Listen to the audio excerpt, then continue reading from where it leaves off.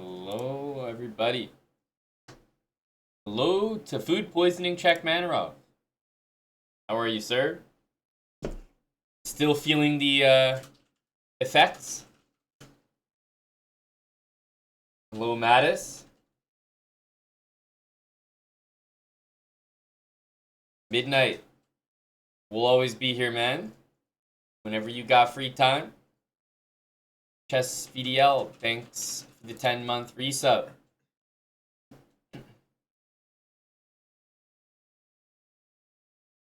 Good afternoon, Resign Move 1. Hello, Tim. Fish, Tone Cruz, Raindro 369. First stream with a sub. Fuck the Mads. Absolutely. Hello, Penny.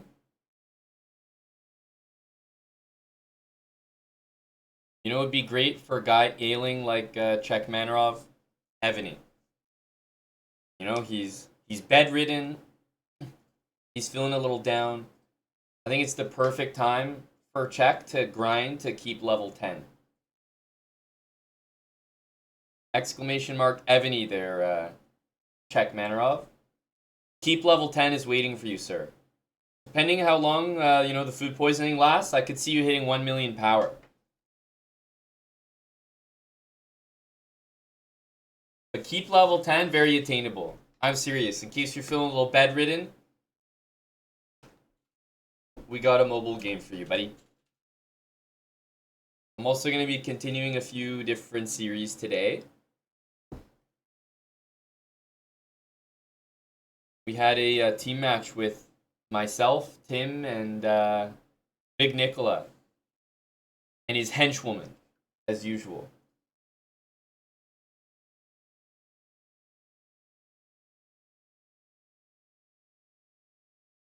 Thank you, Czech. Indeed, Tim. Honestly, we were outgunned. Titled players. Edge.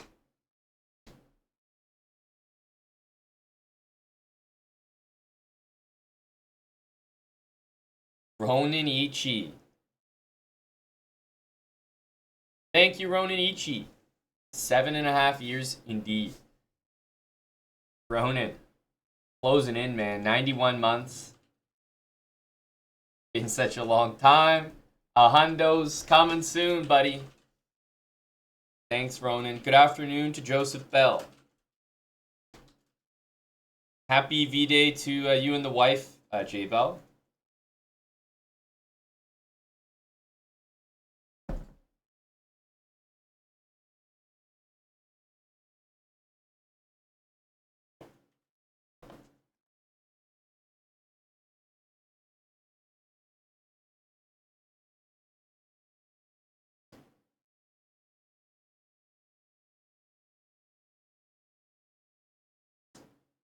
Ron Mexico 100, thanks for the 16 months with Prime.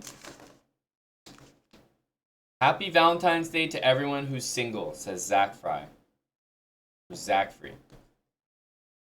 Yep. Happy V-Day to all the singletons. Hello, like fools.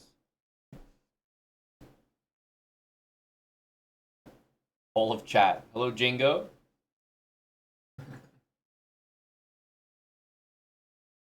Yes, starting with a puzzle today as usual to warm up, get the brain functioning, but I'll be continuing a series that I haven't done in just a little bit, which is our puzzle habits series. So I thought this would be a good segue. Be continuing our puzzle habits series.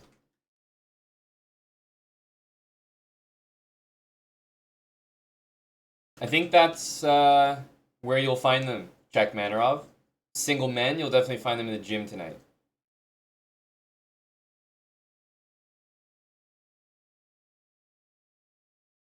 Hey, Michael. Is there an arena tournament? Not today. We had one yesterday.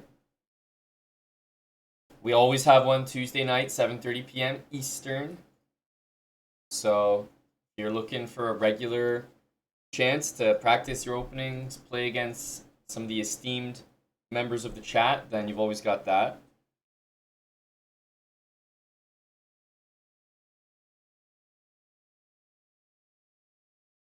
Yeah, I'm also I'm down and out here. 2 queens is not something that that I'm ready to handle.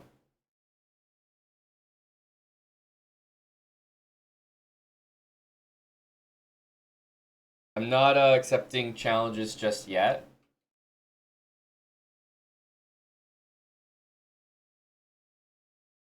Starting with puzzles, gonna do our puzzle series. We got a tier 3 for 97 months from Ubits. Yeah, thank you, Felix. Such a long time.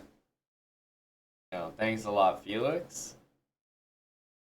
For K1 is a decent attempt. You got me a little concerned about queen takes rook.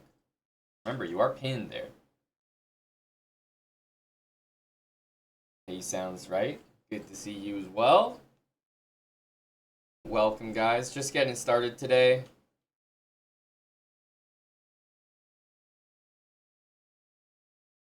The interesting thing about the current position is it's not clear to me what Black's threat is if it were Black's turn. Like, other than just taking material, of course. But are we getting mated here? It really doesn't feel like it. This queen doesn't do much. This rook doesn't do much.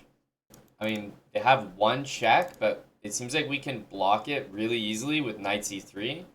So, I have to be honest, I don't actually see a lot of incredibly dangerous moves coming our way. It's just the sheer amount of material we're down that bothers me at the moment. And how much material is that, by the way? Like, it's 3 pieces for the queen, so it's not even significant.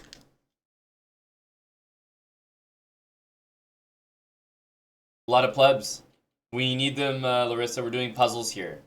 It's been well documented that subs offer no value to puzzles. This is a pleb activity.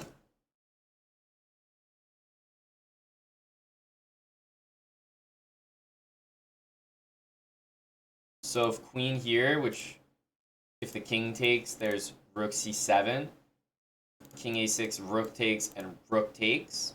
That seems to be pretty good.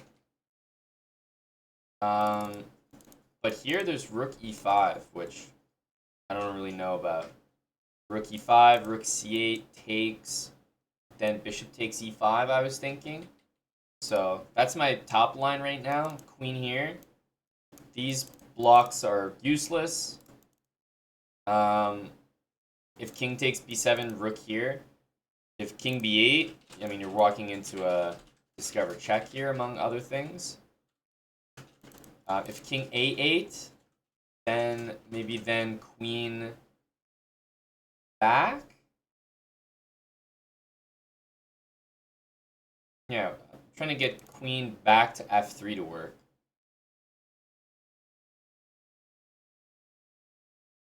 Here, rook check, king there. Feels like there should be something there.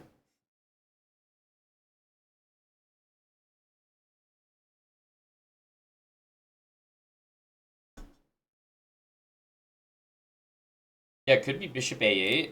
I usually would start a puzzle by calculating like checks first, just as a good habit. Like they're more forcing.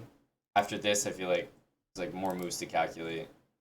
So I'm just starting with these, but we'll definitely get to moves like that.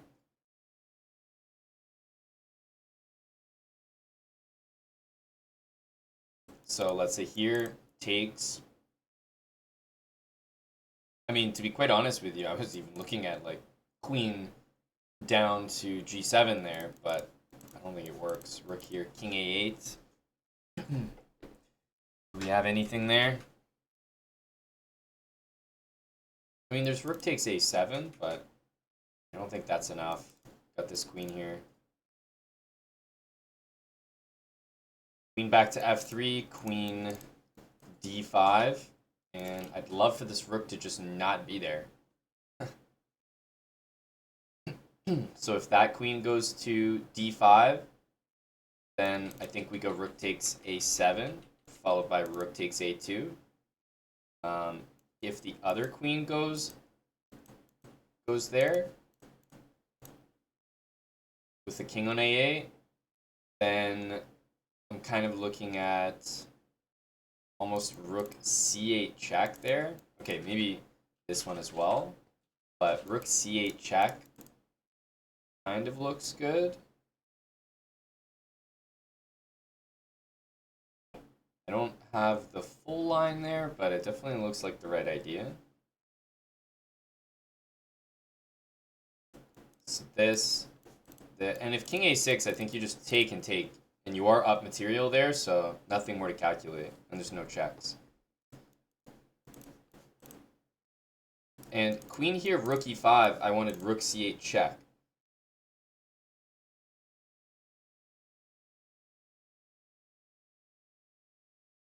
I don't really know, because if takes, then I think bishop takes e5 check. If king takes b7, knight d6 and take. And I think we're ending up ahead material there. But the lines get a little foggy in here. Rook c7, king there, queen f3, queen d5. I'm trying to figure out like exactly what's going on.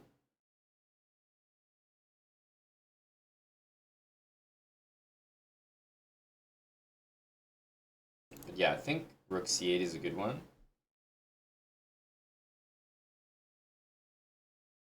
The thing is, rook c8, king d7. I don't know if it's that good. Takes here is no good. Take the queen. Queen takes f3. Rook takes d8. I guess I take here. I've got 3 pieces for a rook. It should be good. It should be enough.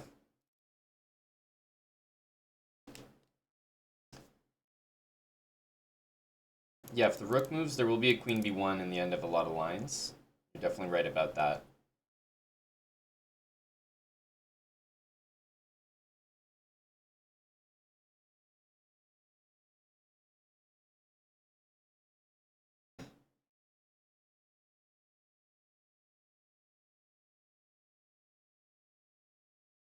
So that would be my first instinct. Also, there's rook c8 just outright.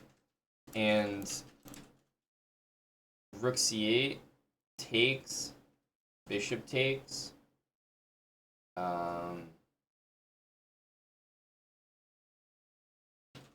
There's mate threatened on b7 there.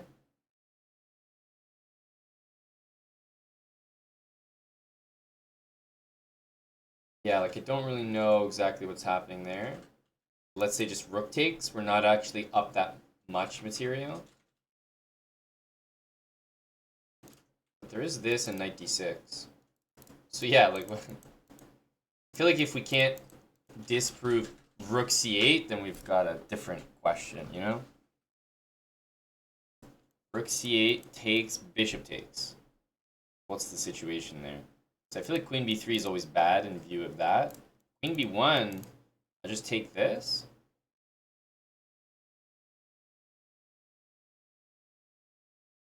But I guess the answer is anytime checks happen. The king goes to a8, check, back to b8. So you never get knight d6 fork.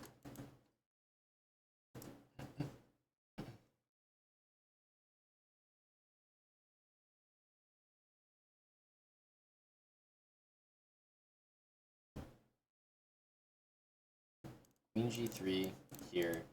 Takes, and we skewer the queen on a7. This one I did see. This one I did see. Thanks, OxCNR, for 31 months. Is this an elite pleb, though, Jingo? Smokahontas? Are they elite enough? They've been following since 2018. That speaks to longevity. They've been a previous sub for 1 month, but still, you know, What are we gonna say? Only 77 messages, but you know, following the channel, sending messages back in 2018.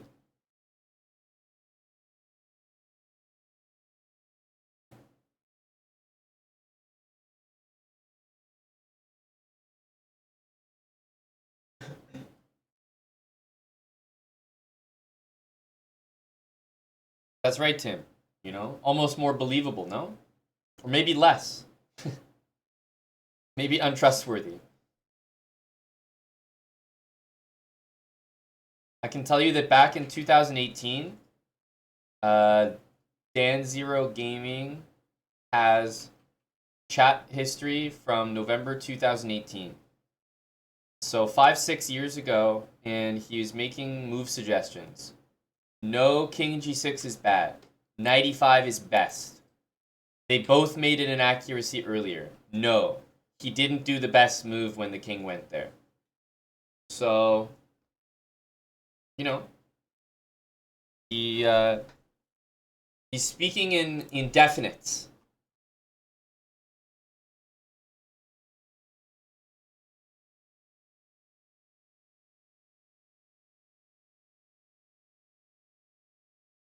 Thank you, Rinden40. I'll be doing another like habits thing today, just for tactics and puzzles that I've already started but want to continue. You found a profile of interest, Tim.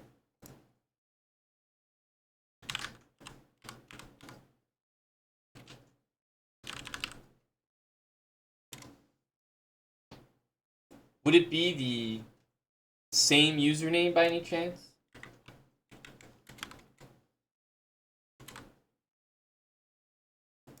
Wow, Tim is really a sniper.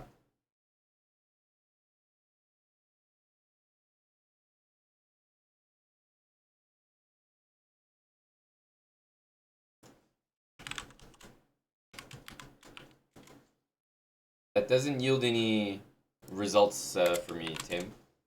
I'm guessing you mean with the regular. Oh.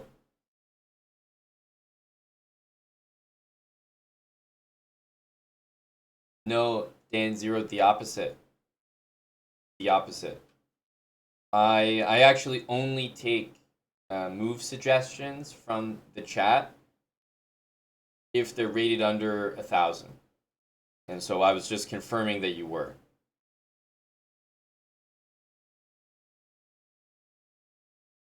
Yeah. Eight total games on chess.com. That's what I like to see. That's what I like to see. There we go. I like my answers to come from those types of sources. It is a big tick in the box. A lot of people, like Tim Cannon, for example, my goodness, guy's got way too many games to be trusted. And it shows in some of Tim's answers. So we certainly need, you know, some guys with less mileage on the car.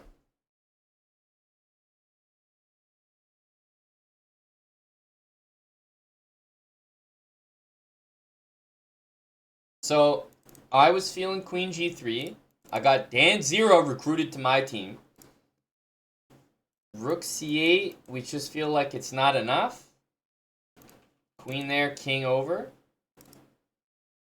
And Bishop A8 was the other big suggestion from none other than Tim Cannon. Bishop A8.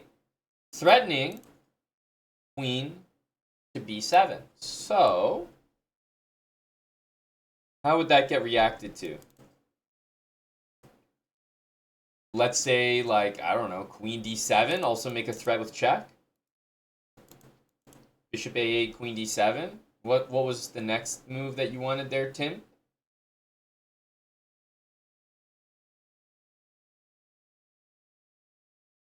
Rook C7. Okay, Queen takes knight check. Yeah, as I said, Tim, just generally speaking, can't be trusted, and you know it's good to rule out a couple moves right off the bat there. So okay, so that takes care of that. They do have Queen B3 check, but something that you'll notice about a knight, it's just a piece orientation which is really nice to remember, right? Queen, knight, king. Like when they're just sandwiched like that, 1, 2, 3, the queen can never check the king. Never. Just nice to know. Queen, knight, king. The knight always covers every single possible queen check that black might want to do. So, in general, queen b3 is never really scaring me that much because I know I can bring a knight to c3 and there's going to be no follow-up check. There might be a follow-up move, but it won't be a check. So, for example, if I played this and queen b3 happened, I'd feel decently comfortable just playing knight c3 and knowing there's nothing else that's going to happen to my my king.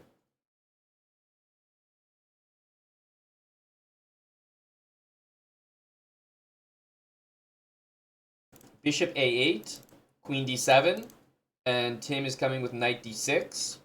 All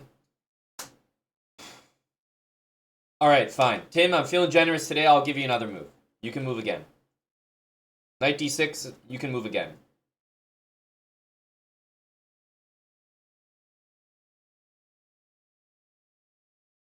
What's the next move? No, you're gonna rescind the suggestion there.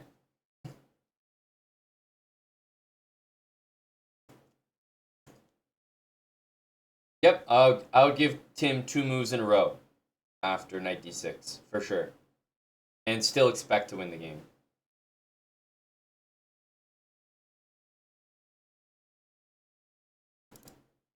Now, when I find out the answer to this puzzle is bishop a8, queen d7, knight d6, that'll be the day. That'll be the day.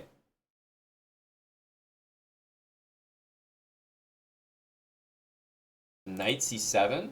Hmm. Knight c7 is certainly a move.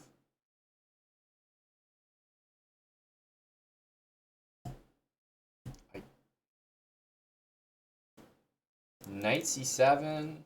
I mean, the thing is, if you're only winning the rook, you don't scare me that much. But you could be doing more than that. Let's say knight c7, a5, just to... or maybe I don't even need a5. Maybe I could let knight a6 happen and take it. Just thought of that.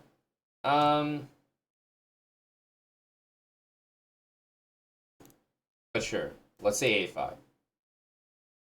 Because I like your knight c7 idea. You have a checkmate type of threat. If a5, you don't have mate anymore there. You do have knight takes here, but I'm wondering how the material is after all that. You're going to take there, I'm going to take here. Bishop f6 will not be possible, just with the pin. I'm assuming ca8 is your bishop. Bishop a8. Bishop a8. Hey, Jason. About to get into a series. We're just warming up with one puzzle. So we'll be here for the next couple hours.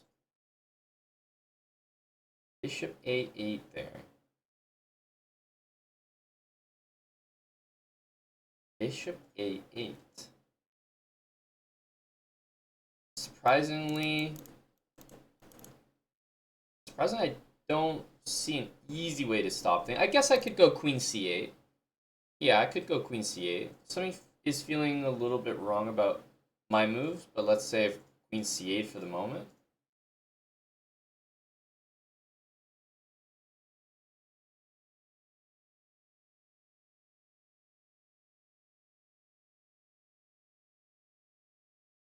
Or actually, maybe queen b3 is even better, because if you put something in the way, then I win this knight. So maybe that could be good as well.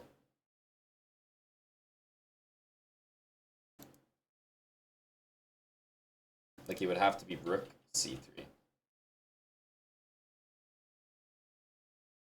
I do not know why black has 2 queens. I was thinking queen here. I mean, this could be wrong, but it's just, is there a clear refutation to that? Rook here, rook c8 takes. Then I wanted bishop e5. King takes b7. Knight d6 check. King moves somewhere. Knight takes c8. I've got knight c8, bishop e5, and knight e2, and my queen. Meanwhile, you've only got this bishop as black, so feeling like we're gonna end up ahead one piece there. Maybe I'm gonna learn that's just like not good enough, but I don't know. I'm up a piece there, I think.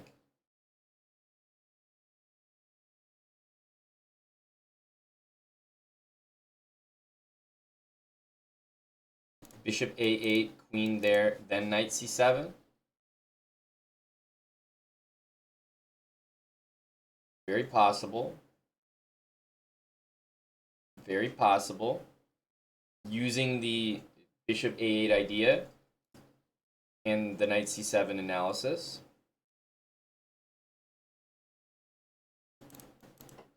And then all the checks need to be dealt with. Queen here. If knight c3, I think there's nothing because queen takes knight, game over. But if rook c3, that one still intrigues me. Queen b5 is impossible.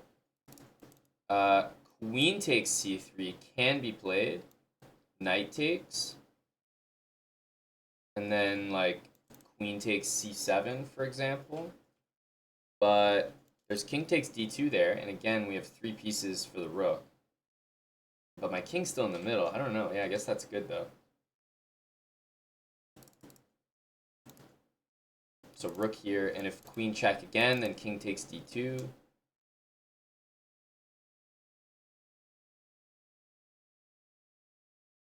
But does that really work? Queen there.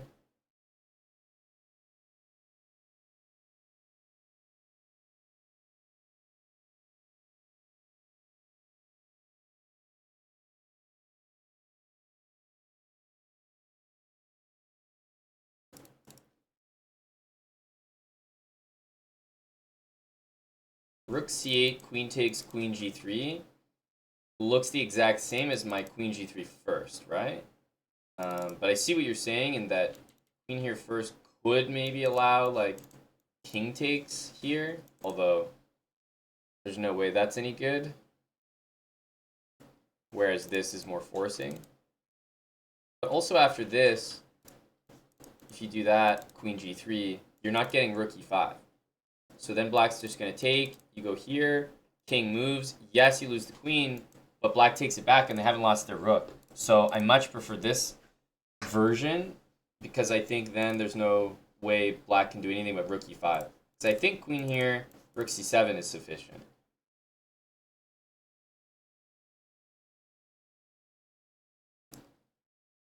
All right. Well, which one do you guys like? Do you like queen g3? With the idea here, rook there takes bishop e5, king takes knight d6 and take. And then if king takes rook c7, and you know, we have rook a7 ideas, queen back to f3 ideas in the corner. Or bishop a8. I guess there's also rook e7 to cover this instead of queen d7. We only really looked at queen d7, but queen d7, knight c7 idea. Although there is bishop there, rook e7, I'm seeing now. And then knight c7 doesn't really help. So, I don't know. After rook e7, what are we up to? Rook c8 first.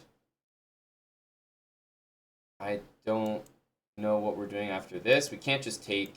So we're not even up material in that position.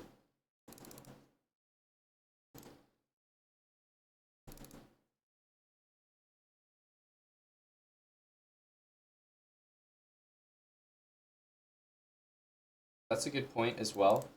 Queen a6 covers checkmate. Yeah, I'm definitely leaning away from bishop a8.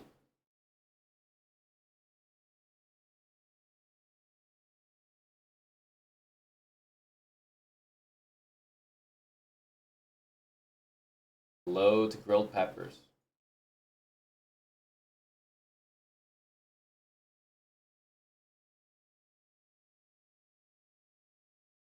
feel like I'm probably going to cave into the pressure and go here.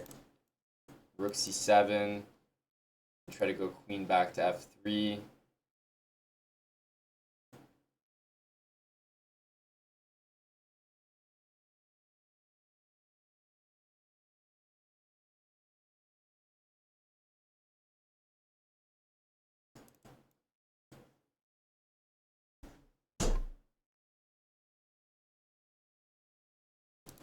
I'll give it a try. Don't worry, guys. I'll take the heat if we're wrong here. I'll take the heat. Okay. Queen g3. I like it. Makes no sense to go back now, right?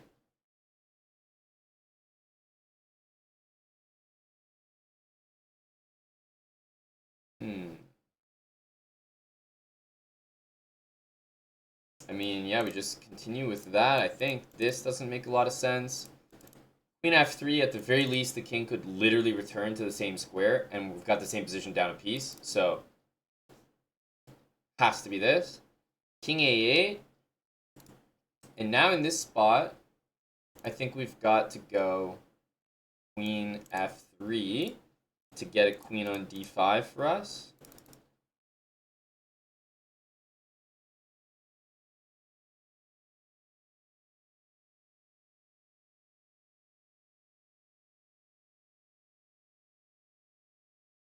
Yeah, feels pretty hard not to play queen f3 here.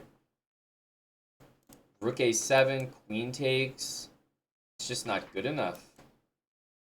Okay, we're just not up material there. Okay, so queen there. If it had been the other one, rook a7 was too easy. In this spot, I think we wanted to play rook there.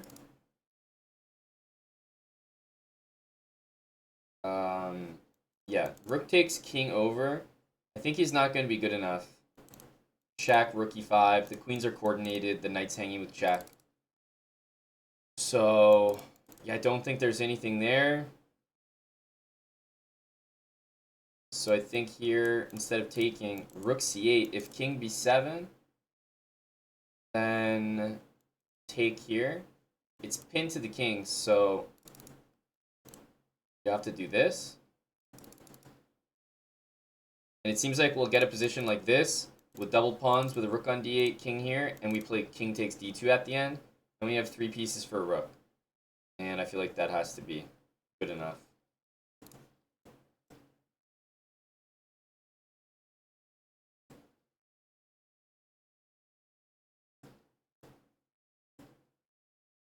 Nice.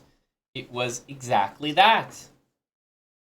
Sometimes hard to convince yourself that, you know, a certain advantage that you get in a puzzle is enough material, but it was. Okay, in this position, yeah, -10. Instead of playing queen d2 and likely ending the game, Black played the howitzer, bishop d2. Great stuff.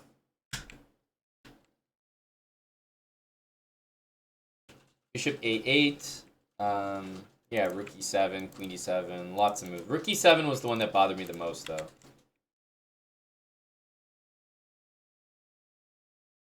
Yeah. I don't think there was really anything else I was considering other than this. Yeah, this one is way too easy. Yeah, in the end, it was the only real line that we were considering. Yeah. Lobot334, thanks for the 20 months. Thanks, Lobot. Yeah, 3 pieces. I mean, as you pointed out, Nose, I think it was you. You were like, "Oh, 2 pieces is supposed to be better than a row." Sign me up for 3.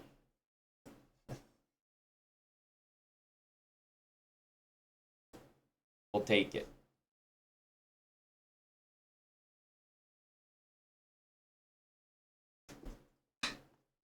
Yeah, definitely, Tim. Those are. I feel like that's the main theme of these puzzles when they're like, I don't think there are puzzles on chess.com harder than 4,000. So they're all between like 3,400 and 4,000 at some point once your rating's up at this level. So they're all just difficult. And how are they going to get you? Sometimes they'll put insanely difficult ones. Sometimes they'll put ones that are so damn easy, but because they're supposed to be difficult at this level, you overthink them. So, I feel like that's a common thing as well. Always, Tom. Always. 4K is a nice rating. Then we can be caught in 4K for real. But I'm going to continue our puzzle series that I started before. I'll do a couple more at level 1, which is where we're at right now, just to refresh and remind us. But we have level 2 ready to go, so I'm going to segue into that. Ready, I mean, if only I knew that back at 400 elo, my life would be so much better.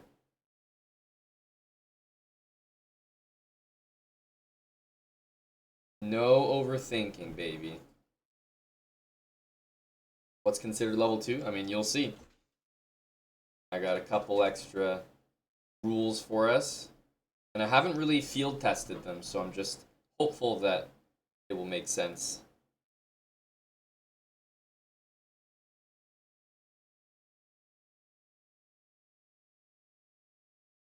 I didn't, Tom. I have to catch up on news.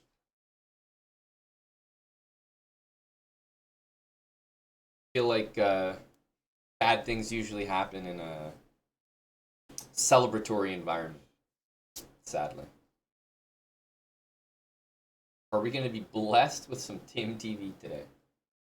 We had a version of Tim TV, kind of like maybe like a Tim TV in Paradise episode yesterday.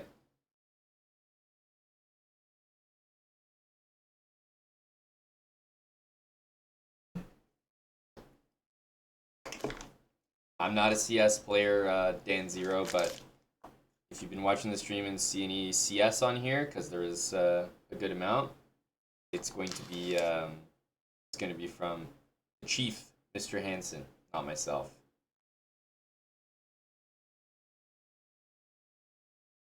Happy Valentine's Day to you, Caballo Loco. All right, so let me bring up our puzzles here.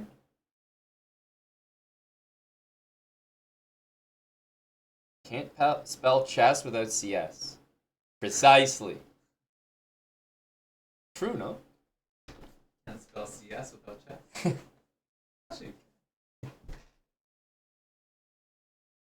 What do I think of the GOAT tournament so far? It's funny to watch everyone get checkmated in like 15 moves.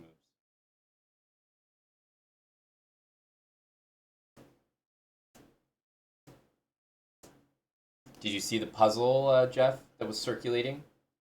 The chess puzzle? No. Some people might have seen it. It was on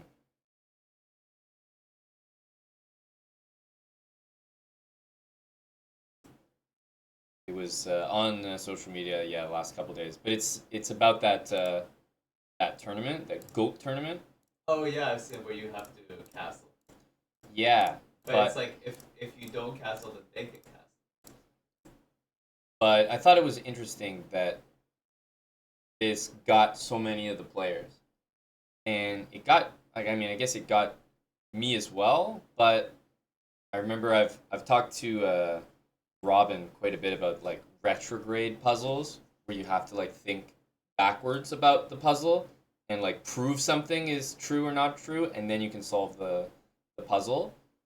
So it was just like this, and I mean, yeah, it's just white to move and win. White to move and win, that's it. And yeah, they showed this puzzle as part of the 960 event, so obviously I guess they might have thought like that it could be a 960 puzzle as well. No, so I saw the video. Yeah. And they specifically said, "Can you solve?" Like they went out to Magnus and they were like, "Oh, so this is a chess 960 puzzle. Mm-hmm. What's the move?" So yeah. They actually said that. So they knew for sure. Yeah, they knew it was a chess 960 puzzle. Right. But like obviously, when I was watching while they were asking, I was like, "Okay, yeah, but chess 960 puzzle, like what's the difference? Normal position. But, Yeah. like you have to remember that. Yeah. I think one thing. Yeah, so it's white to move and win. And I think even more specifically, it's, let's say, white to move and win in 2 moves. So you could even say like white to move and checkmate in 2.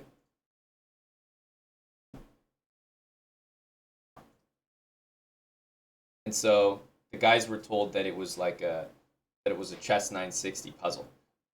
White to move and checkmate in 2. Does Gory say rook g7? Okay, that's a troll. It's a good move. What?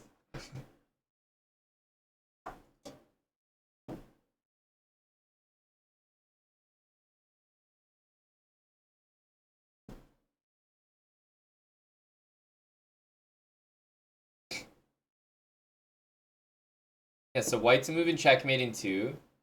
And the thing about the puzzle is like you play rook f1 and then you learn that the rook goes to f8 because that would be the equivalent of black playing kingside castle in chess 960. So if you play rook f1, then black can castle out of the problem. Because rook f1, if you move the bishop, you lose, but if rook f1, then I can castle. And the rook jumps to f8, and that's how chess 960 works. If this was a chess 960 board, this castling would be a legal move. So it's a chess 960 puzzle.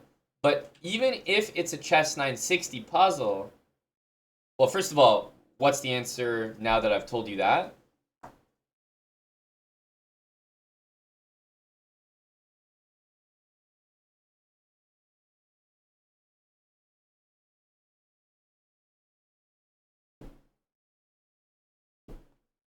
Yeah, rook e7 doesn't lead to mate. It's a great move, but it does not win in 2 moves. And, of course, black could castle.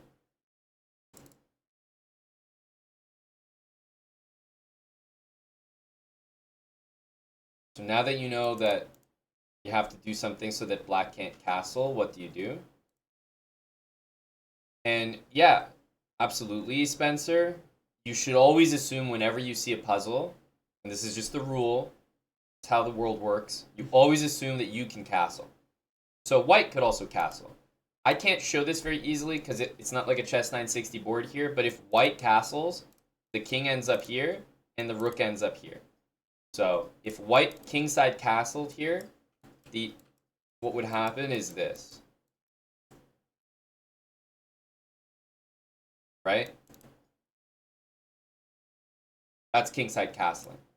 But just because you say this doesn't mean that you've solved it yet. So my response to this will be what I just said. Castle, right? And then the rook jumps to f8. So how did you actually checkmate in 2 moves?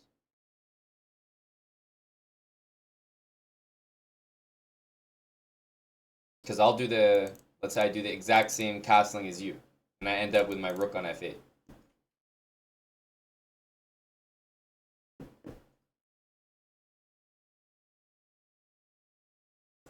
And no, in case you're wondering, it is fully legal to castle and the rook appears here.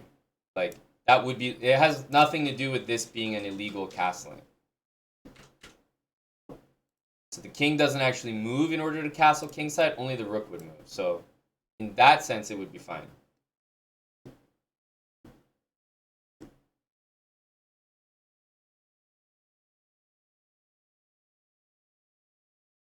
Yeah, and so the answer is that chess 960 means that each side has the pieces set up exactly the same, just like chess, right?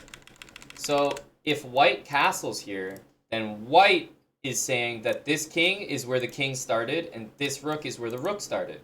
Because if it moved anywhere, then castling would be illegal. So by white castling, he's basically saying these are the starting squares for the pieces, which means that black's pieces moved there normally, and castling is illegal. So if white castles, black cannot castle because that means that these are the starting squares.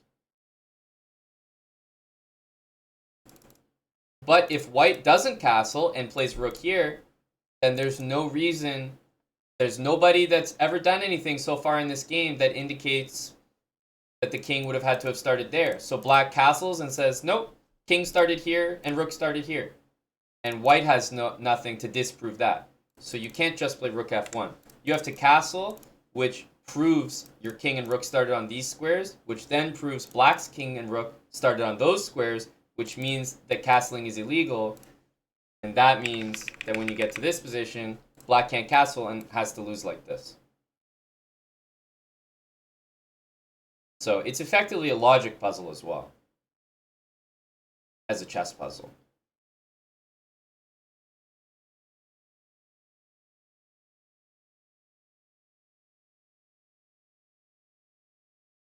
I wouldn't say it's a highly autistic puzzle because almost nobody solved it, that would be surprising to me.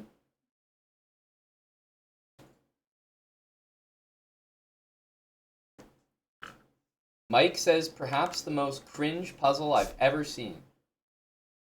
That's how you know someone didn't solve it. Mike is giving me didn't solve it energy.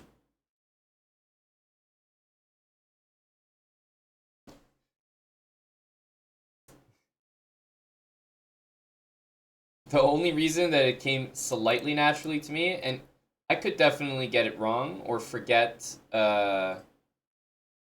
some key things about this, but I've also done those puzzles which are like retrograde, and they're super weird. If you guys have ever seen a retrograde puzzle,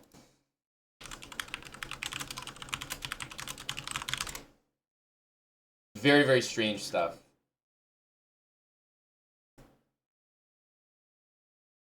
Like a retrograde puzzle, for example, this is a famous one.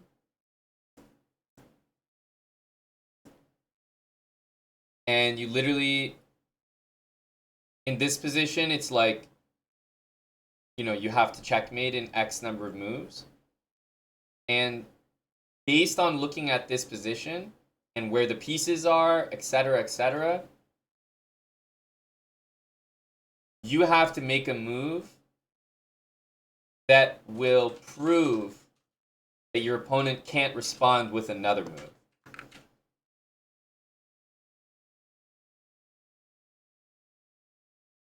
So it's the exact same energy as this.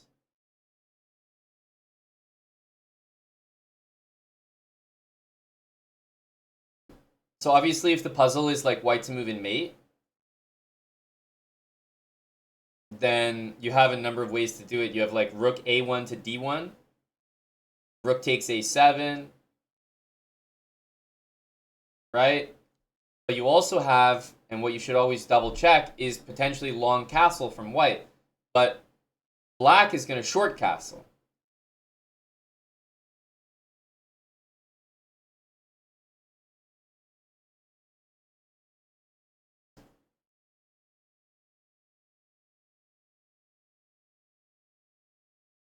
And you also have to think about how some pieces disappeared from the position and whether it was legal for them to do so.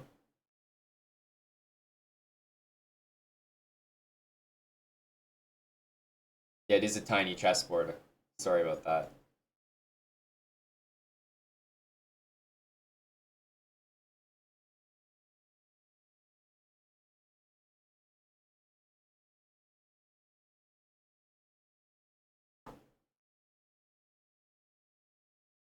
I'll probably send rook d8.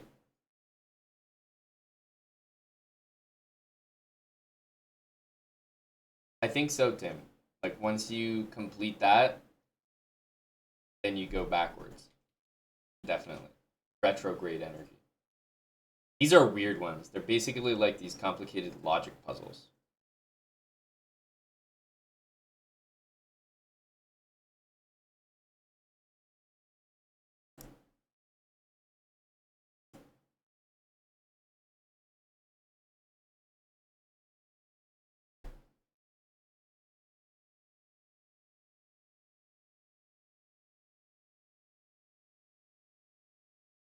So you have to think like, for example, the bishop on f8, like it disappeared, right? So you have to think about how it disappeared.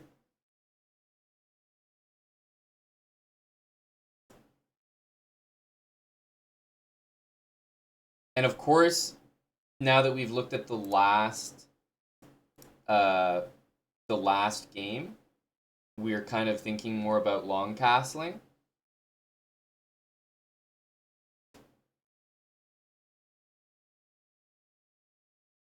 But I think the thing that maybe uh, you're not thinking about is the rook on d4.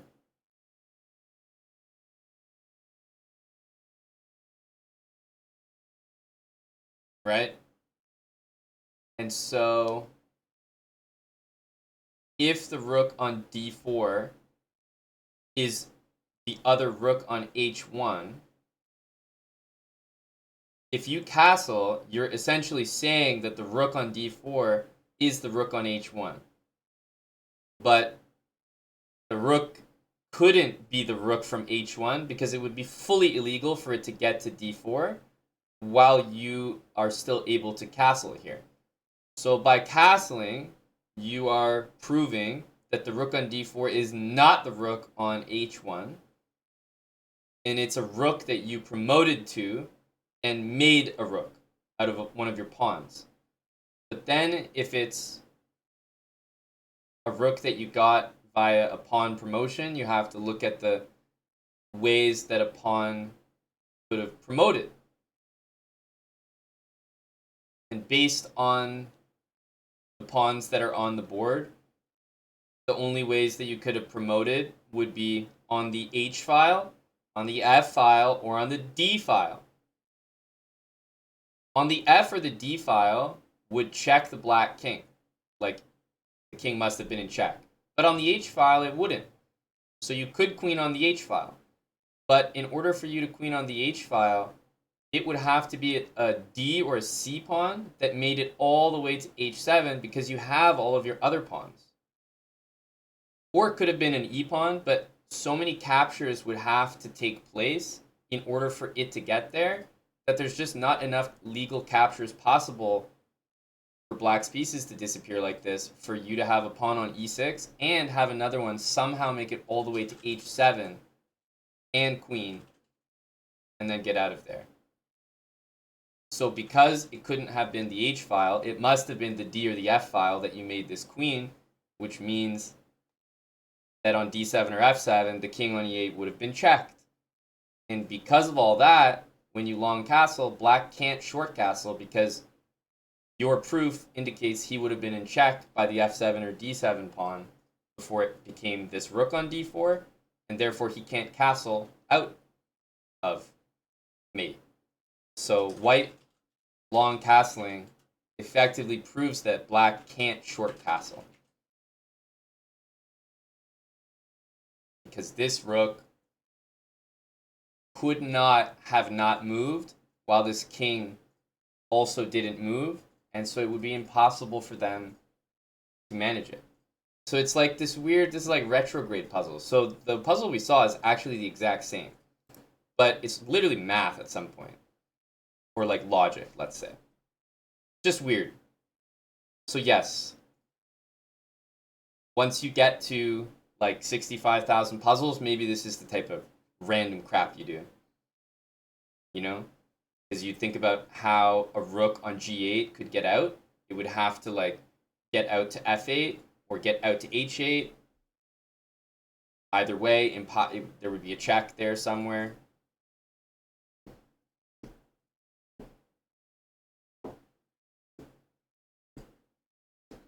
Hard made in one video on YouTube.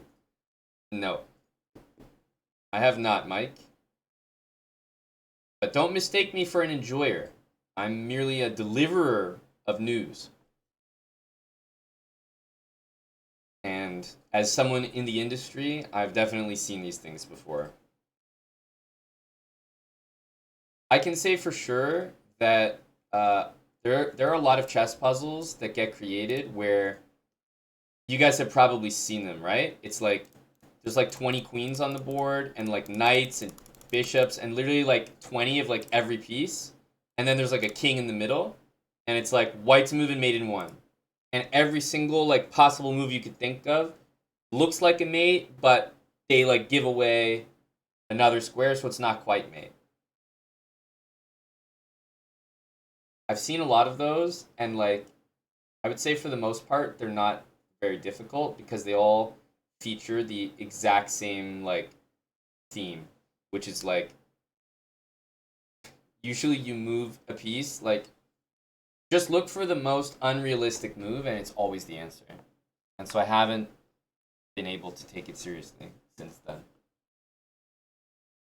You don't have to calculate. The move that looks like it's furthest away from the king, always correct. This one is more annoying than that one. So, how do you, Mike, certified and self proclaimed hater of said puzzles, know about the hardest made in one puzzle?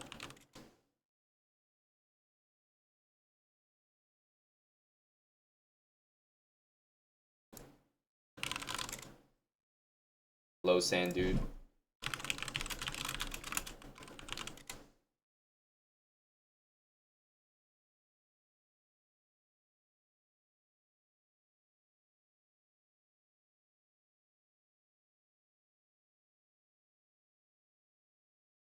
So, which channel am I looking at? Because everyone will have a most difficult checkmate puzzle. So I feel like that search query is not really like not really gonna get us anywhere.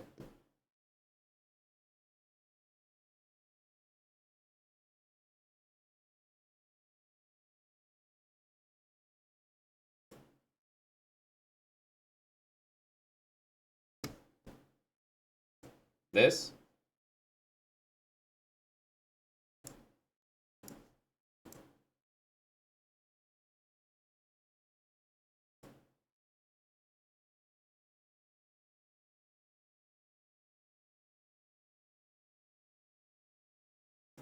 So hang on. Am I supposed to watch this, Mike? Like, do they let me like attempt it, or did they just show it?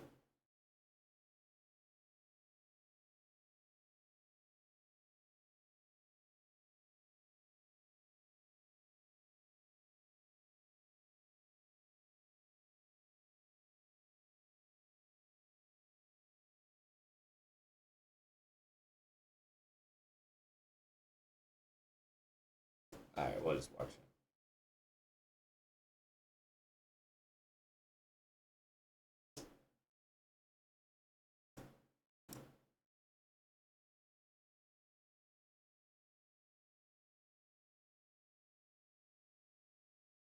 Think outside of the box a little bit. Okay, so I don't know if people have seen this already. I certainly haven't, but for some reason, every like multiple people are saying promote tonight. So okay, what's what's your logic?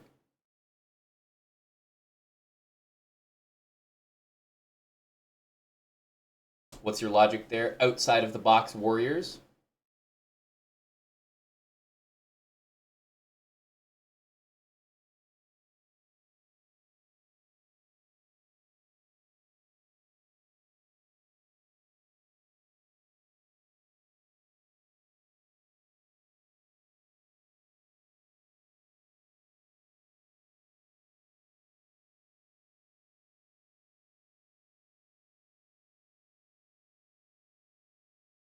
To defend the rook.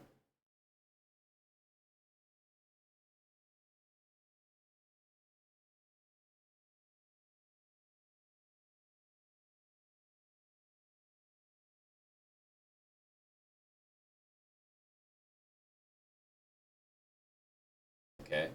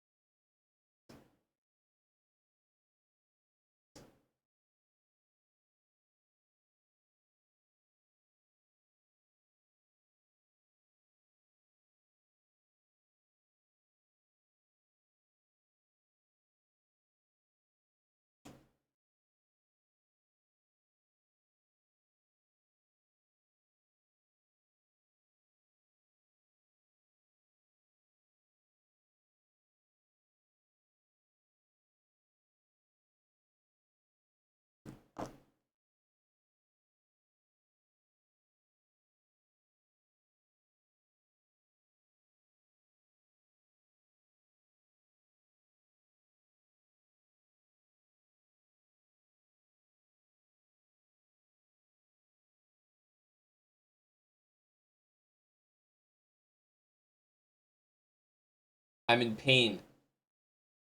I'm in pain listening. Like at this point, you may as well put a bishop on h4 and then say, well, and it's not the bishop. Bishop g5, we can rule out that. May as well put a fucking knight on h8. Well, it's not knight h8 to f7. We can rule that one out. Put a pawn on h2. It's like, I'll make a 50-minute video here.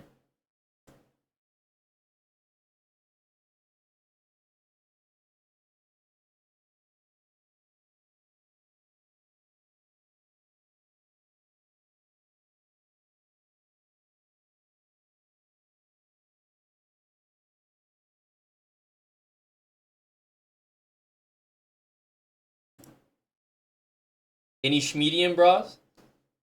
Wow, who can solve this challenging puzzle? Maiden 2.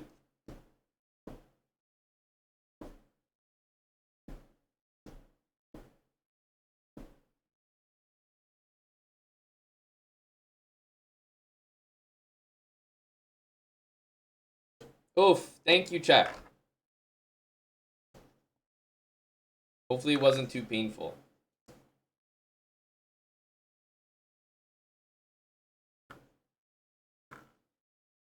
He takes a8, bishop, forces king c8, queen b7. Precisely. Precisely.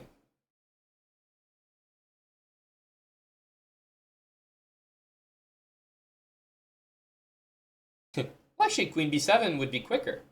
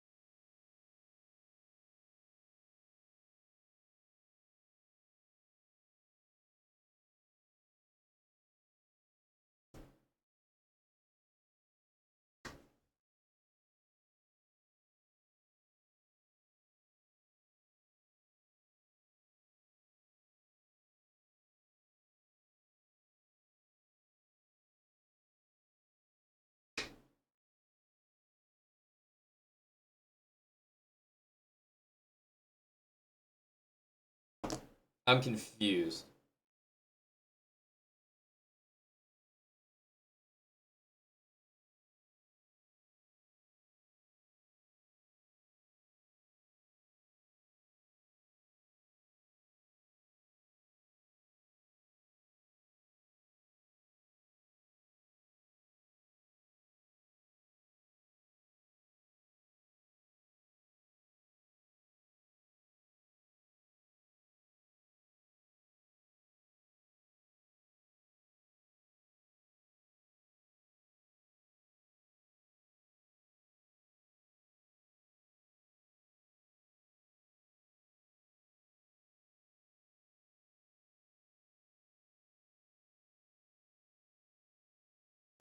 But it's just not a maiden one.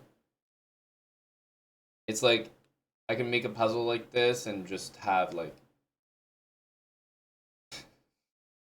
I could just make up a rule about how this pawn covers a8, but it's invisible to the rook. and the rook protects the knight, so this position is itself a checkmate. You don't have to make any moves. But I'm never gonna get worked like I'm never gonna get tilted about something like this. Like, are we really spending our time being annoyed by this?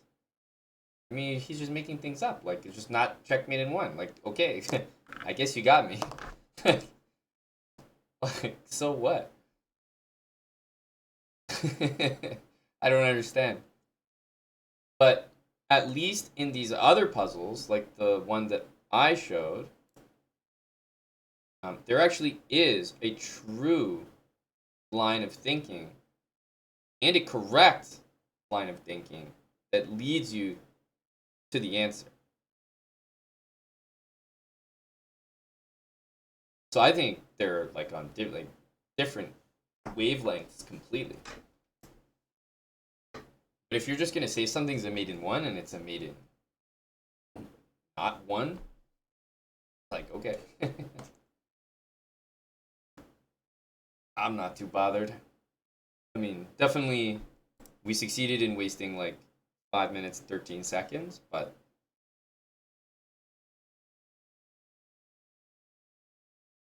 great explanation. Flipping the player to move when there's no legal attraction is kind of like an official chess joke.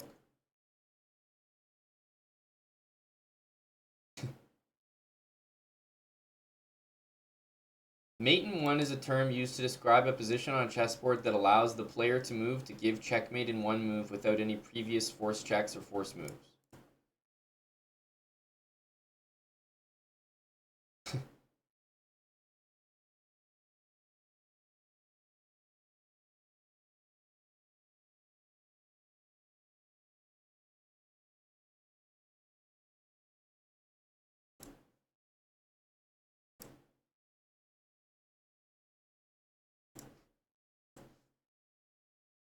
Thank you, Chess Gamerin.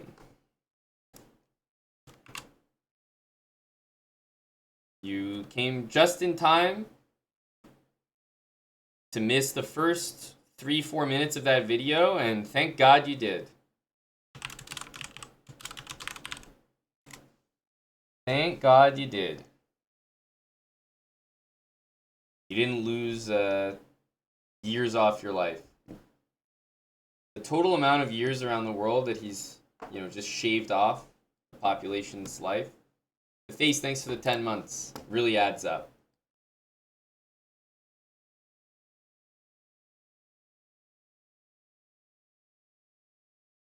Toughest mate in one puzzle. Well, I don't mind these kind of things as long as there's some rules that we're following. But if we're just gonna like make up new ones or change them and like nobody knows, I mean, I could make a billion videos like that one. So, not terribly frustrating, but not terribly interesting. Thanks for that, Mike. The puzzles that I was giving, though, actually have true logical proofs. So, I think there's still a place for them.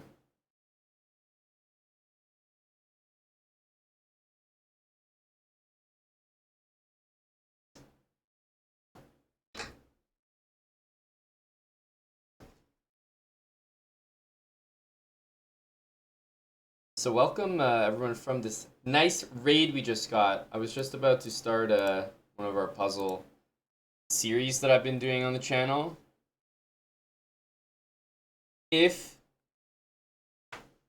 you enjoyed that fantastic puzzle solving video, then you will love what I have for you. Using habits, you will be able to solve puzzles as difficult as the one we just saw. Never be stumped again by a puzzle like that. You can save yourself 5 minutes that you would have normally never gotten back. It's a series that I've been calling Building Habits, but just for tactics instead. I started this back in December, but a string of events meant that we delayed it. So, coming back to it. Hello, Lolly. I will, like I said, continue the series from level 1.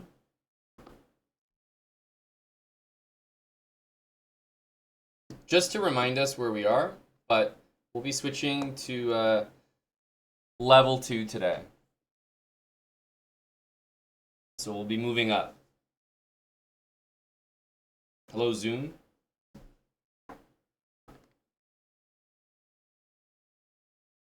Closest safe check is OP. I can't lie. So, just like our original Building Habits series, this Building Habits for your tactics also starts at level 1. And it's precisely this. I use the Puzzle Rush feature on chess.com for this series, and I use 3 minutes because just the most common format people do and nice and quick. But definitely timed. It's important to have it timed. So we're on level 1 right now. These are the rules you'll see in front of us. Never repeat. We're not sacrificing anything. Don't spend too long on one puzzle. If you're going to get it wrong, get it wrong. And don't move your king. Don't move your king. Now, you might look at those rules and be like, well, dude, I'm going to get some puzzles wrong. Like, if I'm in check and I literally need to move my king, yeah, you are going to get it wrong. If you follow the rules to a T. And what I'm going to be trying to do is trying to be following the rules to a T. That's what the show is all about. Obviously, if you have to move your king, then you're going to be moving it, of course. Closest safe check. That's the number one thing we're looking for. Back rank mate and taking free pieces. That's level 1. That's all we're going to do. Does it mean that we're going to get some puzzles wrong that we're not able to apply these rules to? Absolutely. Or maybe we're going to apply these rules to a puzzle and it's going to lead us to the incorrect answer. Maybe you guys are going to see the puzzle and be like, oh, I know the answer here. It's really simple. It's this move. But if that move doesn't fall into these rules, I'm not going to play it. You are going to be frustrated watching. But guess what? While you're frustrated watching, there's also going to be someone out there watching who had no idea what the answer was to the puzzle. Certainly not as quick as we're going to figure it out. And by following these rules, they're going to get it easily. And so we're trying to bring everyone up together. We're going to follow these rules, see what kind of scores we get. My goal is to get everyone at least above 10 in Puzzle Rush, because there are tons of people out there, probably watching right now, who have a Puzzle Rush score of like 5, 6, 7, like 3-minute Puzzle Rush, 10, maybe 12. And just using the rules on the screen, I'm probably going to get a higher score than that right now. I think with these rules in the series so far, we've got as high, I can't remember, but I want to say almost like 18 or something. I'm trying to remember our high score, but definitely a pretty big number following only these basic rules. And sometimes we, might score as low as like 7 or 8, but it's pretty rare. We usually get, around 10. And after we work on these rules, drill them in. These are important for solving every tactic. Then we're going to move to level 2. And maybe we are going to include some new rules that allow us a bit more freedom to solve the next puzzles, the next level. And hopefully that'll bring our overall score a little bit higher. So the plan is to build the levels up slowly, just like the Building Habits series we did in Blitz, rather than just rush in and try to explain the most complicated concept and expect everyone to get it. Once you're up to like 40 and 50 in Puzzle Rush, those are some really advanced tactics. You're not just going to be able to understand an explanation of how to do them without starting at the beginning. Even the absolute best puzzle solvers probably use these basic rules like look for free pieces and close a safe check. But I've done a lot of Puzzle Rush, and I feel like these rules are pretty helpful to get you off the ground and get you to a starting score. Like I said, I have level 2 ready today, so we'll do some of this, see what our scores are, bring in the next level, and see if we can improve on it. Yeah, thank you, Sphinxy. Gifts and a sub to Chess Ninja. Yeah, you really got to stay tuned for level 2, Mike. Big rule reveal. I'm sure that'll keep guys like you hooked. Coming back for more. Alright, so let's see what it looks like. I can talk about it. It probably sounds stupid. Maybe it will be stupid, but regardless, I'm here to show you what it looks like. So, let's jump into a 3-minute Puzzle Rush, and let's see what we can do. Closest safe check. Well, I've only got one piece, and there's only one king. Closest safe check is right here. Back rank mate, take free pieces. This move is all of the above. Take and take. That was a nice, easy first one. Okay, let's see. Closest safe check. Safe check. These aren't safe. That's not safe. There is no closest safe check. How about free pieces? Back rank mate? No, we already know there's no back rank mate. But free pieces, there's one right here. Okay, I'll take it. Closest safe check. Back rank mate. Free pieces. Closest safe check? Absolutely. Queen here. Is there a free piece on the board? Yes. Is this an example where you would take the queen? Absolutely. But to be so true, we're going to play queen d4 check just to show you if you literally follow it to a T, this is what's going to happen. But of course, you can only score better than me. Closest safe check and back rank mate. There we go, and take the free piece. Okay, closest safe check. Well, there's literally only one check on the entire board. And it is safe, and it's very close to the king. Okay, closest safe check. Queen is the only piece that can deliver a check to the king. Closest means I'm checking the squares right around the king first. Boom, queen takes there. Closest safe check. It's the only one. Closest safe check. Well, I have my knight here. That's a safe check. Again, it's the only one. All right. Closest safe check. Something, of course, that people who know the series will be familiar with is if you have two close safe checks. Let's say here. That's a safe check, very close to the king. So is this one. Admittedly, the rook is closer. Now, although this rule is, maybe going to be somewhat helpful, you can see how it might not work. So closest safe check, I'm going to use my queen instead of my rook. And I'm going to use my queen instead of my rook, and it's going to help me there because the queen's more valuable. That's just the rule. Can't fit it all on the screen, but if you've seen the series, you'll know. Closest safe check with the highest value piece. So if I have a queen and a rook that I can both check with, I'm going to check with the queen. Same thing here. Closest safe check, highest value piece, right here.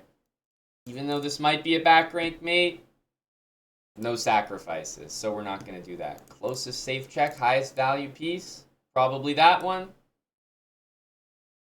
So even with some that you're probably pulling your hair out watching, I got a 9. And we went pretty slow because I was like re-explaining all of our rules again, so I'll definitely go a little bit faster next time. So we got 9. Didn't even use all of our strikes, by the way. So if you have a couple pieces that can give a check, make sure you're using your highest value piece first. Okay, a strong 9. Just starting out here. Thanks, Mr. Febri. Why no sacrifices? Too complicated. This should be something that absolutely everybody can pick up and utilize. As soon as you introduce sacrifices, all of a sudden, you're going to have people looking to sack pieces when the puzzles are just more basic than that.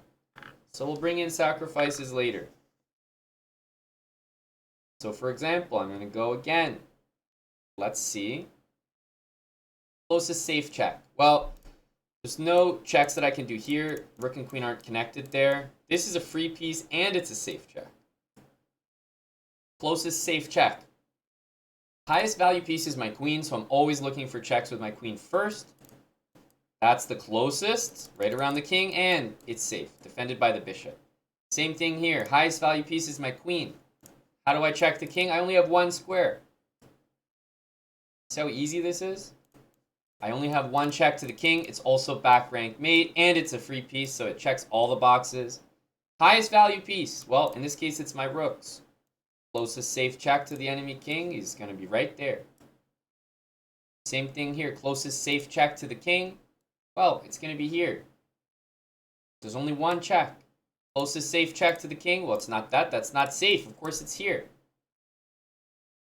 Closest safe check to the enemy king with the highest value piece. Queen is the strongest piece. How do I check the king? Only one square. Strongest piece. King. These are the closest squares. That's safe. Defended by the knight. That's not. Easy. Closest safe check. Highest value piece. Can I check with the rook? No, I can't. So I have to use one of these knights. This knight doesn't really have a safe check. This knight does, right here. I'd love to check with my rook. It's higher value, but I can't. So the knight's the best I've got. Closest safe check, highest value piece. Of course, we're going to need to play queen here and take this queen. This and this, they really are just as close, if we're being completely honest. So if you'd like to see me get it wrong, I'm going here. If you'd like to see me get it right, I'm going here. As you can see, it doesn't really matter. It is the closest safe check. Here, though, if I was supposed to take a free piece, I would look for maybe another safe check first. So maybe I would get it wrong. Just trying to do too many things. Trying to do too many checks. There's always checks before taking pieces. So unfortunately, we couldn't get that one. Closest safe check. Well, I don't have one with the queen. I do have one with the knight. Closest safe check. Highest value piece. That's not safe. Well, that's actually safe. And there's back rank problems. And that's a free piece.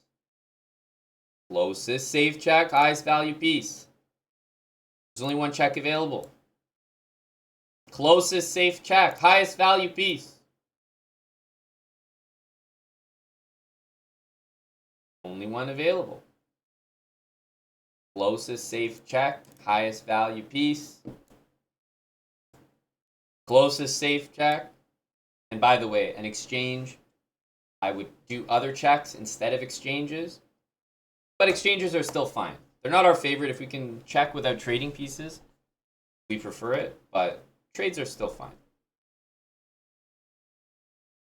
Okay, we got 12.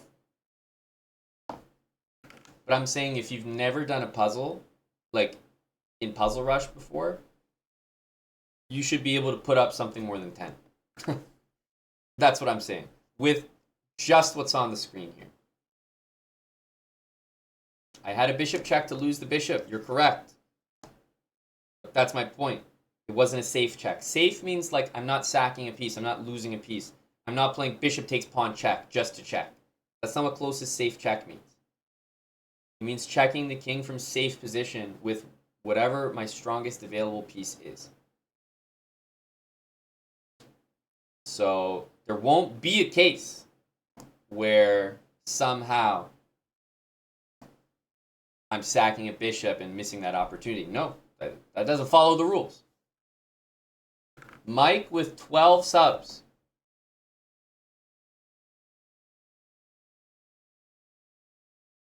Mike says, congrats on 12 and sorry for wasting everyone's time.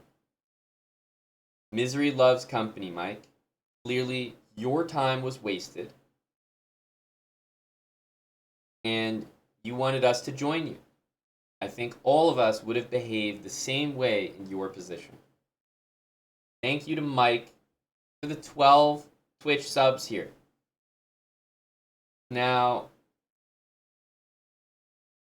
let's see if we can improve on 12. Currently, we have Mike booked at 12 subs for our massive score we just put up here.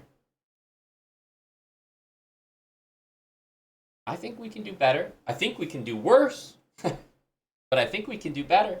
Hopefully you guys are getting an idea of what the series is. I know it seems silly, but to be honest, building habits for Blitz probably seems silly too. And most people that come into the channel for the first time are like, yeah, came here from the Building Habits Blitz series. So, you know, give it some time. Give it some time. Let it sink in. Zenbound, thank you for the 33 months. Let's try again. Try to go a little bit faster. So for example, highest value piece, looking for checks right here. A trade is a safe check. But as I just said, I'm going to be looking for things that aren't trades first. Closest safe check, highest value piece, right down here. Closest safe check, highest value piece, right here. Safe check, highest value piece. Safe check, highest value piece. I know it's tough to see those bishops, but the first thing I'm looking at, a close check to the king, highest value piece. How do we make it happen? Right there. Same thing here. I mean, it really is simple when you know what you're looking for. So this is one where, although this would be the correct answer, it's not going to be a move we're going to play because it's a sacrifice. Right? Queen there, bishop takes. That's not what we're looking to do. No sacrifices. Highest value piece. Looking at the squares right around the king first and foremost. Closest safe check. Here, closest safe check. While this might be the answer, it's not really a safe check. And there's no safe checks with any of the pieces. Back rank mate. I can't really get my queen there, so take free pieces. Yeah, I'm probably going to do that. Closest safe check. Highest value piece. Probably going to do this. Alright, safe check. I'm looking for the queen, bishop, rooks. No, I can't check with anything. But I do have a check with the knight. It's safe. It's the highest value piece I have that can deliver a check. So there we go. Here, closest safe check. Now, admittedly, you know, this is on the more difficult side. But if we're really truly thinking about it, it is safe. And it is the closest check.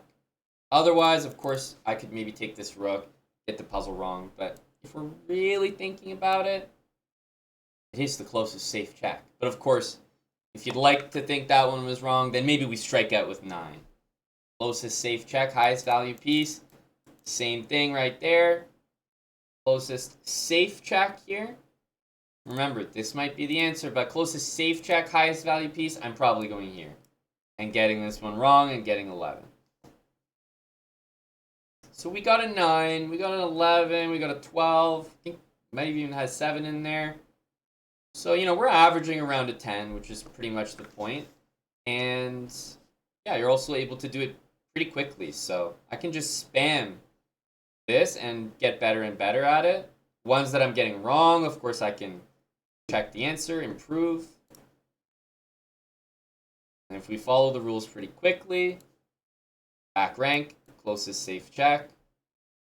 Closest safe check, I actually have none. Back rank, none. I have no checks, nothing. So I'm going to take a free piece.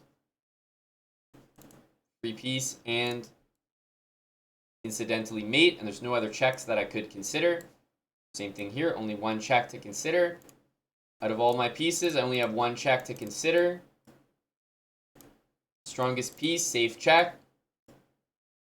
Strongest piece, closest safe check. Strongest piece, closest safe check. Not taking the free pieces. Closest safe check first. Closest safe check first. Not taking the free piece, right? That's not a safe check. I don't have any checks with my rooks, nor my knight. I do with the bishop, and hey, the knight's actually pinned, so that is safe. Closest safe check again. That's not safe, that's a sacrifice. Well, knight f7 is safe, and it's actually the answer. So I would say we solved a relatively tricky puzzle using the most basic rules. Closest safe check. And boy, I'd love to do this. It's even a back rank mate, but there's no sacrifices. Believe me, this one pains me the most.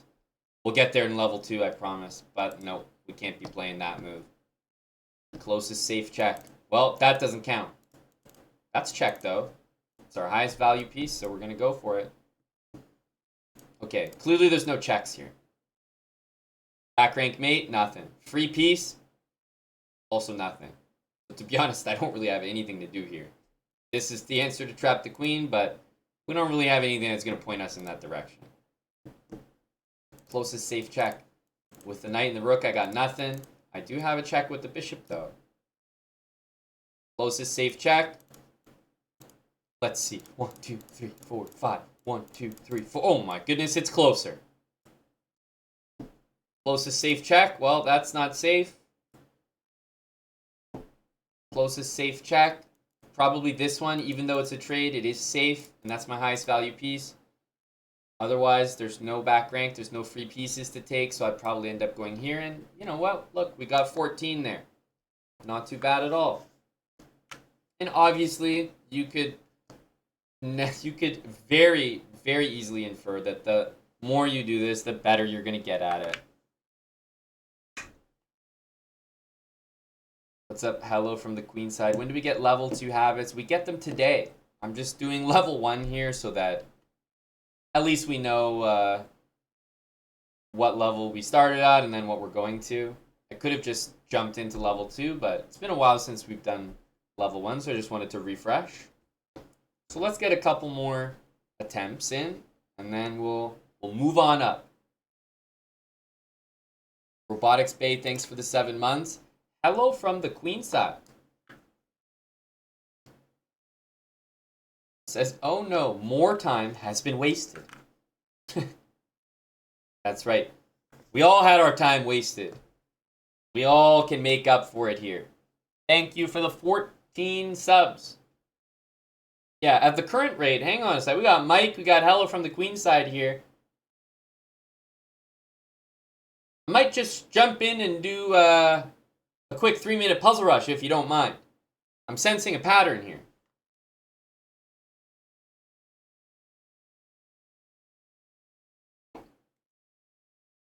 Don't tempt me. Let's do a couple more. Closest safe check. Can't even take it even if I wanted to. Right, I'm just taking like the highest value piece. I'm looking for the closest safe check, and it's pretty easy that way. See here, I can't bring the rook down anywhere it's not safe, but this is a check. I don't even know if it's the answer, but it's the closest safe check. Same thing here. Closest safe check. Well, I actually don't have a way to check with the queen. So the highest value piece I can check with is here, and it is safe. I'm not going to take that free piece because a close safe check takes precedence. Close safe check. Now here, we'd love to do that, solve it correct, but that is the closest safe check with our highest value piece. Here, well, there's our check. Highest value piece. A nice safe check there. Highest value piece, closest safe check. There's only one. We know that a trade is a safe option, but there's a free piece or a trade, we're going to take a free piece. Remember, trade is that like gray area where, yeah, it's a safe check, but it's not really like, we'll always take free material over that. Closest safe check. Closest safe check. Now, there's this. That's a safe check. It's a trade. But again, we'll always look for other moves rather than trades. Same thing here. Closest safe check. If we're being absolutely fair to the series, I can't go back because that's repeating. And instead of a trade, I'll always go for a check. So, Bishop here. It's the only other piece I can check with. Same thing here. I'm not just going to go for a trade. So we actually end up solving this one completely correct. Just from that. Closest safe check with my strongest piece. Well, I've only got one square. Right here. And right here again. So we've solved some pretty tricky ones just using the rules. Do I have a safe check here? No. That's not safe. 3 pieces? No. I got nothing. Never move the king. Okay, I have to move the pawn. But here, what do? Might be this. That kind of looks like a sacrifice. I'll take here. Shame it wasn't correct. But you know what? Using just these brain-dead rules on the screen, we got a 15 in Puzzle Rush. 15 is a decent score. Some people really struggle to get 15 in 3 minutes.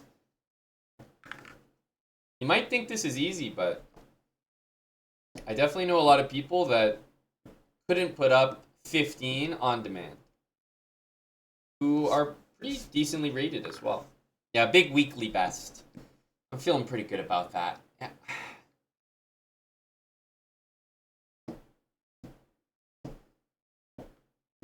You got half of these wrong if you didn't follow the rules. There you go. There's some honesty. First honest chatter.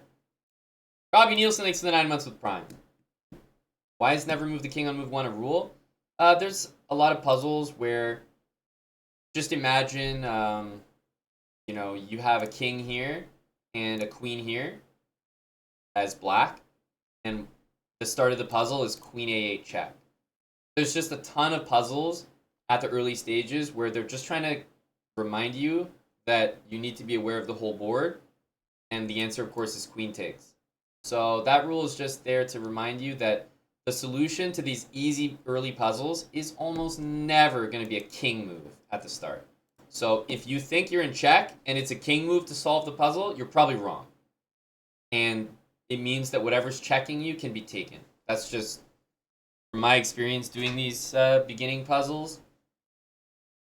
It'll basically never be a king move answer. So that's to remind you to take pieces for free and not move your king. Don't even waste time calculating king moves, is what I mean. Something's probably hanging. All right. We got 15. That's pretty good. Let's do exactly 2 more and then move on to level 2. How about that? I'll try to keep our pace. Closest safe check. That's not safe, and that's not close. Easy. I know we only have a pawn, but easy. Never move king, move 1. Becomes a walk in the park. Back rank always helps to spot. Strongest piece, closest safe check. Same thing here. Same thing here, only one available. And here, that's the closest. That one's not safe anyway, but this one's closest regardless. That's closer than that. Close means proximity to the king, not proximity to your piece. So if I have a queen here and I have these 2 moves, that's the move because it's closer to their king. It's not about which move is closer to your piece. In this case, I have a free piece here, but the closest safe check takes precedence over all those free pieces.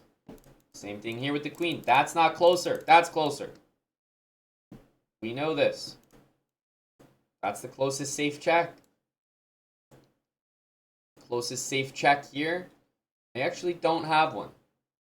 Take free pieces. I have this, but I don't really have any checks I can do. Okay, again, do I have any checks? Well, this is a free piece and it's a check, so we can do that one. Closest safe check. We have this or this. In my opinion, it makes more sense to take something for free if you have the choice, although I agree they both are just as close. And we have this. Nice and close.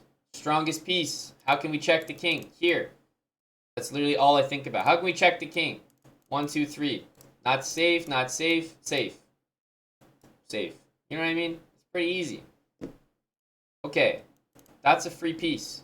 But what takes precedence is the closest safe check. All right, closest safe check. I have none. So now I'm looking at taking pieces. Well, I can take a rook or I can take a knight. I'll take a rook. Thank you very much. I can take a rook or I can take a knight. I'll take a rook, thank you very much. Oh, and now I'll take this. Wow, amazing how that whole goddamn solution was possible from those dumbass rules on the screen. Beautiful. This looks like a great move, but it also looks like a sacrifice. I don't have anything to do here that follows those rules. That's my queen. That's the king. That's the closest safe check. Okay, any checks with the queen? Yeah, I have this one. All right, and here, closest safe check, going to be right there. Closest safe check to the king, going to be right there. All right, closest safe check. No safe checks. So maybe take a free piece, take a pawn. Oh well, we got 16. Pretty nice score, just following the rules.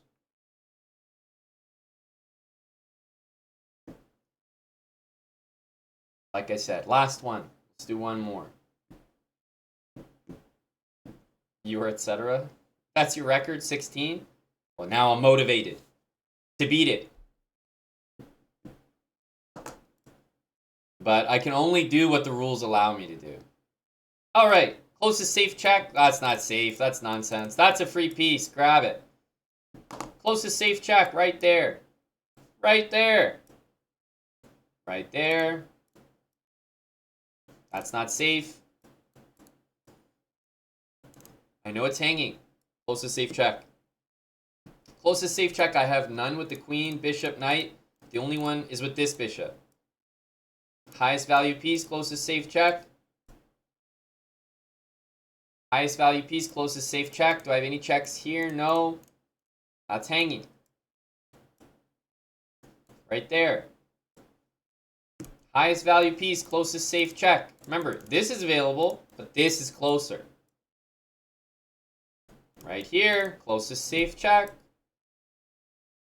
Right here, closest safe check, and I can't do that one. I know, I want to. Closest safe check, highest value piece right here. Do I have another one? I actually don't with the queen. No safe checks, but I have the bishop. And then I have the queen, that's a safe check. That's a safe check. Closest one available. Alright, closest safe check. I got nothing. I got nothing. Back rank mate, I got nothing. Take free pieces. I don't really have anything here. I could take this because it's at least taking something. I feel like that's following the rules the best. But in this position, do I really have anything that points me towards e4? Not really. Can easily see that one being one we get wrong. Closest safe check. Easy. Closest safe check. That's not safe. That is. That truly is the closest safe check with our strongest piece. Any checks? No. Back rank? No. Free piece? Yes. Checks. Well, that's the closest and only safe check. That's the closest and only safe check. Safe checks. I got none. Take free pieces. Yeah, I can take this. I can't do that. It's not even legal. So there. Closest safe check. I got none. Back rank mate. I got none. Take free pieces. I got none. So I don't really have anything to help me here. I've got two pieces attacked. You could stand in the courtroom for a long time and make the argument that rook e8 surely would get played, Your Honor. But realistically, we tap out here. Of course, we're going to play this because we want to make sure to get one higher than that guy's highest record. Just to make a statement at the end of level 1. Closest safe check here. Closest safe check. I got nothing. That's not safe. Trade. Nope. 17.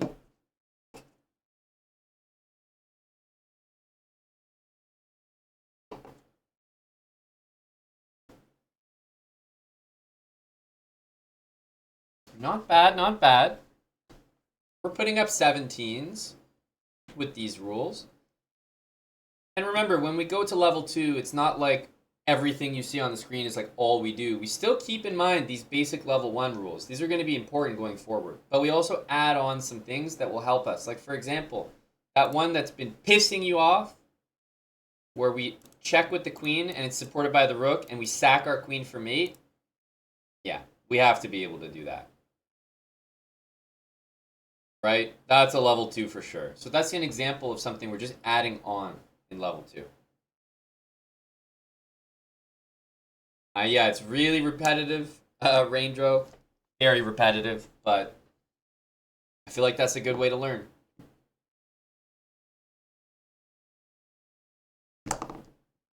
Allen and chess. The closest safe check is take your strongest piece on the board. Let's say it's usually your queen. And then you want to move that piece as close as possible to the enemy king, where it's both safe and delivers check. That's it. That's the rule. So you're not trying to move that piece the shortest distance, not like the closest to your starting square. You want to get up close and personal with the enemy king. That's it.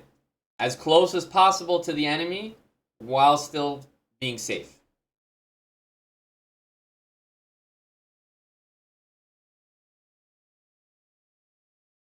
Because, like, for the most part, I can get 10 in a row correct. Like, if I get an unlucky puzzle, of course, I might not get it following these rules.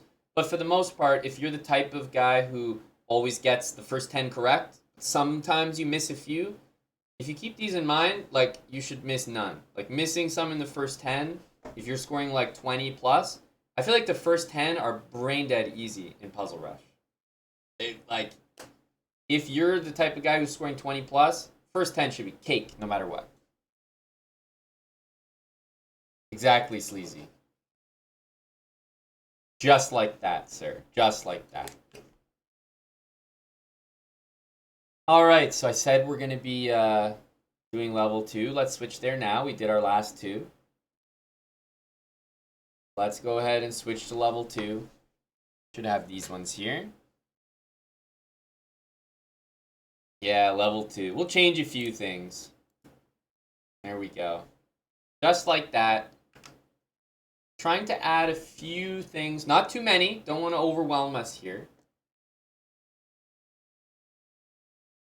But adding a few things that'll definitely make our life a little bit easier. So you'll see a few things on the screen right now. First thing you'll see, maybe that stands out, is stutter step back rank mate. What the hell is the stutter step back rank mate? It's basically the concept of checking a king, let's say here with your queen and rook, the queen f7, the king goes to the corner, and then you go queen f8. Even if it hangs your queen, you've got your rook behind it to deliver mate. That deserved its own addition in level 2 because that is all over the place in this in Puzzle Rush. So that is a must learn. Must learn. Obviously, we're still looking for closest safe check. We're still looking for free pieces, right? And sacrifices are allowed, but only with check, right? We can start to consider the concept of sacrificing pieces with check. That'll be really helpful in solving some of these slightly more advanced puzzles. So that's another key addition. I put a little bit of a note about endgames because, you know, in endgames, we're not really equipped to, I feel like, to solve them the way we are everything else. Like, they're just kind of in their own category. But something that I've always felt is useful is, if you're in an endgame, I mean, if you have a pass pawn, just send it. Especially the pass pawn that is furthest away from wherever the enemy king is. That will almost always be at least a good starting rule. So we'll see how useful that one is.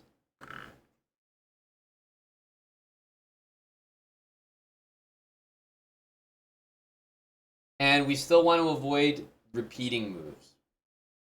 And just because you don't see something on the screen doesn't mean you should, like, forget about it entirely. Right?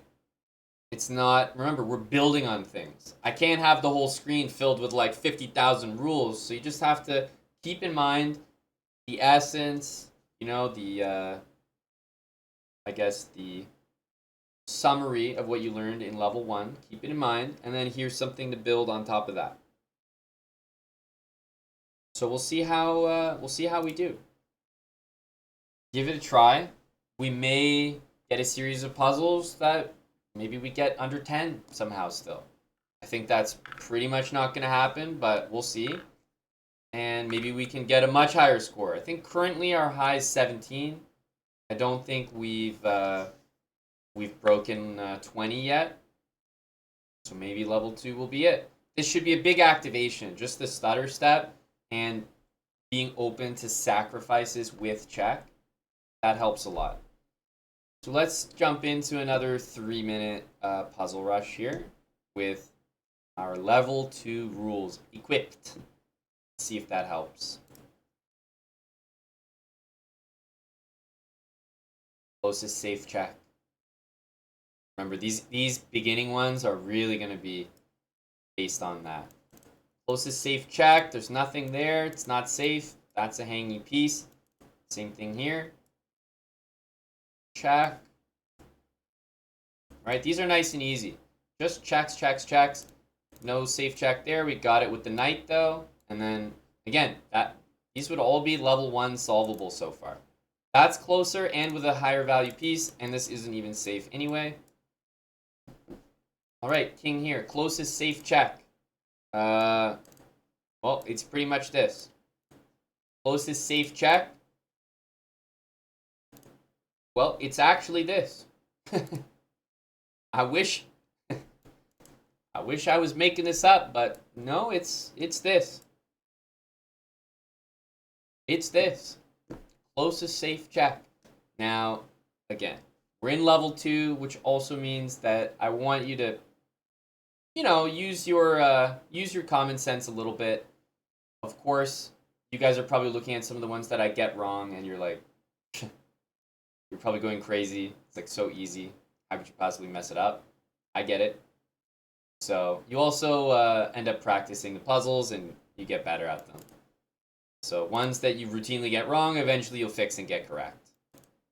Queen check, closest safe check. All right, I got this queen here. Closest safe check. I actually have none. I have this. All right, closest safe check. Well, this is the closest safe check. It can be taken, but it's pinned. So that, in all technicalities, is the closest safe check. Same thing here. Closest safe check. No, rook f5 would not have been the closest safe check because we always start with our higher value piece, so the queen. And I'm reminding you that even though that was the reason that I got it wrong. All right. Takes, but it doesn't trump closest safe check. Yeah, we could do this one. Again, this is more of like a common sense thing. You would do this one over that one. And then from here, we never repeat. So we're going to take free pieces now that we have no checks. So amazingly, we also get the correct answer out of that one too. Closest safe check. I've got this. Closest safe check. I've got this. Has to be. Closest safe check. No. Stutter step. No. Take free pieces. Also no. Sacrifices. No. It's just a pattern we don't have dialed in yet. Closest safe check. We don't have that. Okay. Hey. 13. I was explaining a lot, but still, we got a tough run of puzzles. I feel like even level 1, we almost would have had the exact same score there. So a strong 13 to start off. But I don't even really feel like we got to utilize a lot of our new rules. Didn't have any stutter steps, anything like that. Some tough puzzles hit us there. I was also going a little bit slower as we were working through the new rules for the first time.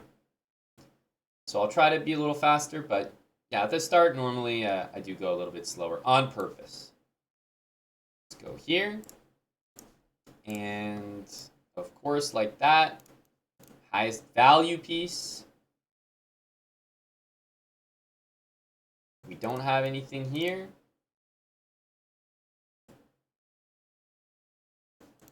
Again, nice and simple. Rook down. The knight happens to cover, but we would give this check anyway. Okay, we're in check. Never move king. Just makes your life easy. Queen f2 there. Closest safe check. Well, we have nothing here. Very technically, this works. That's pinned. That is the closest safe check. And there's no hanging pieces to take either. Closest safe check.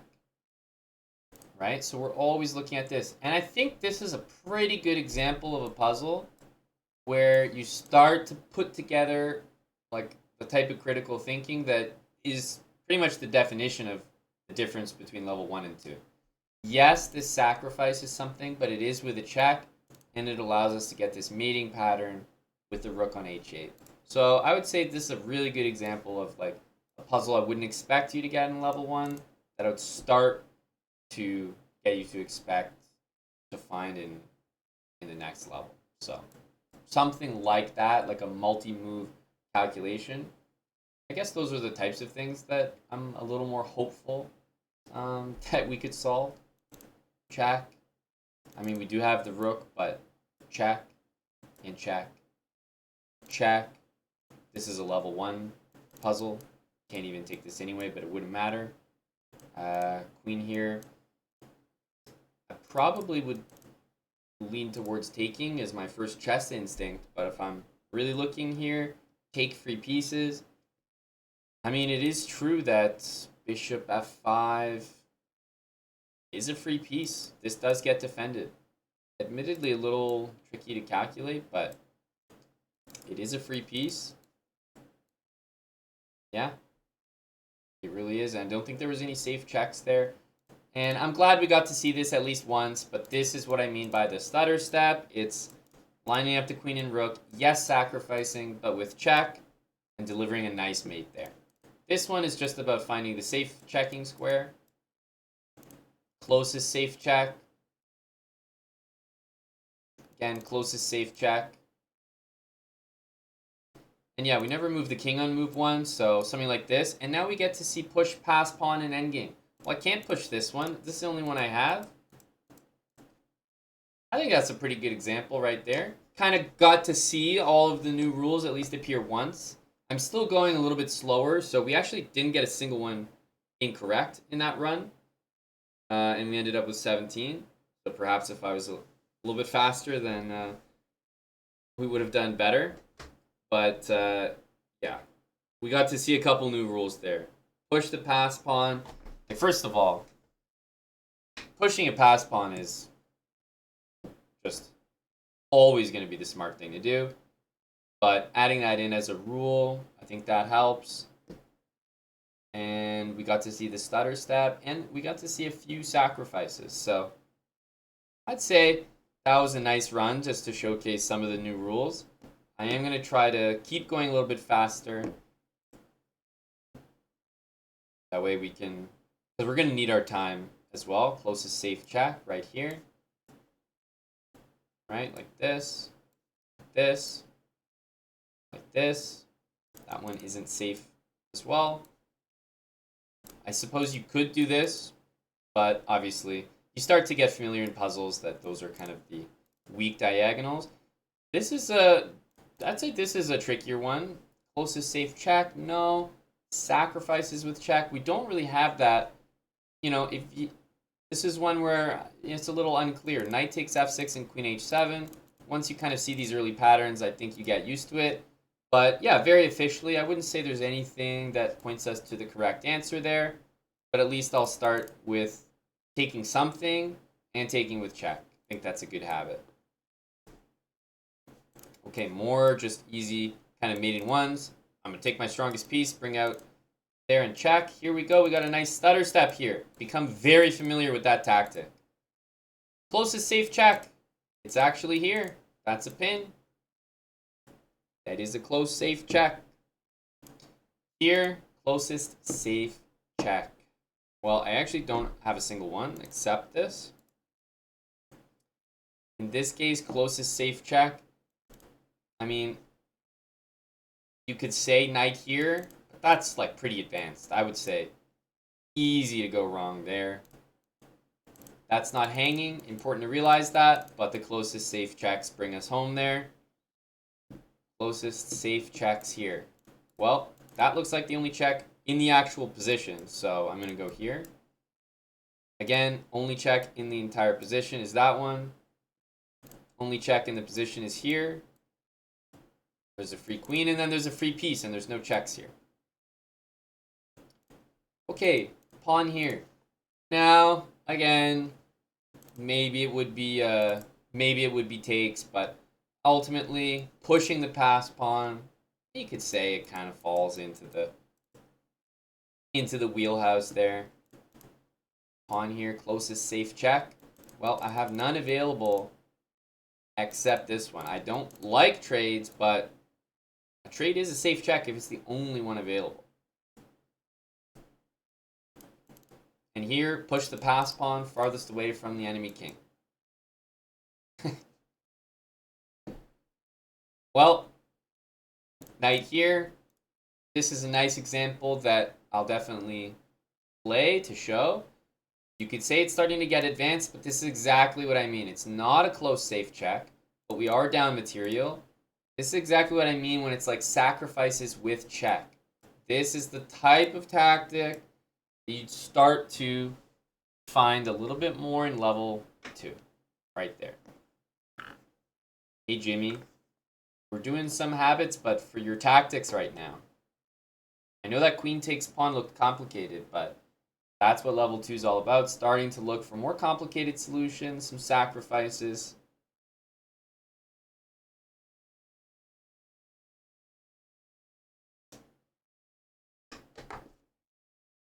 You're going to go to work tomorrow. Your colleagues are going to say hi. You're going to respond, close a safe check. Nice to meet you.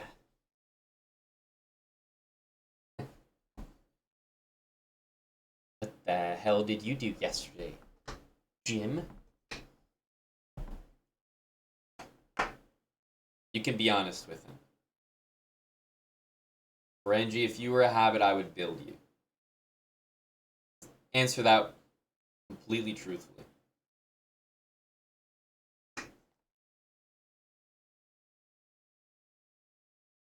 Let's keep going. Hopefully we can follow along here. Oh, black's not going to checkmate me. Nice. And these first ones you should start to be able to do a little bit quicker. For example here, pass pawn. Not taking, but just pass pawn. Go, go, go. So these starting ones become very routine. This is the stutter step right here. Right? Even that becomes something we can do very quickly. Right? Queen down here. Just really easy starts to these rushes. Queen and bishop, closest safe check, right? And I've got 10 already. No mistakes. Pretty easy to do. Okay, pass pawn furthest away from the king. This actually isn't a pass pawn. This is. So this is precisely the type of puzzle that I'd want us to start getting correct. Right there. This one, however, is a little bit different. This one is like there's no checkmate threats, and you have to set one up with a move like that. I actually do think this is a little outside the scope. There's not really anything here that would lead us to that. In fact, I might even try a sacrifice, thinking that's the answer. Back to this, closest safe check. I have no checks except this. It is a trade, so it does count, but if there were other checks, I would go for them first. Closest safe check, and then taking material. Closest safe check. If you'd like to pick the wrong answer, choose that one. If you'd like to pick the right answer, choose that one. Closest safe check. There we go. Not taking the material. Strongest piece. Closest safe check. All right. Closest safe check is going to be right here. This one, closest safe check. It's going to be one of these two. That's a trade, so probably that one. Closest safe check. Just need to move the knight. And to be honest, they're all safe checks, right? Except that one. But objectively, maybe the absolute safest one would be knight here. I think at this point in puzzles, you'll start to realize that no matter what, like knight check here is just better for tactics. But which one looks the safest here? I don't know. Knight e4 is kind of hit by the bishop. That's hit by the queen. Everything is kind of hit by something. So knight h3 is just the puzzle. That's the puzzle move. It's always knight h3, right? That's not just a check. That's a double check. So this would be an example of the type of tactic you'd need to see here. Double checks before single checks. I could get behind that. 2 checks are better than 1. I like that rule.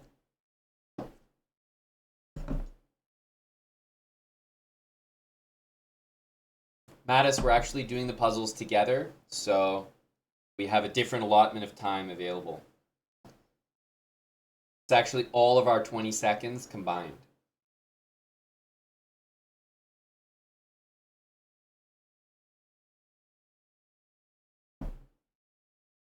Load to ABD. Puzzle Master ABD.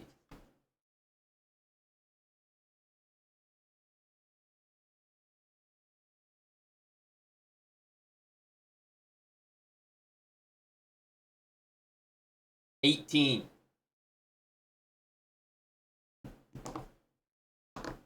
Have you done a puzzle? Yes, the world wants to know. The world wants to know. Dinu, level 3 having been looking at incorrect puzzles, learn some patterns. Agreed. Definitely a nice touch. Yeah, I do like the idea that the first 2 levels are a little bit more autopilot, just to kind of get you off the ground, get you to hopefully an over 20 type of number regularly. But then as you progress past that, yeah, you probably want to familiarize yourself with some mating patterns, and no better way to do that than checking the answers to the ones that you don't get right. Oh, Penny returning with some intel. ABD has done 635 puzzles, according to chess.com. But what about his puzzle rush? Because we're not doing puzzles here, we're doing puzzle rush.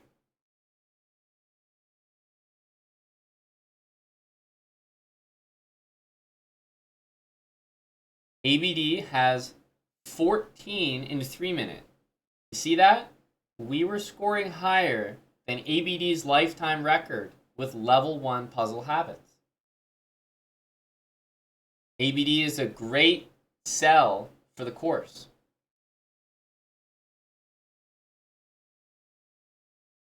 ABD, puzzle habits is waiting for you, buddy, if you're looking to improve that number. We got some habits for you, sir. Walsmo, thanks for the 30 months with Prime.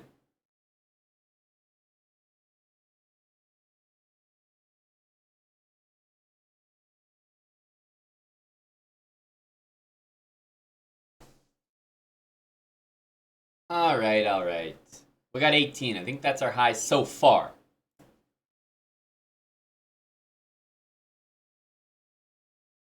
Take free pieces. Never move the king. Check. Check. Check. Only 1 check. There it is. That's not safe. That one is. Closest safe check. Well, it is going to be with the pawn. Safe check with the rook. Safe check with the queen. Another safe check there. Another safe check there. Nice little stutter step pattern. Safe check there. Any safe checks? There is a hanging piece. We don't really have safe checks with the queen, so we're going to use the knight. And we continue like that. More stutter steps. Yes. More stutter steps. Okay, bishop here. Definitely on the trickier side. We have talked about something where we've added to our rules, which is sacrifices only with check. So we're in a tough spot where we don't necessarily see the answer. That's a sacrifice with check. It's not going to make a lot of sense, but if I'm stumped, I don't know the answer, then yeah, I might lean on one of our newest rules. Sacrifices only with check. All right, F6. Wow, closest safe check. Here I go.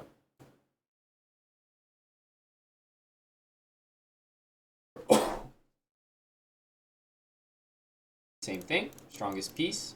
Safest check. Not this one, because F8 is closer. Thanks for the 5 subs there, Varun Verdad. Appreciate that a lot.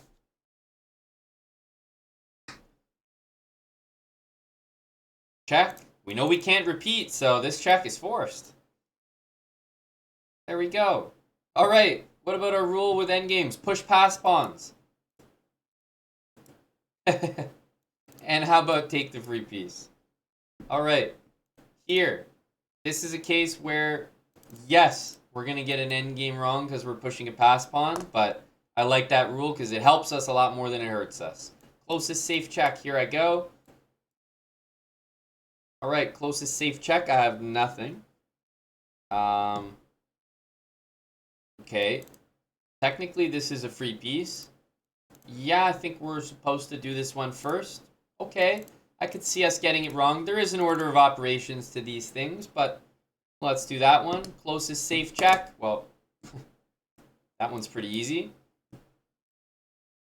Take the piece. Closest safe check. Well, yeah, right there. Can't take it.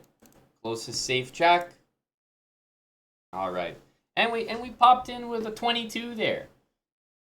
And we still might have got that last one as well, I think. That last one was very likely going to be 23. That's a nice 22 right there. Using only the rules on the screen. ABD, the pressure's on you now, buddy.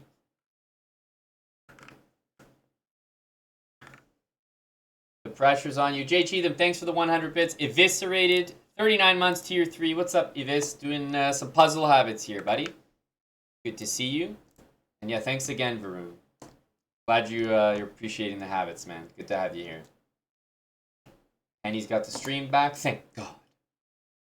Sleazy with Prime for 69. Thank you to young Sleazy. 69 months. He made it to the promised land. Welcome back for 69 months, Sleazy.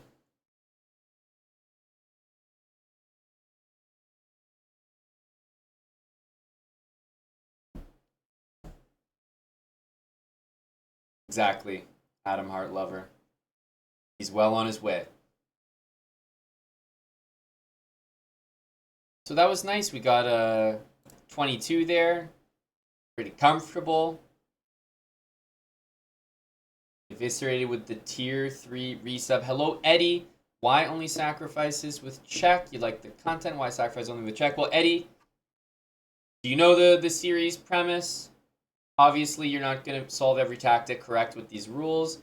You're going to get some wrong. And in fact, maybe one that you think you would normally know the answer to, you follow the rules and you get it wrong and you feel like an idiot.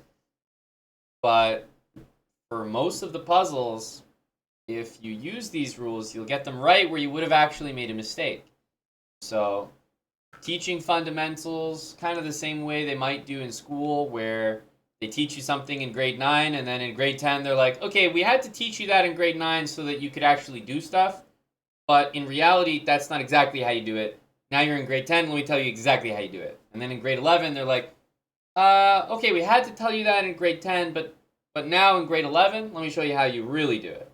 And you sort of build on it every year. It doesn't mean that they're lying to you in grade 9. It's just been an effective way of teaching for a while. So why sacrifices only with check? Because if people's brains are consumed in a 3-minute puzzle rush by thinking about all possible sacrifices, instead of focusing on the ones that are with check, they'll be wasting a ton of time and often landing at the wrong answer, because the majority of the ones where you need to sacrifice are sacks with check. And other than that, you don't need to waste your time calculating the sacks. So just trying to keep it simple for everybody. Eddie?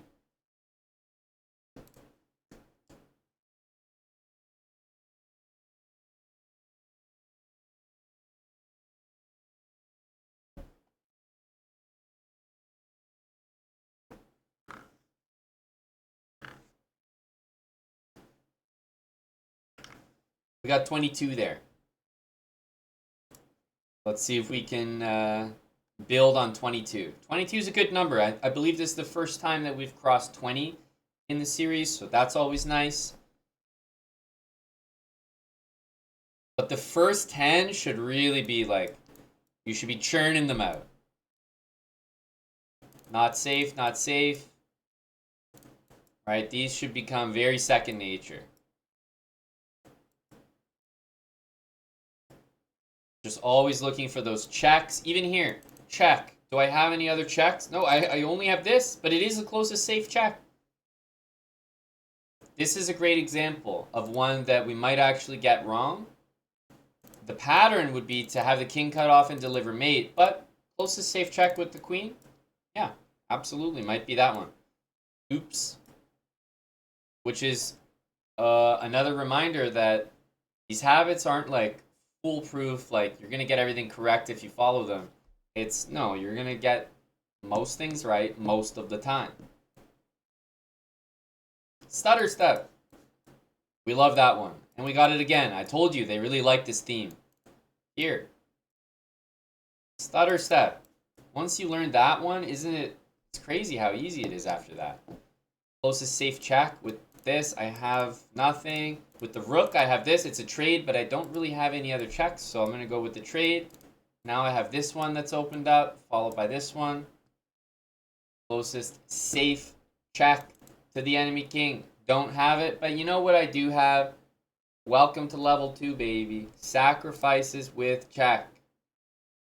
I have no safe check here, and I'm down a knight. Wow. What a great idea. Of course, that's a tough one. Not going to be expected to get that every single time, but the more you see it, especially in a series like this, the more familiar you will be with it. Closest safe check, knight and queen. I tell you, the knight's pretty good. Looks great. But of course, if we really follow our rules, I could see queen e5 happening. Alright. Closest safe check to the enemy king. Of course, you could use this rook as well, but common sense will have to kick in for you a little bit. Closest safe check, and again, and again. Closest safe check. That's a weird move, but it's with this. Pawn g3.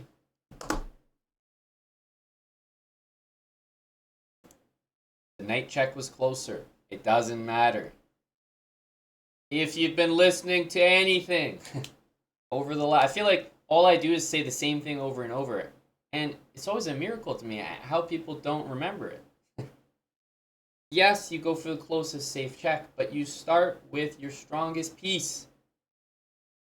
Your queen. If you have a close safe check available, you go with that first. No matter what. Alright, we clocked the 20 there. Probably could have done a little bit more, maybe a 21. But we had to stop and remind the people for the billionth time that it's your closest safe check with your strongest piece.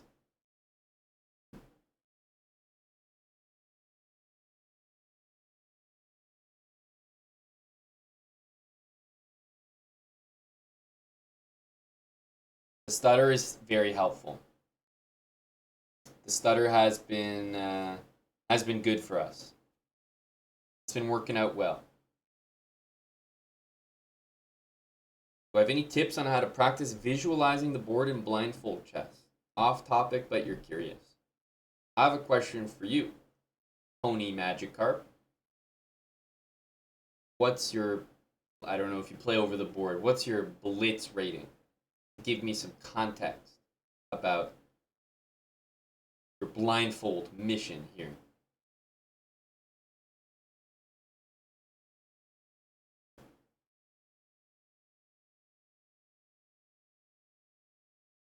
You forget because it does not say it on the screen. Well, that's right. Most stores don't have a notice on the door that says,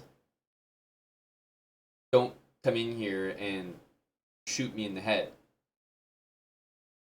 You just have to use some common sense.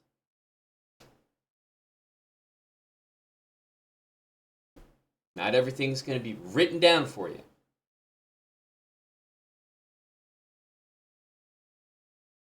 You're 800 in chess.com. Oh, that's fair. That's fair. Thank you for sharing. So you're 800 elo in chess.com, and you're wondering how to practice visualizing the board in blindfold chess.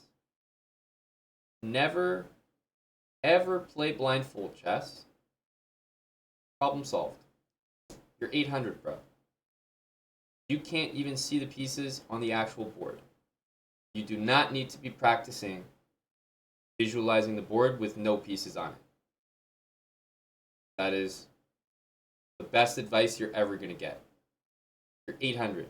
You don't even have 4 digits in your elo, and you're trying to practice a chess variant where all the pieces are gone off the board. You want to practice blindfold chess? Just play it. Go play a blitz game. You'll lose all your pieces in 30 moves, and then you'll have nothing on the board, then you can practice. How about that?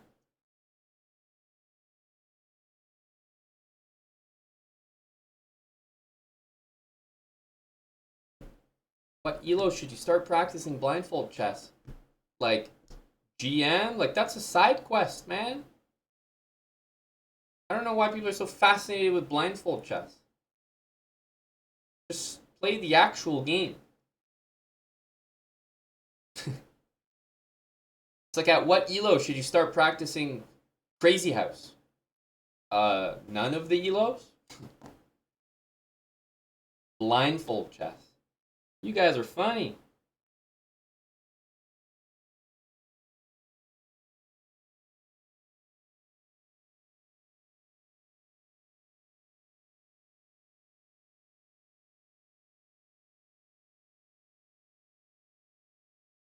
Yeah. Complete regular chess first. That's my advice.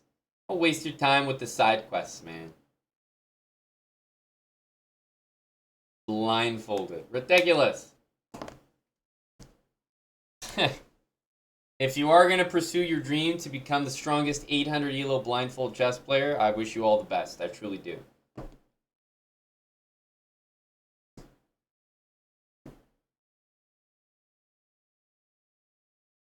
Propus, you might be onto something. Maybe we could have a regular chess game between 2 subs, except it would be blindfolded. And for $5, you could reveal one of your pieces. And for $10, you could reveal one of your opponents. Wow. What a great variant we just came up with.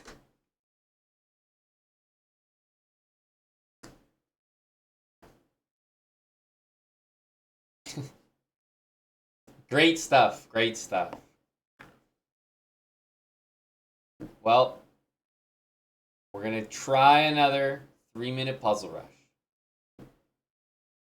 We got a 20 there. Let's see if we can improve.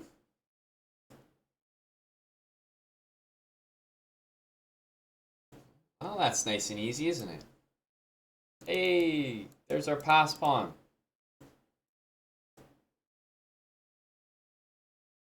Nothing there, nothing there. It's this one, isn't it? Strongest piece. Get that check in. You can see how, and by the way, this is a nice check, but this one is a little bit closer to the king.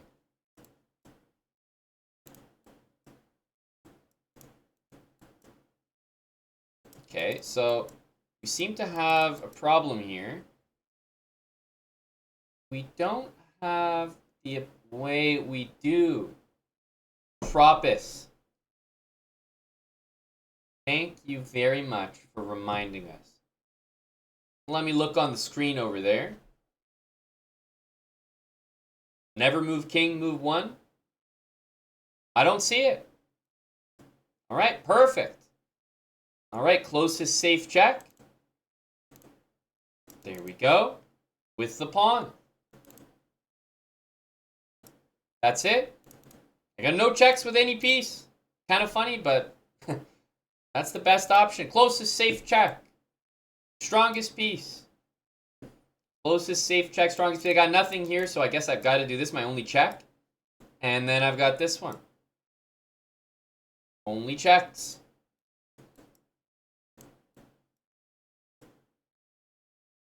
Closest safe check, strongest piece. Now here, closest safe check, strongest piece. This is a good example of where, yeah, I think we're pretty much at level 2 with this line of thinking. I took something off, which I felt was kind of important. You know, in the first level and maybe the first 10 or so puzzles, we did look for these in order. Closest safe check at the top. But a lot of puzzles later on are going to be, you check them and then you win material. Like maybe you fork the king, right? You attack the king and take material. After you check the king, chances are you're going to have another check available. But you're going to consistently get puzzles wrong if you check and then just check again when there's material available. So it's a tough line to walk, but in general, you're going to have to start getting used to the idea that you might check and win material. I took out the fact that it had to be in order on purpose so that you would realize they are just as important as one another. So a move like queen takes a1 would be correct and queen g2 would be incorrect. So I think that's kind of an important that's an important one for us to pay attention to as we proceed in this series. But yeah, you don't want to just look for checks as if they overrule everything. You also want to consider your sacrifices, your free pieces, your stutter step. Those are all things you consider equally because they could just all be the answer.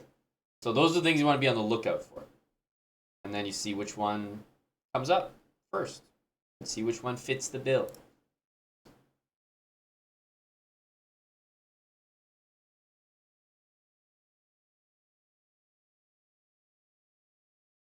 Might as well remove 20 seconds per puzzle. 20 seconds per puzzle is for the individual. This is for you, Dino. Remember, we're all doing these puzzles together. We're all doing them together. So I have the allotted time of 20 seconds times how many people are here. So we're well within our rules. Well within. Right, so as we move on to level 2, you have to remember that there's going to be all sorts of different patterns coming at you. Yeah, it might be a free piece puzzle. It might be a stutter step puzzle. It might be something you can solve with closest safe checks. But you want to keep your eye out for all of those, and usually only one of them will kind of fit the puzzle. All right, what kind of score did we put up? 22? Do we have anything better than that in store now? Let's go here. Closest safe check. Well, I don't have any safe checks, but I do have a hanging piece right here.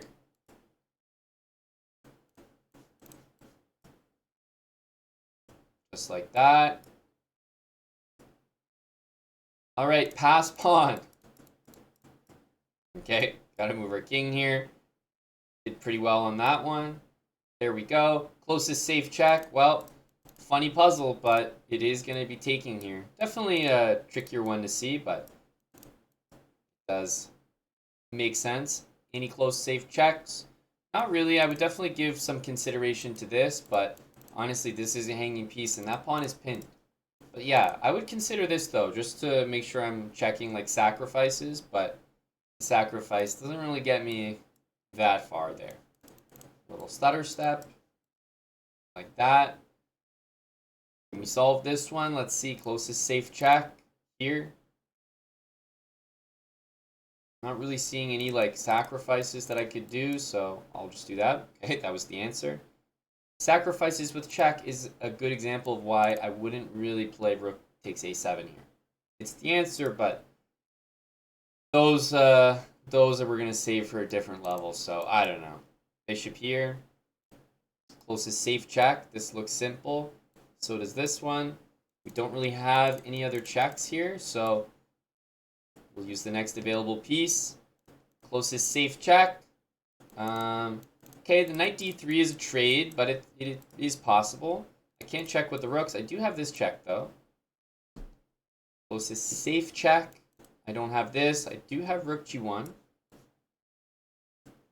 And even though there's a piece hanging, closest safe check, strongest piece. That'll always help. This is an example of one which is pretty tough to get. Queen takes. It's not a sacrifice with check. I would say those are on the trickier side. And here, bishop takes. All right, we got a lot to think about here. Checks, sacrifices, free pieces. There's a queen hanging. There's also a bishop hanging. Yeah, I would say this one is also tough, but definitely solvable. The rules kind of leave it ambiguous. Take free pieces. Yeah, I did that. Take free pieces. I mean, this leads to another free piece, but I feel like this is a little more expected. Easy to miss that one in your head. That was 19 right there.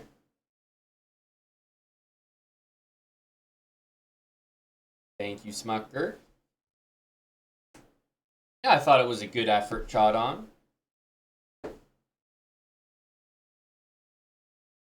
I thought it was a pretty good effort. Beat by RNG. That's how it feels. Jay Striker, thanks for the 5 months, man. Thank you, thank you. All right, let's keep going. We'll do a bunch of sends here and see if we can continue our good streaks of putting up some 20s. Yes. Always giving these checks, especially the back rank mate theme. Coordinating here, closest safe check. So this is a great example. I know it's like the 9th puzzle, but rook takes here is a sacrifice with check that leads to mate. This is exactly the type of puzzle we're expecting to solve. There's stutter step with our new rules. Okay, pass pawn. Oh, this is a good lesson on how to push a pass pawn. But if the king is just gonna take it, like, dude, we can't. We have to help our pass pawn off the board. So this is a nice, nice teachable moment there. There's our stutter step. Sacrifice with check. Getting advanced. The more I do these, hopefully the more you start to remember the patterns. I don't really have a close safe check here. I don't really have any free pieces I can take. This is a loose piece, like it's undefended. Just like that one. So rook g2 does present itself. There's another stutter step puzzle. Man, they love this. Like, it's just nonstop with that exact thing. All right, closest safe check. I've only got this. Now I've got this. And, well, I guess I've got this. Yeah, I guess none of these are safe. Closest safe check. Closest safe check would be this one. Closest safe check.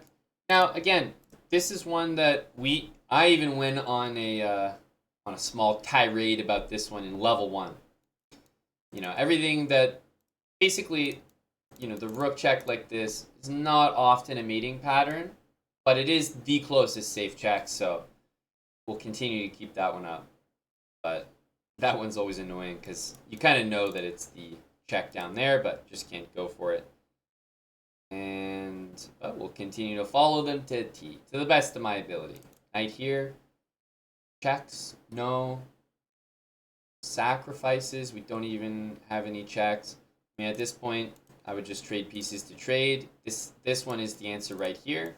But yeah, we don't really have much here to follow. Same thing with this puzzle a little bit. Yeah, we don't really have any checks or any sacrifices to do. I would say maybe pawn here makes the most sense, but following the rules, we've pretty much been taking. This ends up being the answer here, and, well, I think we know what we would do in this one. Close our eyes, play blindfold like our buddy in chat, and go take this pawn.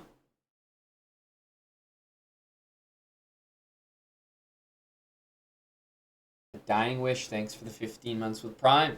And Roberto Mondavi, thanks for the gifted sub to Just Chess. How many times have you said Happy Valentine's Day today, Smucker? Just curious about the life of a polyam, you know? Is that a regular thing that you've had to do today? Must get tiring.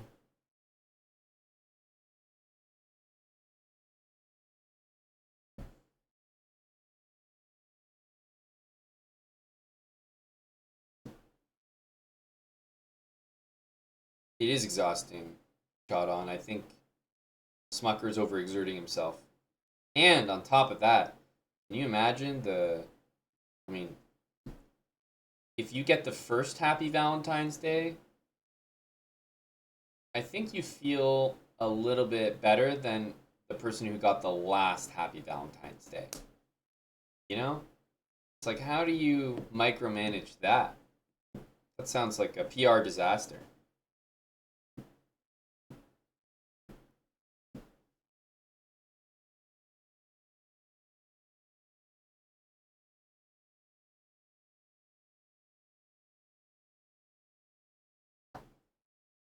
$19. Still haven't cracked the 20. But the rules are new. Check. Check. Check. Check. Closest safe. Check. Check. Check. Now, personally, I would play this move as a stalwart, undefeated player. But I guess if I'm picking the safe check, alright. Guess I'll do that. Closest safe checks coming in there. Same thing here. Again. Closest safe checks. I actually don't have a safe check with my queen nor my rook. So probably this one. Closest safe check right here. Closest safe check. Oh, I don't have one here. But I do have this one. It's a trade, so I'm only doing it because I have none other. With no other checks available. And then we have some free pieces to take. Closest safe check. Well, here's one where we actually get punished because we want to use our strongest piece. Even though the answer is with the rook, that one hurts a little bit. Closest safe jack, strongest piece right here. Love to bring more firepower in, but that's not going to work. Okay, we're in check. Don't have much of a choice there. And closest safe check, strongest piece. And this is pretty nice here. We can take the material. Alright, closest safe check right here. Closest safe check here.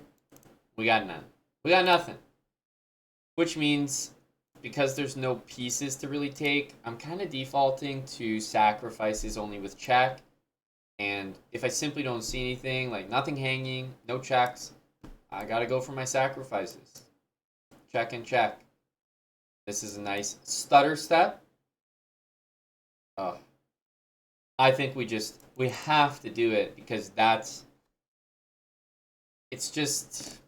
it's a pretty common mistake. No way anyone would have caught that. Queen e8 there was needed. Unfortunately, we are pinned from the queen on d4, which is very uncomfortable. You're saying you would have caught that, DLM, and played queen e8? I'm supposed to believe that, dude?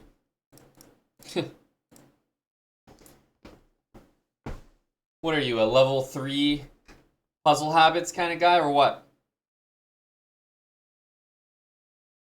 Let's do 3 or 4 more. Yeah, DLM might have been paying attention this whole class, building up for this moment.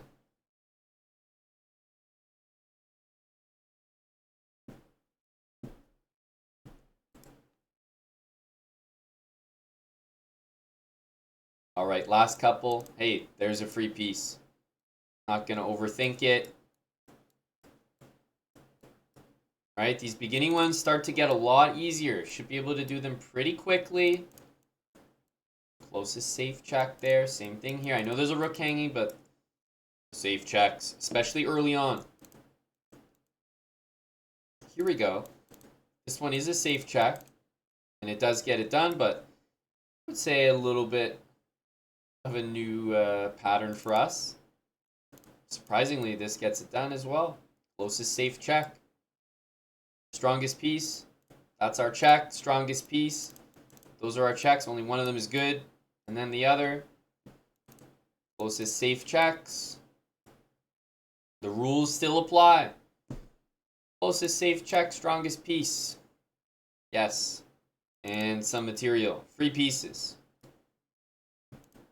And well, there's literally only one legal move here, so that helps. Pretty fortunate.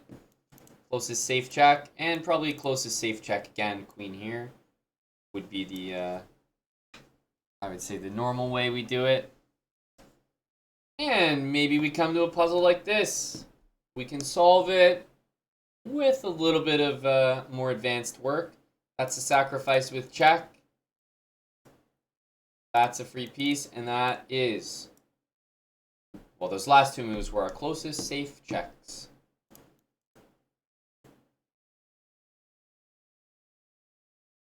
Okay, just following our basic rules here. Closest safe check, strongest piece. Same thing here. And utilizing the pin, that is a safe check. Strongest piece, closest safe check. All right, strongest piece, closest safe check. Not really able to do it. So at this point, I mean, there's a sacrifice. The answer is probably to do with F2 and A1, but I would say like this is the kind of theme that's a little bit outside the scope of level 2 right now. So tough one. Hey, if you get it right, power to you. Maybe I would try this because it is a sacrifice with check, but ultimately we'll be getting that one wrong. Closest safe check. I actually don't have any. Sacrifices with check, no. Usually if there's absolutely nothing to do, no sacrifices, nothing. I mean, taking a piece always is a good way to start a problem. So I really would lean towards this. Oh, what the heck is that? But bishop f4 is pretty much my like last ditch effort. It's my, I don't really have anything to do, so I'm at least going to take some sort of piece that's in front of me and hope it's the answer.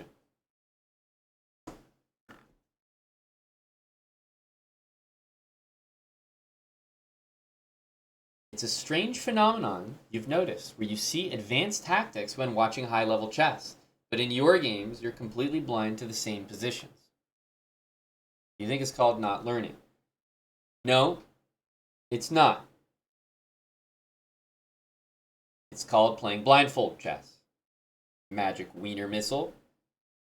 Perhaps you should stop playing blindfold chess at 800 ELO. For goodness sake.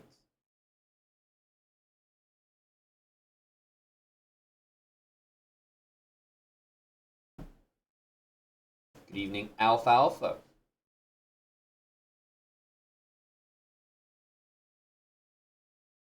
I think in Puzzle Rush, Bremer, don't think myself I could stick to it in regular puzzles. Alright, let's do like two more. Two more.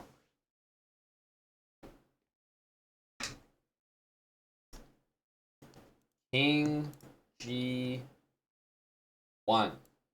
Alright. And we're off. Lots of hangy pieces and back rank mates. Now, this isn't a stutter step, but you can appreciate it is the exact same concept. Giving up the queen to get that back rank mate. Closest safe check here is actually going to be the knight, so that helps. Closest safe check. There's a hanging piece. This one is actually legitimately tough because I would consider taking this, but ultimately closest safe check for these early puzzles is going to be the answer over taking material. That's been my experience. We talked about that in level 1, so I would always stick with that, especially for these first couple. All right, closest safe check. Same thing here. Closest safe check. We don't really have one with the queen, but the bishop can. Now we have the knight, but obviously the rook's higher value as a piece. And here we go. Sacrifice with check. Like that one. This one, however, on the tougher side. Yes, we want to do this. Yes, we want to maybe bring our queen in. But certainly a more advanced puzzle. Setting up a checkmating, like a mating net, is not something that we're going to be great at. All right, taking a piece. A great way to start the puzzle. This one, not the easiest tactic, I would say. It's basically just going to involve taking a bunch of pieces, but could you take those pieces in a different order? No. You have to do this exact order. So, certainly one I could see us getting wrong, but at the end of the day, if I don't have a solution to a puzzle, like there's no hanging pieces for me to take, no sacks for check, no safe checks, no back rank, nothing, then my default is usually to just trade for a piece.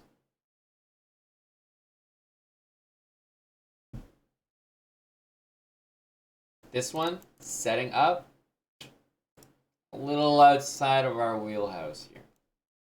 Setting up without a check. Those are tough. For sure, you're going to become familiar with these patterns, but as we're starting out here, not that easy. Now, 2 rooks for a queen is not necessarily something I'd consider safe. There we go. And hey, another one. Setting up a mating net here, knight f4. I don't have anything to take. I have nothing here. Knight f4 is a tough move. Can't say it's that easy. That's the thing, Propus. I've done these puzzle rush. I guess what do they call it? Puzzle rush rushes? I've done puzzle rush rushes so much. You actually probably only need motor skills to score a 20. I'm confident you don't even need to fully understand chess to pop a 20 in Puzzle Rush using the habits. You don't need to understand advanced concepts like setting up a mate or anything like that. If you just think about like, yeah, let me just take my strongest piece and put it as close as possible to the king where it can't be taken. Boom, you just got 13. Sprinkle in a few more rules, 15, 16. A few more, maybe 20. Past 20, I mean, let's say we've scored 22, 23 so far. But I would say past, like, to get a score in the mid-20s or higher, then it just becomes being familiar with patterns, like checkmating patterns. So literally, the patterns just carry you at that point. Then it's just how many mating nets, patterns, tactical themes do you know? And as soon as you kind of spot one in the tactic, then you play the moves that kind of make it happen. That's pretty much it. And obviously, as the puzzles get tougher, it'll be tougher to associate a certain theme at a very quick pace, which is why you might end up getting them wrong, but that's pretty much what tactics become at the more difficult levels, like 25, 30, and beyond. But early on, it's motor skills. Motor skills only. Ronbo795. Thanks for the 13 months, Ron.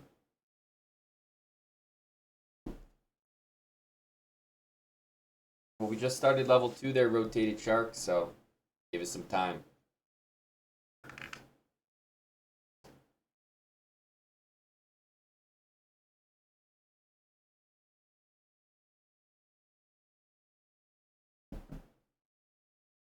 Yeah, Mattis, if you feel intimidated by the level 2 rules, feel free to go back to level 1 and just stay there until you feel comfortable to move up to the next level. You know, we want to make sure you're going at your own pace in this series. Very inclusive series. We want to make sure that all of the students are comfortable.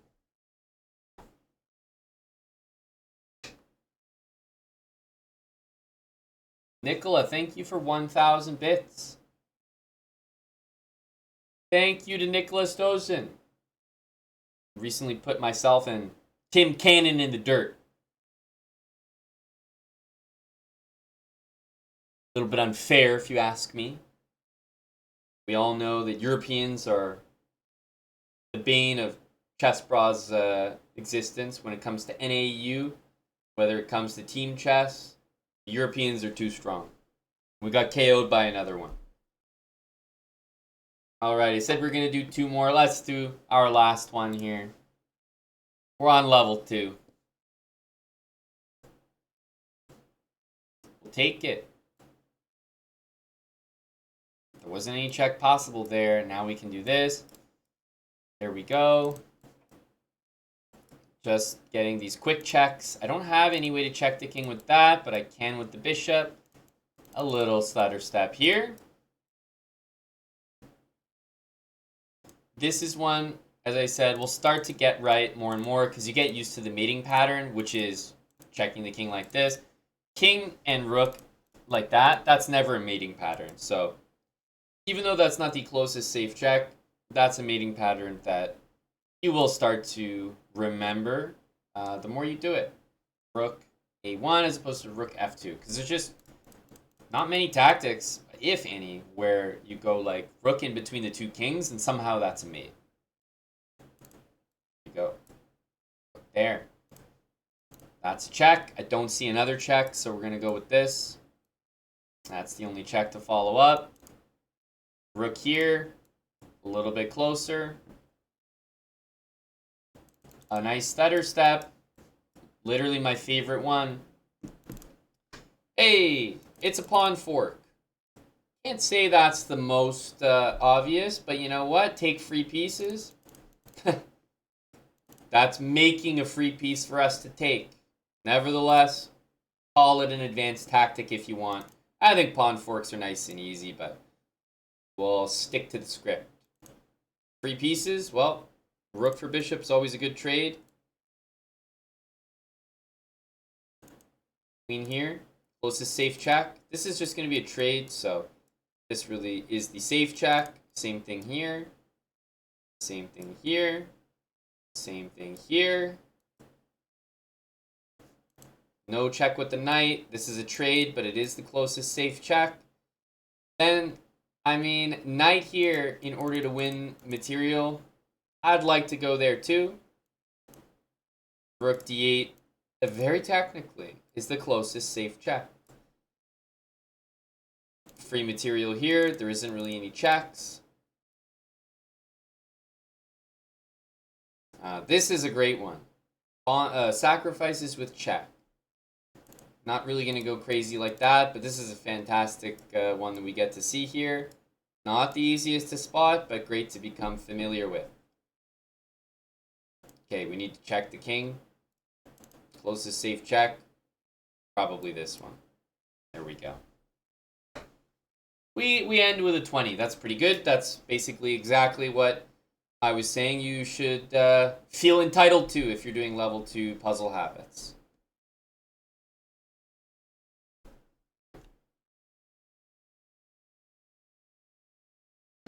Trying to simplify your tactic, puzzle rush process. I'm actually going to be moving on to a different series right now. So there might be some people who just joined maybe on Chess TV, probably wondering, what the hell? Why is this guy getting some of them wrong? I'm trying to only follow the rules on the screen with the simple premise that if you only follow those rules, I promise you can get 10, 15, 20 in Puzzle Rush. A lot of people have never hit 20 in Puzzle Rush. I'm saying even though I look like an idiot getting some basic ones wrong by following the rules, I'm also getting 20 in most of my runs here. So, pretty consistent. And just think, we're at 20 with a lot of things missing. Like all the basic like forks, pins, like those kind of things. Setting up basic checkmates with like a queen h5, knight g5, or bishop h6, queen f6. Setting up all these mates, none of that is even something we're considering yet. And we're scoring 20, 22, 23.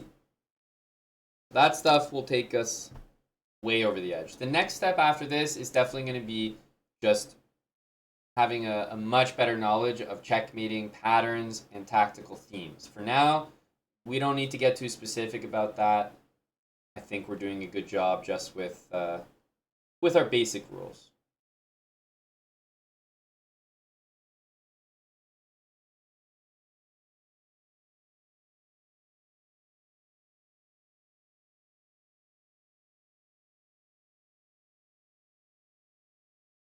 My high score is the same as level 2 puzzle habits, right, DLM? So really, this series was created for me, just to improve my score. I'm no expert at 3-minute puzzle rush. My highest is 50, and there are people with scores a lot higher than that. But these rules should help you improve your score, whatever it is. Even if you're someone that scores 40s, I think a lot of these tips will help out a lot with the early puzzles and keeping in mind some basic rules. But it's more for the people that score under 50 in Puzzle Rush, or maybe don't have a high score above 20. I think this will help a lot.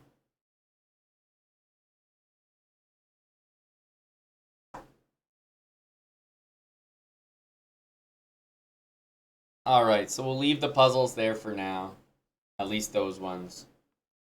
I will, if I do a regular Puzzle Rush now, you'll notice I might just score the exact same score.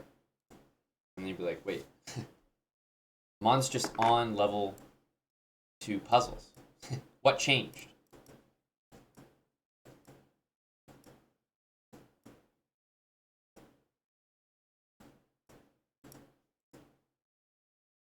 This looks the exact same. Hmm.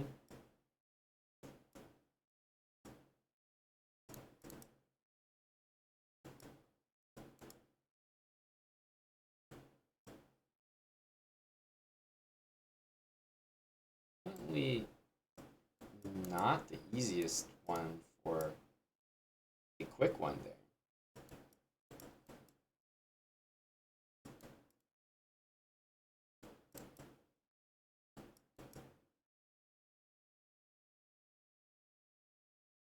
I'd say this is very easy either.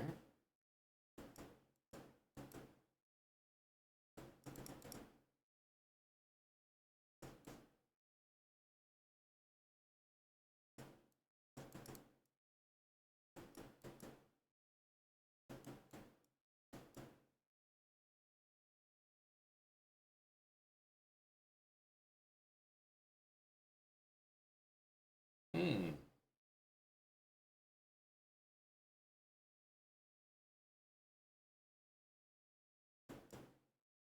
Okay. This is like very complicated. A weird one.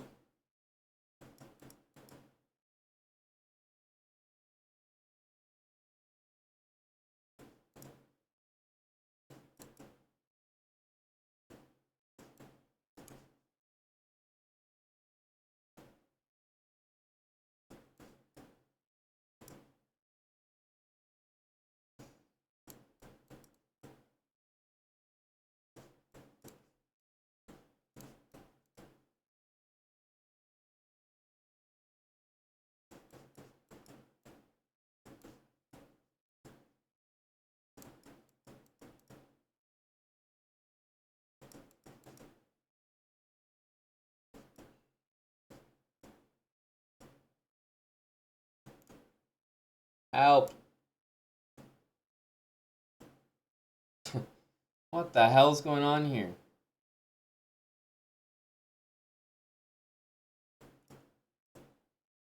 Jesus.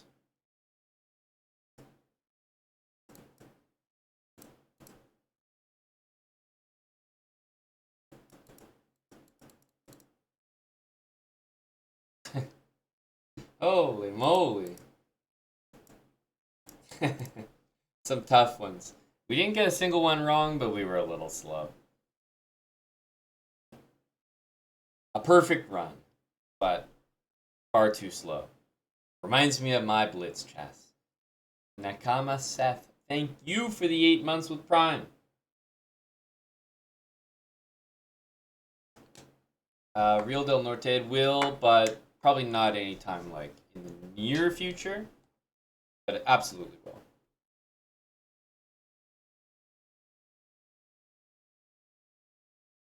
If I could learn chess all over again, what's one thing you would change or do differently?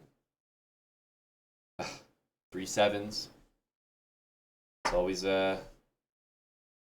Well, it's a sensitive moment when I have to talk about this, but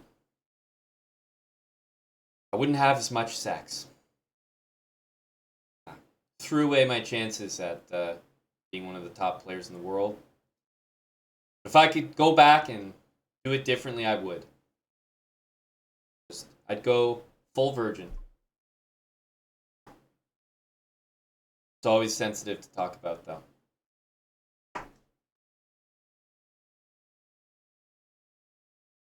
I feel like I missed out on my real potential in chess.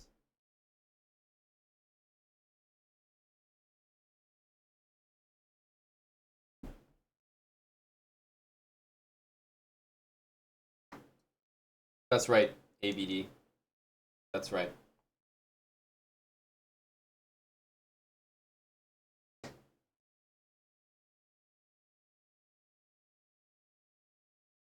All right, I'm done with our puzzle series for now.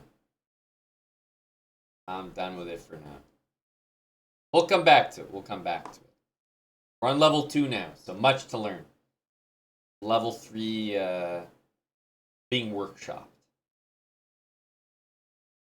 I'm just going to switch my account. Hello, ABD. Your interest is peaked. Why, thank you, sir. I'm hoping to see your numbers improve. For you, ABD, with level 1, you should be capable, with level 1 habits, capable of beating your all-time high, for sure. With level 1. With level 2, you should be able to clock a 20. Not saying you'll get a 20 every time, but can you hit a 20? Absolutely. So I'd love to see that in action. That's right, Chris Demir. That's exactly what I'm saying. Hey, say hello to yourself on Chess TV. There you are.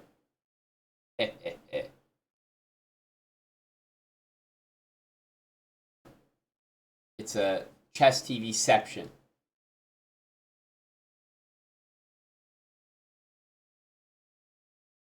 I'm going to do a little bit more of our new attacking series. So I'm just going to switch my account right now. We have the good people of Chess TV here with us. Perfect time for a speedrun. New series. We've already started it, but I mean, perfect time to do it.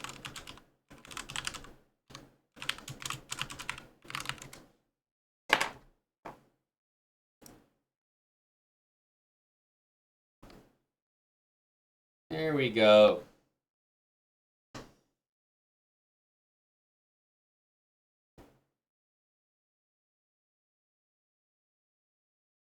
Probably a little bit later, Fish.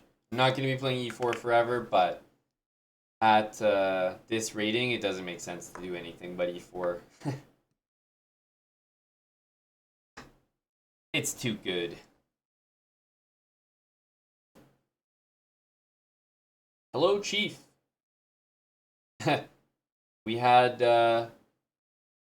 early reports that none other than bedridden Chekmanarov managed to upgrade his keep, his Evany keep. We're always hunting for more people that might have, different circumstances. For example, our friend Chekmanarov, down with the food poisoning. Great time to play a mobile game like Evany. Okay, ABD.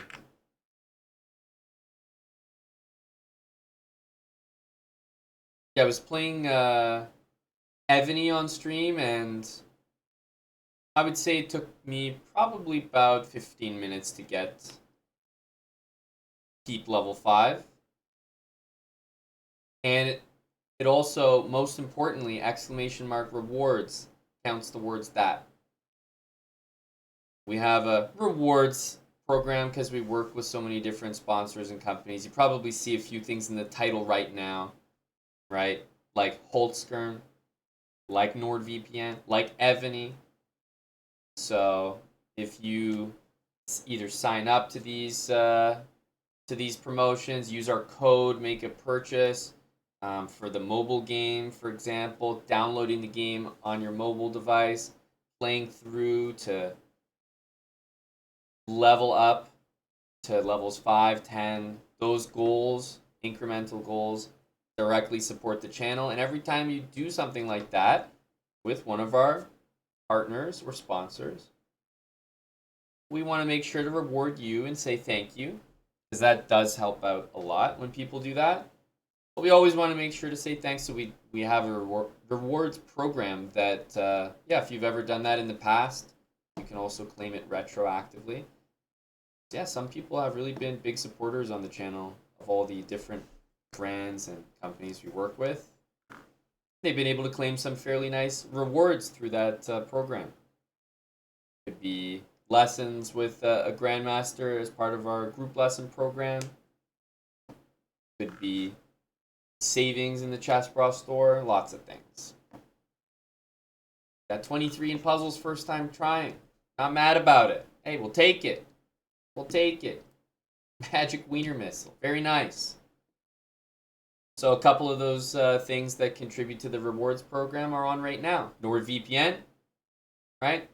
Signing up to NordVPN, getting the 2-year deal, using the code Chessbra, Holtzkern, making a purchase there using the code Chessbra15, and of course Evany, maybe the easiest one because you can do it all for free, but downloading the game on mobile and then playing through to level up your keep to level 5 and level 10. No lost moves. It counts at each level. So obviously that obviously that would be a big deal and it would help a lot, but no, the more achievable ones are keep level 5 and 10. Definitely. It all adds up. Hey Michael. Yeah, we're at 800 here. We started at 400 in this series that I'm about to jump into. We were just doing some tactics, which we're on level 2. Thanks a lot to Baz Maniac. That's very generous. 10 subs and, most importantly, resub. Baz Maniac sticking around, always supporting the channel, the streams. Also our streams on Kick. Shout out to Baz. 1966. 39 months with Prime. Thank you, Baz Maniac. Yeah, let me change our title here.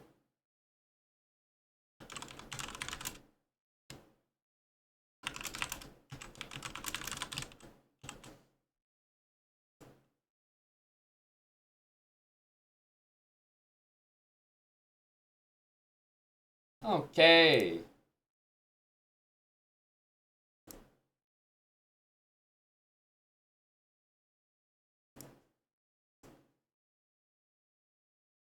I attack, you resign. I got a simple username here. We're gonna play some 5-minute chess. Simple username. Hope it works. 5-minute games. I attack, you resign. Theme of this series is to play attacking chess. Try to castle on the opposite side as well.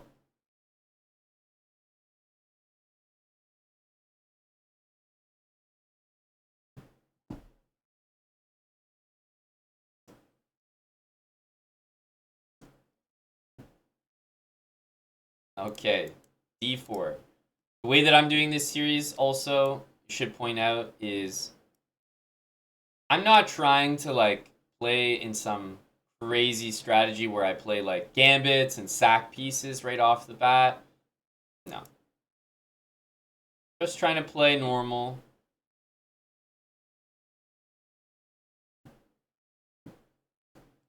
And then you can turn a position into an attacking one later.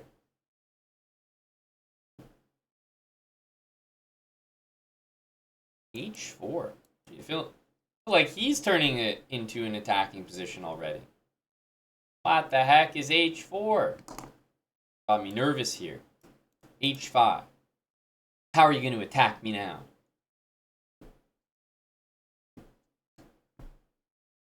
F3. I respect that. I respect it. I think I'll choose this as opposed to C6 because might like to get castled that way. Okay, he goes G4. It's a bit too aggressive too early because I can just pick this material up. I know he's probably not going to castle this way now.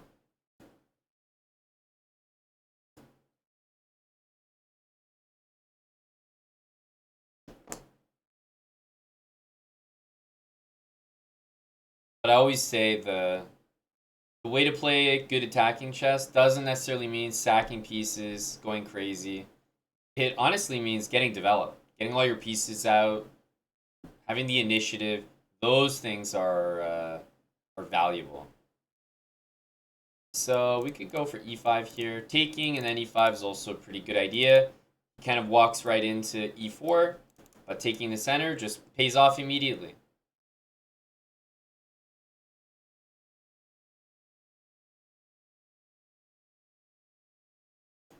Yeah, pretty good idea by my opponent here. We are going to be okay after queen takes.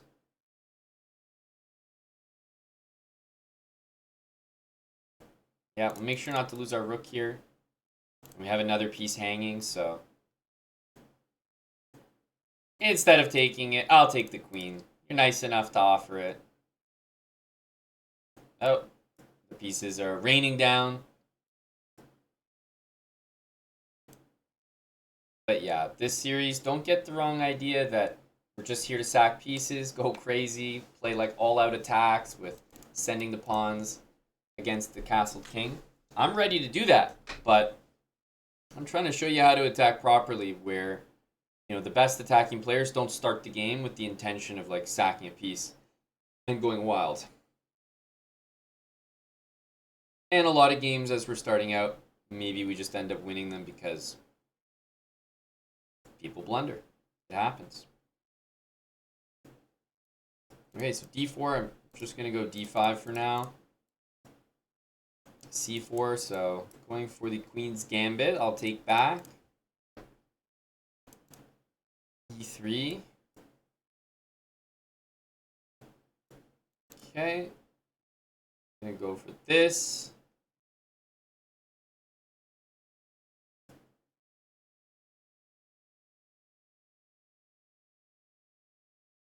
I feel like he's doing a pretty decent job here.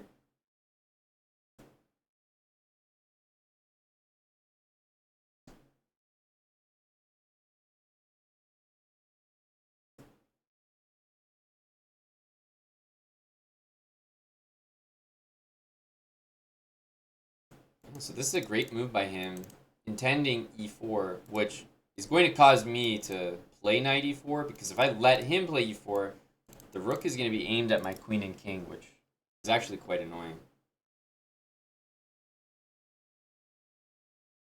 So let's see if he plays h3 here. He could also just like develop the bishop or something. Or maybe he makes a mistake and takes here when he really shouldn't. Okay, so he plays h3, and I think you guys are going to be well aware of the type of move I'm about to play, which is h5. So he takes, and now his knight's attacked, and simply moving it away will probably result in mates. So let's wait and see.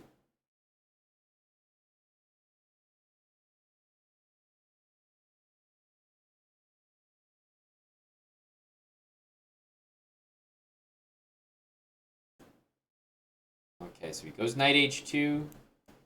Definitely not going to help him that much. We have two pieces hitting that already. But he's about to bring his queen out.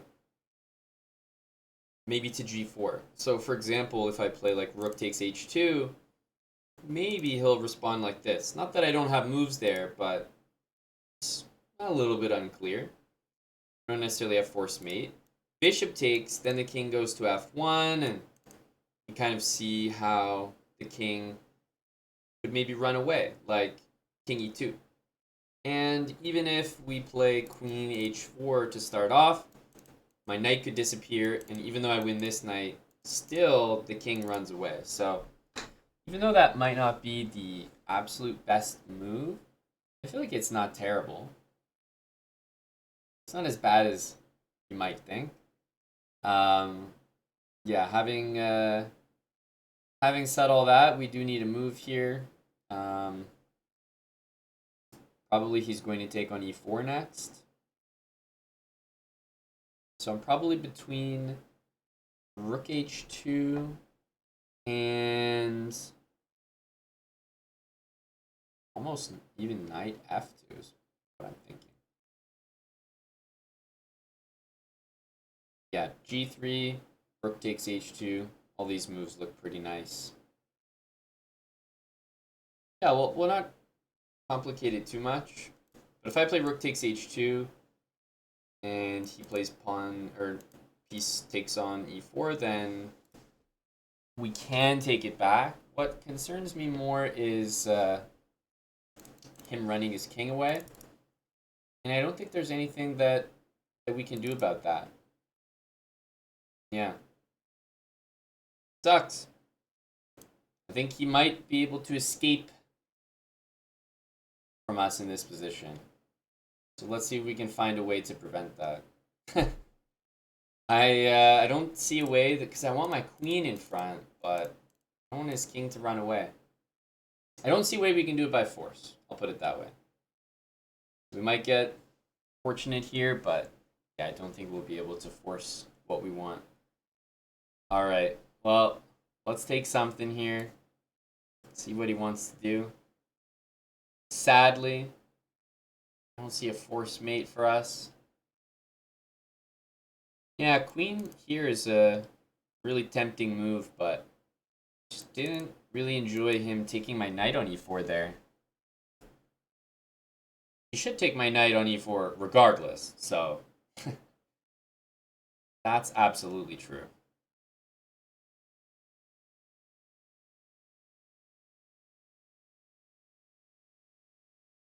So we'll see how he wants to respond after this. He should definitely remove this. That would be the best. He's just got too many problems near the king. Like, at least remove something.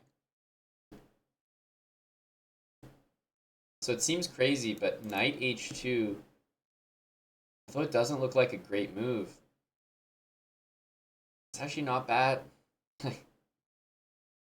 It's really not bad. Because if the knight went to d2 or to e5 even, then we would have just played rook h1 and queen h4. I think he would have been close to losing that.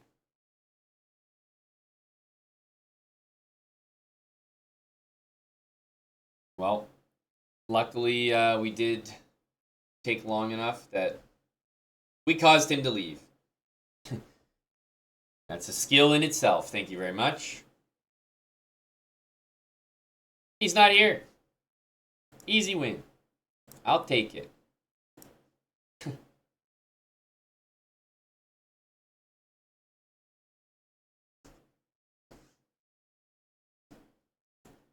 Well, tough to find the right idea here. I was spending a long time on it. Look, knight h2 is not the best, but it's not the worst either. It looks like there's KOs everywhere, but there really isn't. After rook takes h2, which I think is the best move, he has bishop takes e4. But yeah, surprisingly, we really did find the best move here, rook takes, even though it doesn't look like it. Like, he can go really wrong and play queen takes and run into this. But assuming he doesn't and plays one of the better moves, which I think is this. This threatens mate. He goes king f1. I take back. Knight takes. You know, it's not completely over here. Not at all. That's why I always say, like, when you're attacking, don't often want to attack in a way that, you know, you're compromising your entire position. Here, even though our attack didn't fully checkmate him, we still are in a good spot. Stick Streets, thanks for the Prime sub, and Tabar Jack quite a long time being resubbed to us here. In fact, one of the longest. 103 months. Tabar Jack. And we still got more series coming your way, Tabar Jack. Thanks for sticking with us for so long. That gives you an idea how long the Chess Bros have been streaming. How long we've been doing this thing. Thanks, Tabar Jack. Nice Habs win the other night, buddy. We take those. All right, on to the next 5 minutes.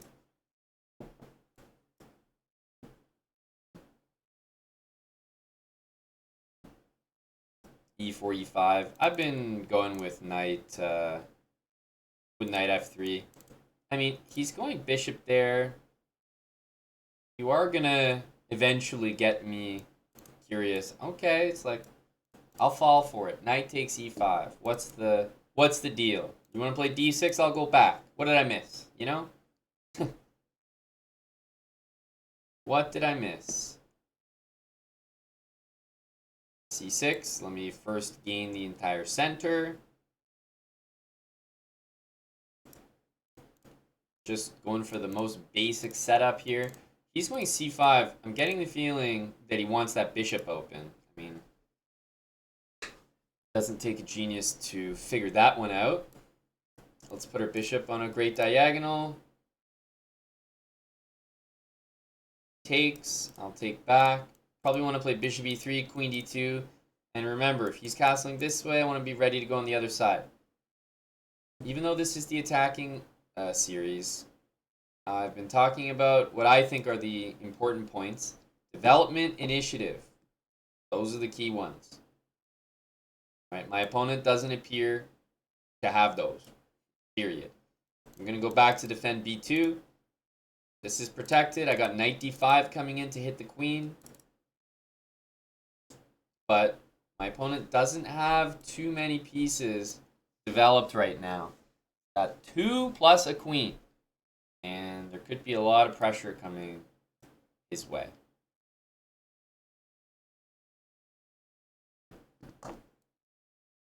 Okay. Taking again will also bring my queen out, and we'll see if he wants to do that. Uh-oh. He goes with the knight.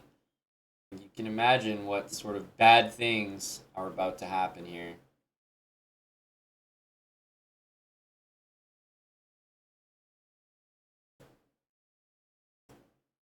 Let's take with check. We could take with the bishop and then with the knight.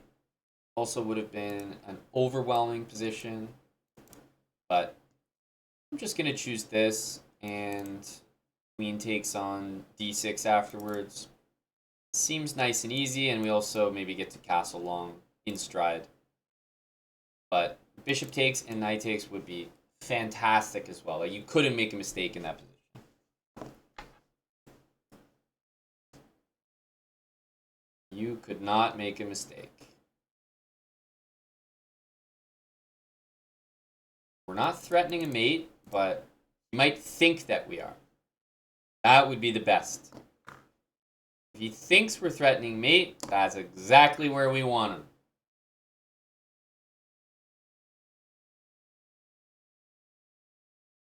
We need the panic to set in. This pawn is loose, but you can imagine that's the last thing I'm worried about here. I'll probably react to that by just castling. Hey, he took it. All right, so we'll get to see. Definitely going to castle here. I don't have an immediate threat, but I'm building up to a threat. Rook g1 and mate down here will happen, potentially. Also have this bishop, which could be put to use. And his knight has to watch 2 checkmates, so he's in a very delicate position. Rook d5 to e5 looks like it'll lead to checkmate as well. Hey, he's just taking pawns. Come on, man. He's just taking pawns from me. Well, let's start with a very basic checkmate threat. Not going to overdo it. Just simple, just sliding over.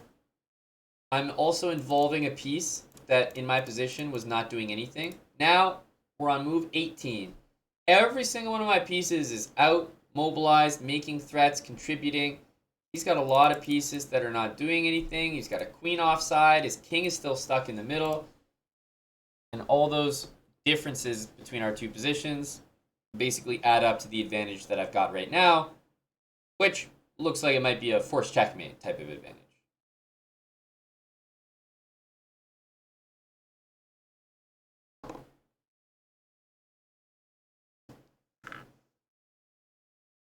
I mean, good luck to him defending this one. Because even rook takes bishop, I don't even have to take it back. I still have this checkmate ready to go.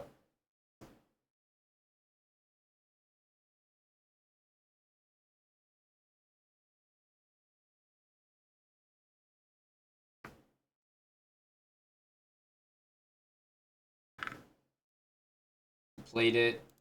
It really is a decent attempt. You know, I can't take it back. Or, sorry, I can take it back, but I can't take it back and then still guarantee my checkmate on g8. But I'm not going to pass up the opportunity. Good game. We got a nice attack there with e4. I always like to point out the reason I win these games is not because I'm doing some crazy attacks. I took a free pawn when offered. I focused on development. And he made this mistake. If not, I was about to play queen d2, maybe castle this way. But I've got so many pieces out. You look at a position like this. I've got 4 pieces developed.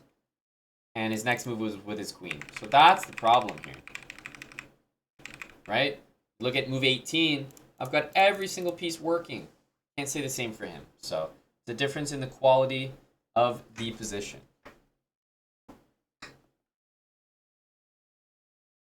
And yes, your move is really nasty, Tabarjat. I like that idea, bishop a4. If not for how simple rook g1 is, bishop a4 would be a super cool move. Takes, we have queen d8, and we're pinning that, so we're threatening queen e7. But yeah, rook g1 is just too easy.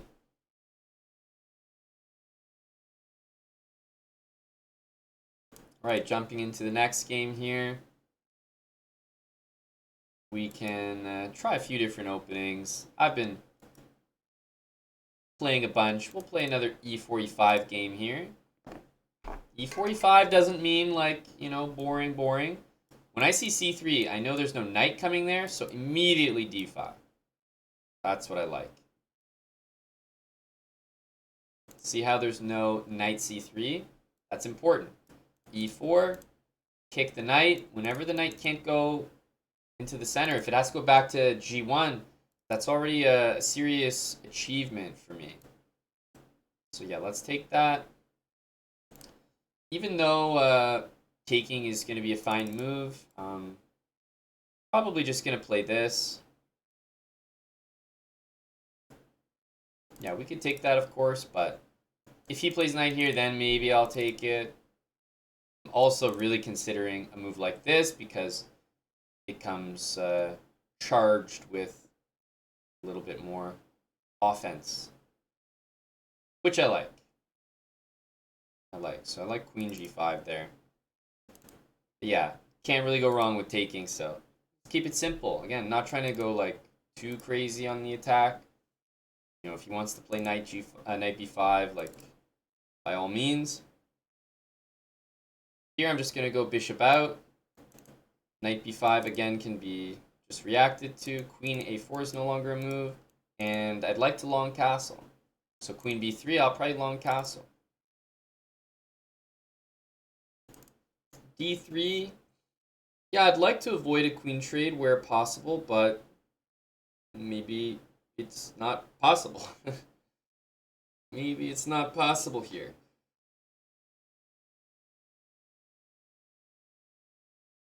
So I'll definitely trade. See how he wants to take, or if he wants to take bishop e3. Cool move. I'm happy to see it because we all know I don't want to trade queens, so I would have been more annoyed by that. Good energy from him. Bishop e3. I'll move my queen out of the way. My next move is probably going to be bishop here to line up something on h2. Yes, it can be reacted to pretty comfortably, but I still like the move with tempo. My king is almost castled. Not quite. Something that could happen is g3, queen h3, like rook d1 or knight b5, bishop c6, f3, knight g4. I could see some attacking prospects developing for us here. Okay, so queen d4, and in this position I don't really have the exact thing I just mentioned because the queen could actually take it. After d takes e2, my queen was just hanging. So yeah, queen here. Maybe if I castle, you see the real intention with queen takes a7. So that's kind of nice. I think what we're going to do is bring the bishop here. We get to create a threat.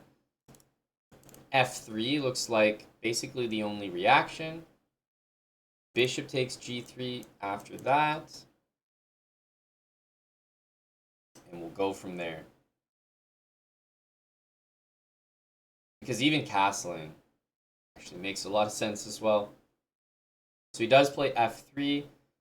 It's a very good move because it's the only one.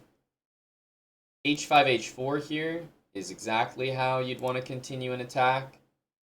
I can also castle, but allowing this is not great for us. So rook d8 comes to mind. Knight g4 was the move I wanted from earlier, but guys, there's queen takes g4. So I mentioned that line of move before when the queen was on d3, but it doesn't quite work here. Knight g4. Bishop takes, king h1, and then knight g4 comes to mind because there's no queen takes g4. Being perfectly honest with you, I think there's bishop f4 in that position, and amazingly, I don't think we have. I don't think we have anything. So, I'm not actually sure that bishop takes works there. So what I might do is continue slowly. Not my favorite, but yeah, I think bishop g3 just doesn't quite work because bishop g3. He's not going to see all this. I'm sure this would work, but bishop f4 there, and we actually might be worse. So I want to be careful that we're not like, yeah, throwing the game away or anything like that. So I'll start with this move just to bother the queen. See how he wants to deal with that. It sucks that I can't castle, but you know what? His queen was on my pawn there, so it just wasn't an option. Can't be playing hope chess. That's right, guys. Can't be playing hope chess. Okay, so he goes queen c4.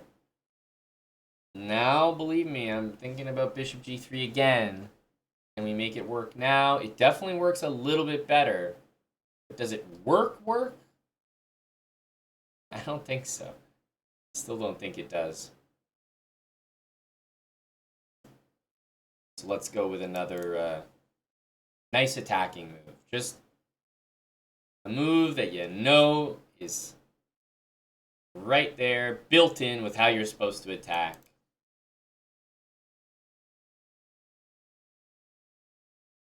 And there's a great response in rook f2. Fantastic response. All right. Our h-pawn is like, pretty much all we've got here, so I think we're probably going to keep chucking it up the board. We could also do this one, but we're not really getting anything past that. I think our best attempt is going to be like this. And then maybe knight g4, just like a full send. Because remember, if knight g4 would also open the possibility for us to get mated. So here I am leaving my king in the middle of the board on an open file. Man, we're risking it.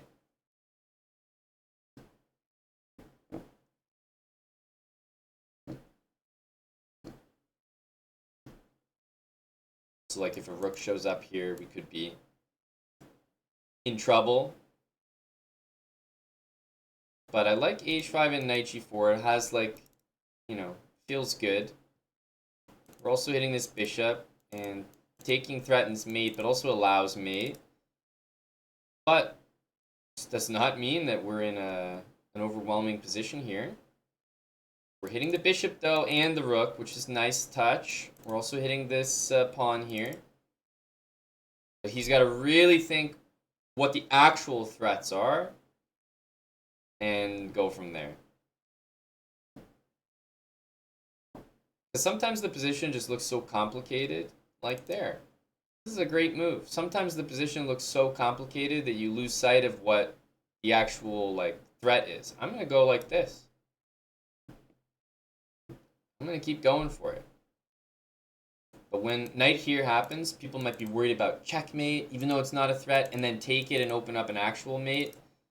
So I feel like a lot of the time, the pressure comes from the fact that you can't properly identify which moves are actually being threatened. So I really hope that he plays what I would consider to be the best move here. He does. All right, well, are we going to go for this? I think we're going to go for this. This looks like the best case scenario for us.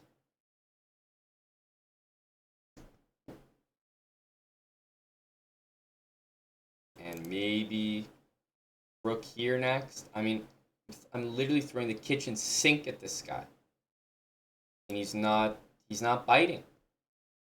Like, you gotta hand out the credit, man. I like rook here as a next idea. Feels like he's not budging with that F pawn. I'm hitting him with everything. Oh, the time warning. All right, I'll go here. Gotta give it to him. Oh, HH. Not at the final hurdle. Literally one, I swear to you, one more accurate move. Just one. Not only did you have a great move, but even just an average move, and you only had to survive one more second, man. I feel like I put him through the ringer there of attacking ideas. Like, this was a clinic in terms of showcasing different attacking ideas, but it was also a clinic in defense. The thing is, he never played what I would say were the absolute best defensive moves, but he still never bit on any of my baits. That was impressive. This is a very scary position here. You want to know what the best move in this position is? It's queen c5. Like, to be faced with a queen, like, look at that. Turn this game around. Look at white's position here. My rook's barreling down. You don't have any checks with your queen. Very frustrating to deal with. You can't take the knight because of mate. This is hanging. Your bishop's hanging. Your rook's hanging. You could think there's mates happening like at any moment. Queen g3, and the guy plays queen c5. Great move. h4. This is hanging. This can be taken. You got stuff hanging. Queen's on a new square. Bishop f1, the best move again. Like, to be honest with you, the only thing he did wrong was the very last move of the game. Rook e2, bishop takes f3. He only made a mistake here. Rook e1. It loses the game in one move. It's checkmate. But apart from that, I mean, the guy was defending like an absolute champ. And it wasn't like he had a good position. No, I think we had the good position here. But of course, we had to go for the sacrifices, the attack. I was full commit. But the way he handled this sacrifice and the moves thereafter, I mean, I'm seriously impressed. I think everyone here would have crumbled. I would expect this type of an attack to beat, like, most strong, like, a GM. I would get mated here. So shout out to HH. One, literally, like, if he had just made a different move here, rook g2, whatever, like, I would be lost. Does bishop g5 win? Absolutely. Bishop g5 is checkmate.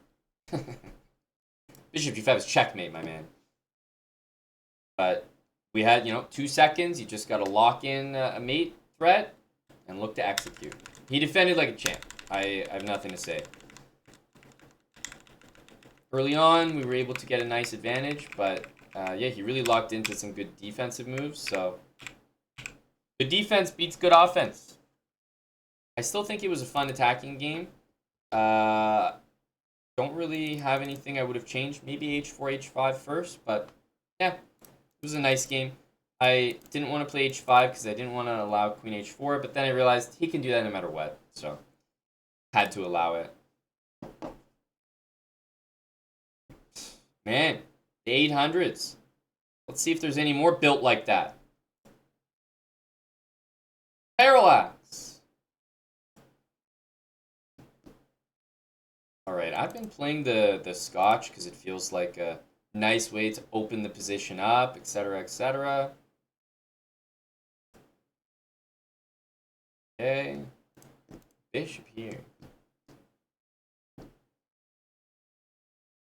Guess this. Is this what the people do? Like knight c3 and, go aggro here.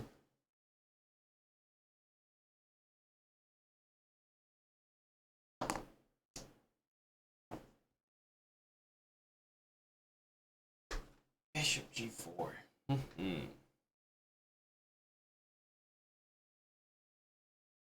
I'm interested to know what happens here.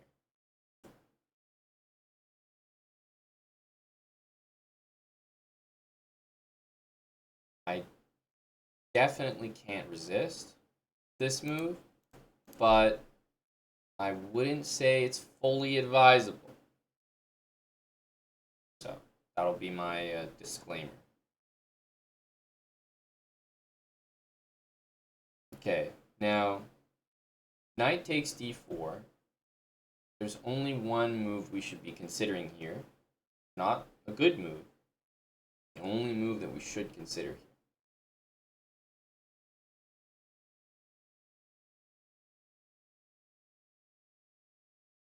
It's not good. It's great.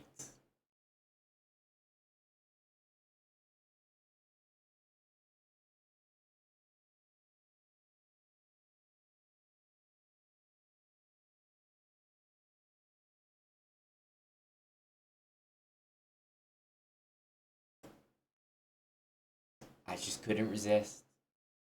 I couldn't resist.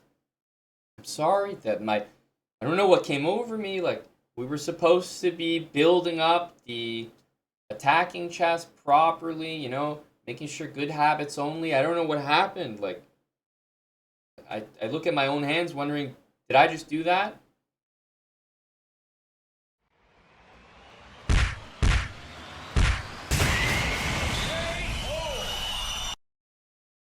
I got caught up in the moment, guys. What can I say? The true attacking player in me came out.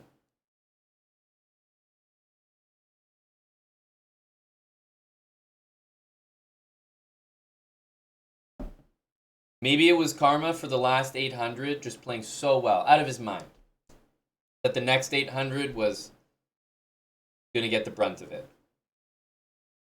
Check Manoroff, thank you for the 49 months with Prime, sir. String. Mr. String, 1337. Nice to have another 1337 in chat. Thank you for the Prime. Tapir Knight, 13 months with Twitch Prime as well. Thanks a lot, Tapir. Hello to Czech Manarov and Elefante.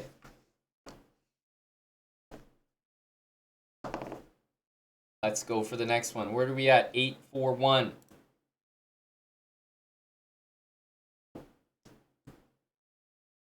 Fabrizio. Alright. Let's play a different opening. I'm going to go for the Sicilian. I love the Sicilian against lower rated players because the Sicilian I like to do with e6 works very well against this bishop c4 move.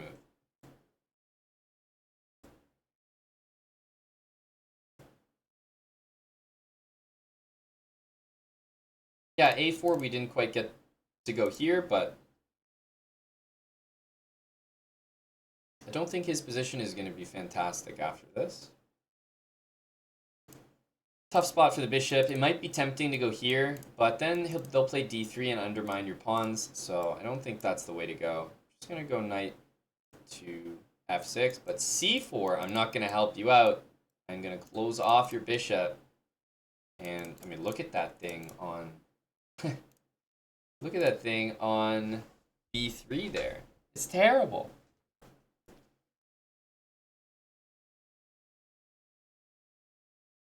Awful. Ugh. Disgusts me.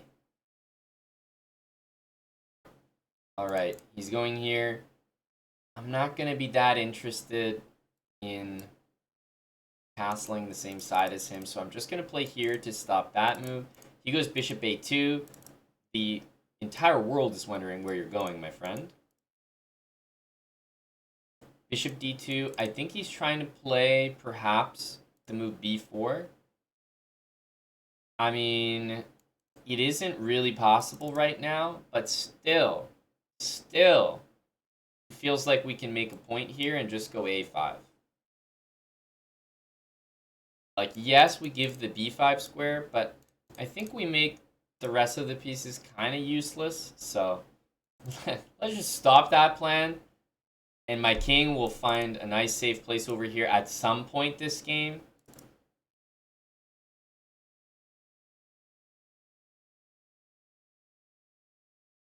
We can go here. I'm at this point, I think I'm almost ready to just like go straight for it. If I get checked, I think we're moving the king. I'll be honest with you. I think it might be time to move the king. That's how we're going to be dealing with checks. It's time to hit him with h5.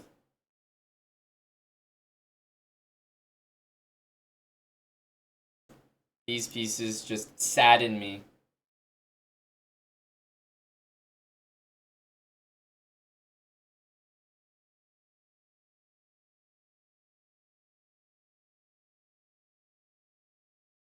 Any kind of check here, I'll definitely be moving my king. Yeah, he plays a great move, knight g5. It's a safe spot for the knight. I have bishop h2 check, but you'll notice after king h1, I don't really have a follow-up. As in, like, I have a check I can do, but I can't win any material outright. Nothing is hanging. So, bishop h2 does look like a nice move, but I don't think we have anything immediately after that. So what I'm probably going to do is start with bishop here, just to start with it. I'd rather have the king in the corner, and then white has to worry about my my discovery the entire time.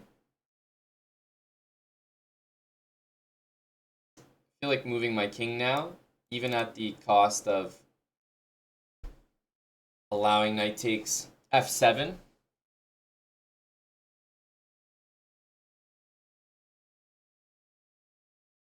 All right, g3 is a good move there.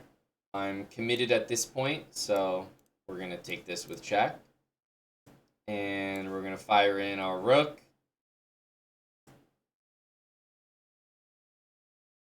Now, it's definitely a move queen c7. I was also looking at queen h8. I think they all look good, but this one, bishop f4, is kind of a nice reaction. Knight h5, king takes is good, but I'm going to play this one for now. This one was always the plan. I think we can sort of bring the king out of hiding here. I mean, he's got half of his pieces like not playing the game, so that's why I'm not that scared sacking pieces like sort of like a madman here, because it just doesn't matter. The pieces that I've sacrificed are sitting right there. Ooh, king here. Well, now we've got a great geometric arrangement here. Let's first bring our queen back over here so that his king needs to step forward.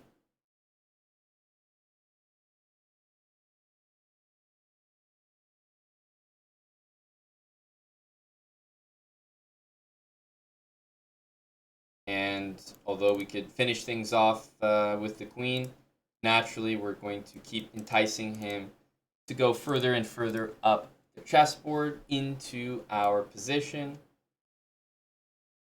We want him to take a trip over here.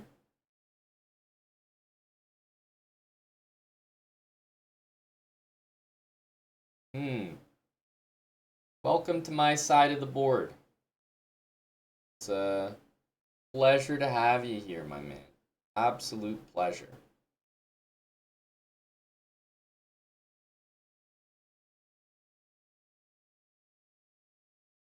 We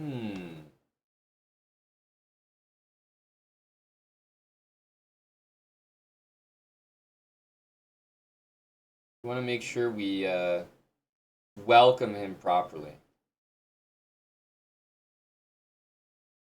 So, I think first things first, we want to preserve our pawn. Okay? Now, hear me out here. Hear me out.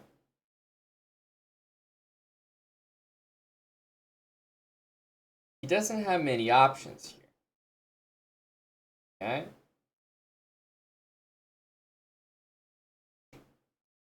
King slides over. Now we need the next one. He also doesn't have a check on me, so that's nice.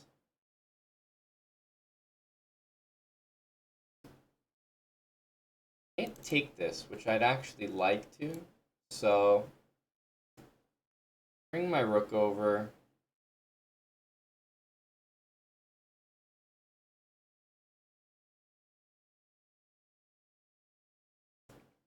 Check there.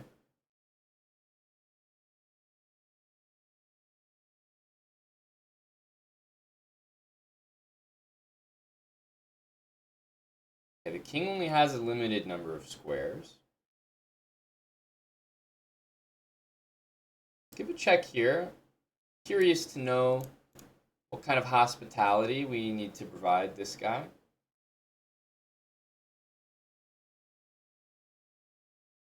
I'm just curious.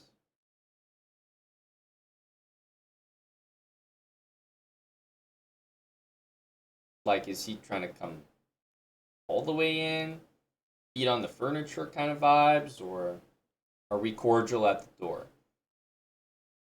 It's like a Jehovah's Witness type of visit.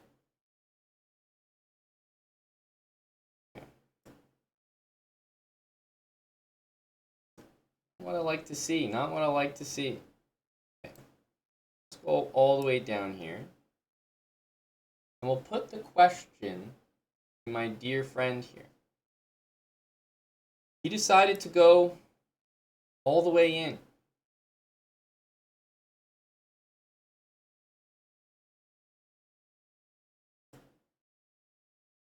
That was his fatal mistake there, as we conclude a 31-move masterpiece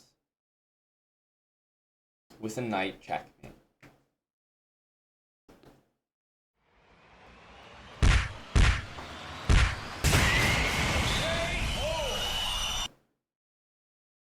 He can forever say,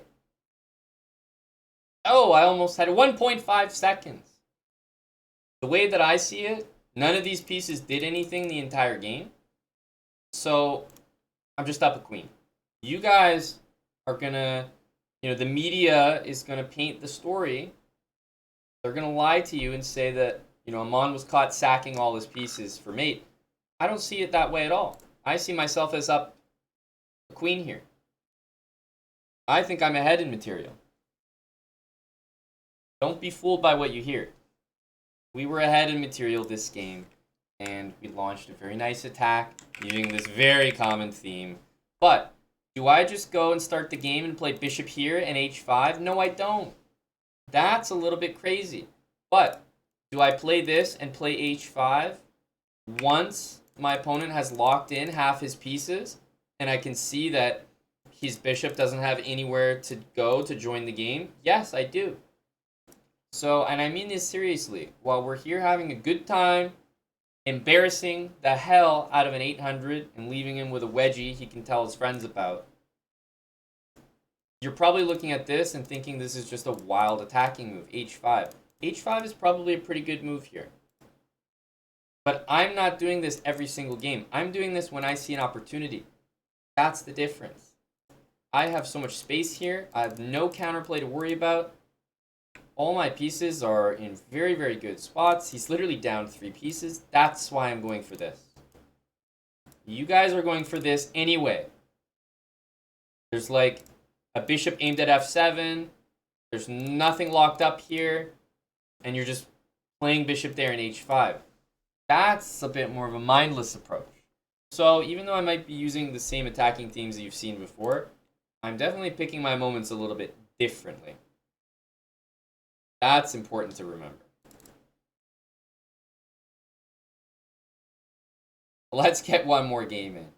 Jake Bloom, thanks for the 100 bits. Indubitably, Josh, thank you for the 17 months. Let's get one more.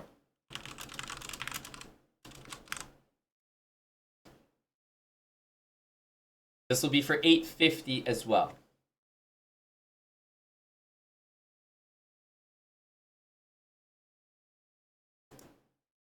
All right. Going for e4 again. We see e6, so I'm going to take the center. And we haven't seen this too often, but for now, feels like e5 and both knight c3, knight d2 all give the best attacking prospects. My problem with this is it kind of closes things up. So I do want to have a little bit more energy than that. So I'm going to go knight c3. Knight d2 is also a great move, but I'll start with this. And after knight there, I'm even going to continue with this just to make the point that like I kind of want things to open up. But we'll see what he does. It does depend on him at this point. Okay, knight there. I mean, I'll defend. At this point. Huh?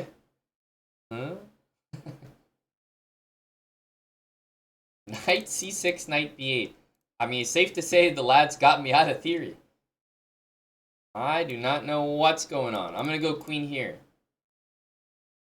I'm not castling any which way just yet. Okay, he's back, folks. He's back.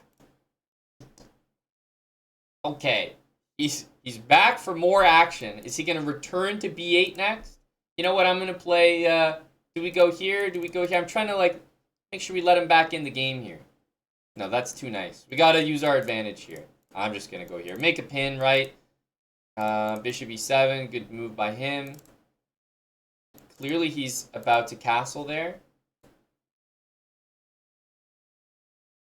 Let's go for this. Yeah, I did lose time because of that. That's true. Could be his tactic. It worked. Hey, I like that move from him. I like that move from him. All right. I'm going to take this. Walking into our first impressive tactic. I'm just going to hand it to him. We could take here and be down a pawn, but, you know, knight b8, knight c6, I say he deserves the piece at this point. Taking here, we would end up down a pawn. Let's give him the piece. Dude, if you play knight b8 and knight c6, I think you deserve it. This guy's impressive. This guy's impressive. Am I going to take? No. I'll move my king. So, what am I planning from an attacking perspective? Well, I'm hoping that he castles. Why? Because then I'll probably play h4, bishop h7, knight g5. Great theme there. So, I'm not sure I want to play h4 because I think I'll scare him into castling the other way. So I'm going to play kind of a safe-looking move here. Definitely want to see this. Then I want to launch h4. So hoping that happens. We'll see. Yeah, so he does do that. I'll immediately play h4. I know it looks kind of obvious now what I might be intending, but I think that's okay. It's a great theme if you haven't seen it before of like takes, knight g5 check, and queen h5. So again, it's not something that might completely work here, but this is the perfect opportunity, I think, to show something like this off. I could start with knight there, but let's just go straight for the bishop. I think there are better moves, but let's go like this. Get the theme in there. Queen h5.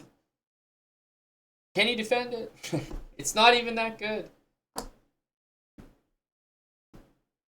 He takes. We're going to take back. We do have a threat here, but only one. Nice move by him. He's running for the hills. So at this point, he's got me thinking about moves like d5 in order to try to cover that square when he inevitably escapes. But I think for now, let's start by check and queen takes.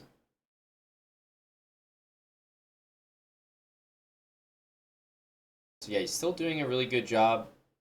He's got the one piece that he earned, and then the other piece that I gave him in order to have this position. But nobody likes defending, so let's see if he can hang on. You know, I'll be the first to admit that we're off our rocker here a little bit. All right, d5 here is going to be a really nice inclusion. For example, if I play here, he plays there, he gets mated. If I play here and d5, it's too obvious, right? He's going to take and see mate there. He's not going to walk into it. Plus, if I do that, he can take my queen. So I'd like to play this first so that if he takes, then queen f6 is unstoppable mate. Oh. No matter if he plays king f8 or king d7. So I think d5 first is just the nicer order of moves than queen f6. And hey, it has a threat. I'm not going to complain about that. He takes. Queen f6 check. You can take your pick. There's checkmate regardless. And it's funny that all those pieces that you were actually ahead, those are the reasons why you're getting mated in the final position.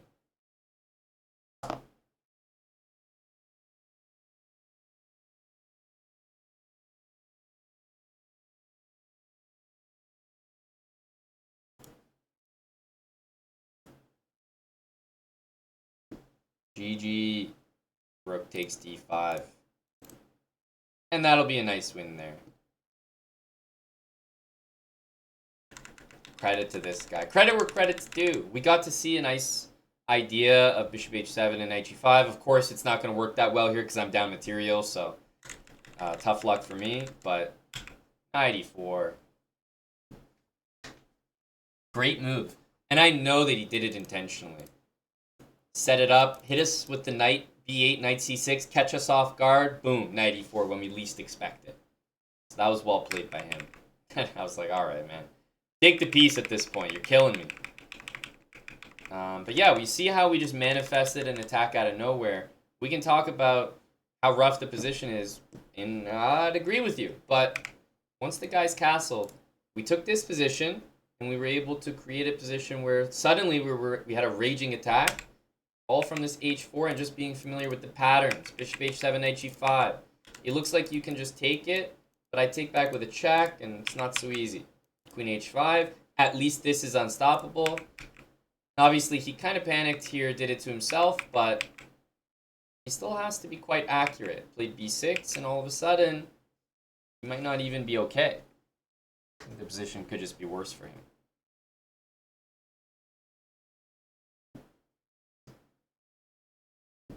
So, there's 850. I think we'll leave it there for now.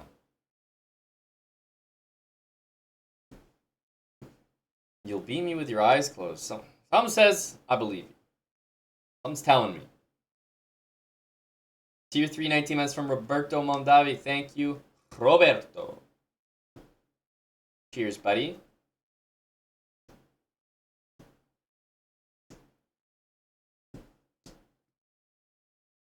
That'll be it for me, guys. Thanks for watching my shift here. Shout out to the people on Chess TV.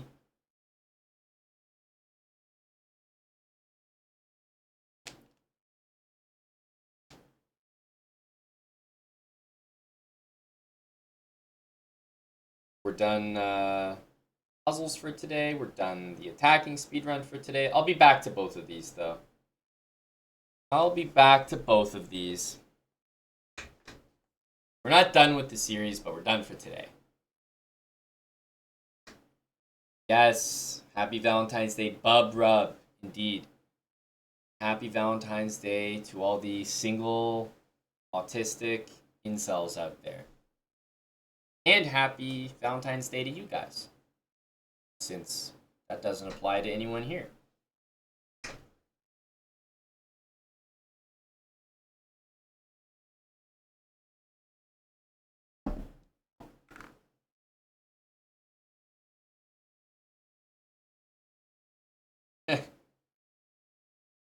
That sounds like a good time, Bub Rub. Alright, guys, the stream's not ending. I'm going to sign off on my end for now, though. Thank you for tuning in. I will see you guys tomorrow for some more streaming. JL Pauls, thanks for the 19 months with Prime. Just going to put us on BRB for the moment. We'll be back very shortly.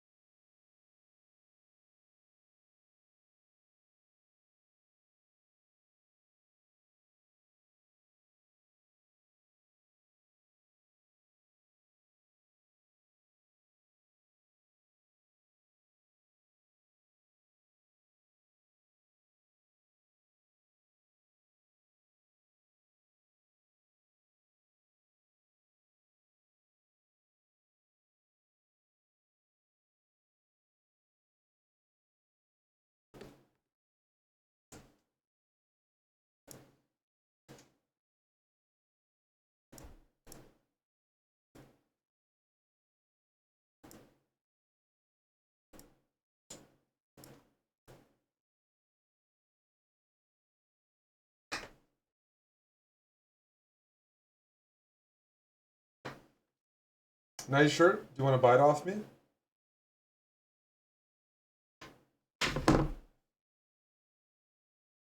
I can't. It's a little tight. What is that shirt? It's Valentine's Day. Happy Valentine's to you, Java Bandit. To you and all the other successes like David Blob.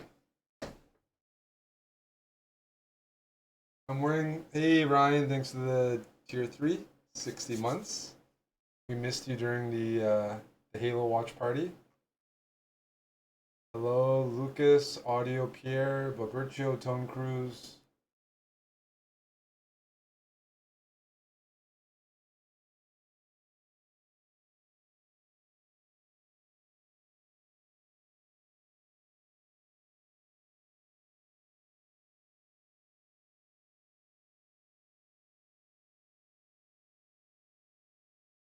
This is Claptone, eh? Meta Nick, happy Valentine's Day. Congrats on your success during the Super Bowl, man. That's incredible.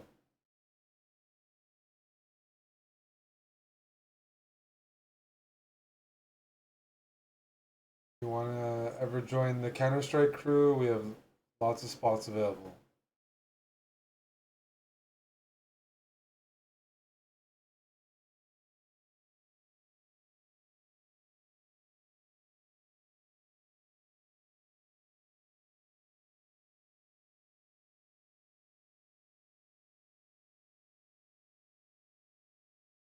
Testing, you're asking the wrong guy, dude. You're asking the wrong guy. I don't, that's not my area of expertise as an author or as a software developer.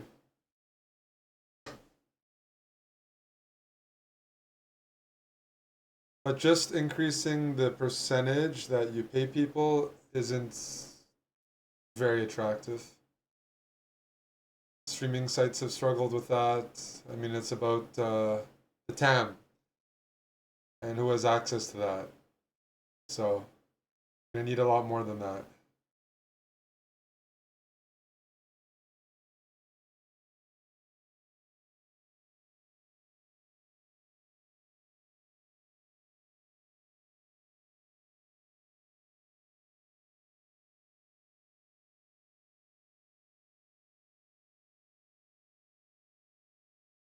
Thank you, Great Guy Peanut. Hello, Tim. Hello, Bass Maniac.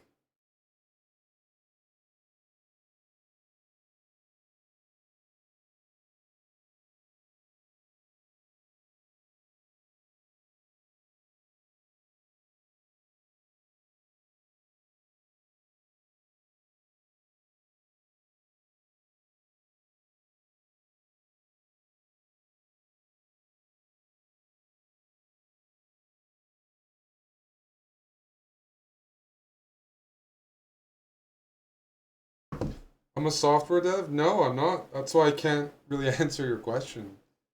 Uh,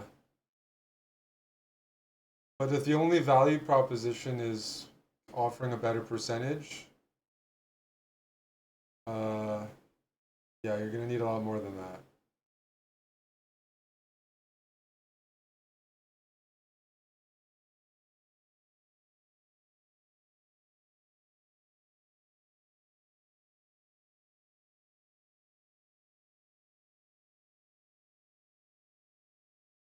There's quite a few GMs that are software devs. Uh, more and more common.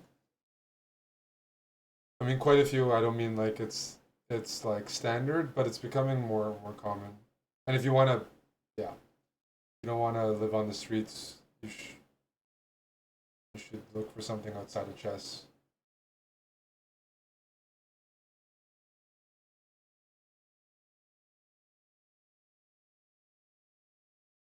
Yes, yeah. Software is easier than chess. Do I have a date tonight? Not right now. I might. I have a date with the chat.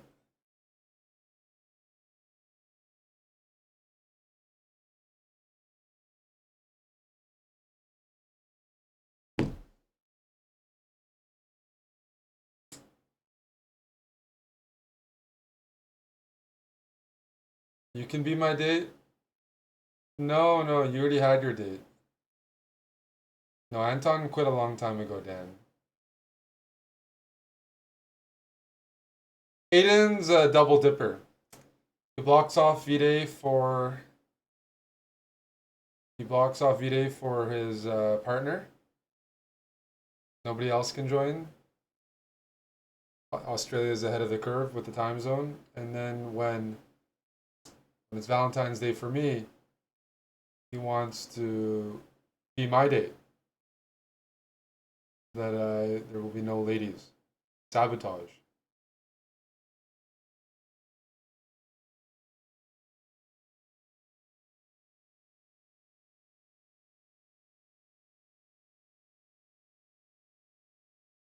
Hey, Mimic.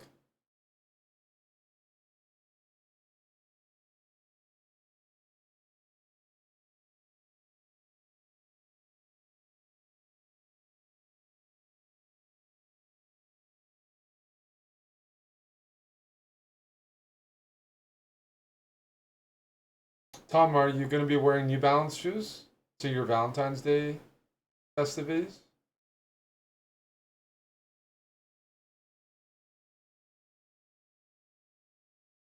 Really curious about this sneaker guy, grilled peppers.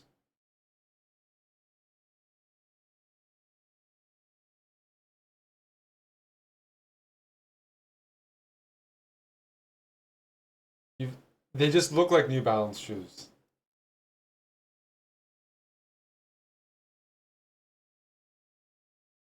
That's all it takes.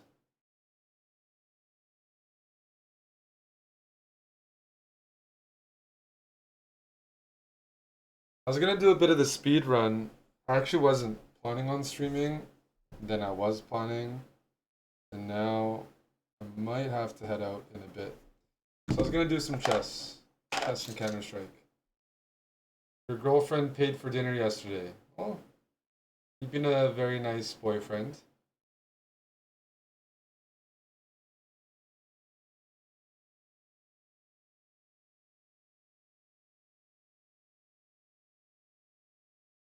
Yeah, I've been doing a speed run for a bit.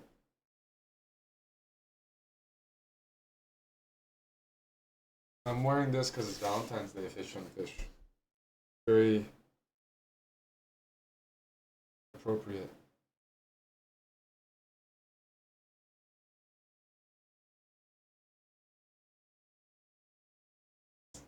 E4D6. Episode 1 was out on YouTube earlier.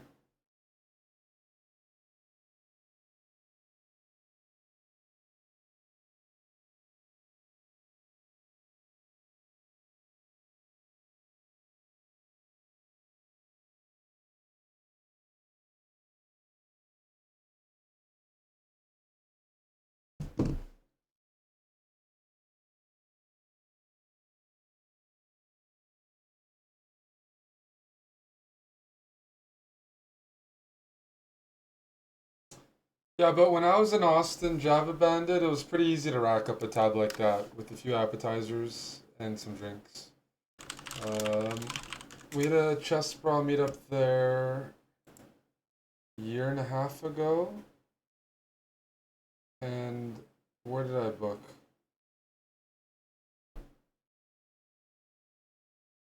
Eyes is a little too old fashioned. I took my parents there, but it's a little, it's very, it's very waspy. That's the average age is like 65 and an oil over there.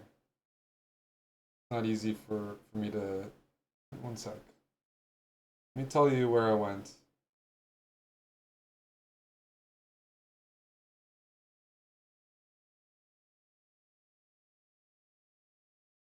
Omid released a song, by the way, today about his girlfriend. That's very romantic.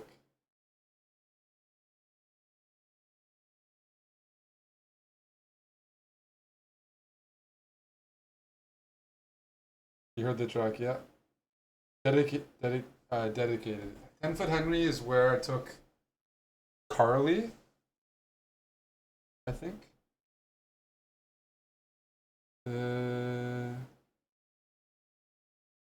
And Yeah, maybe some others.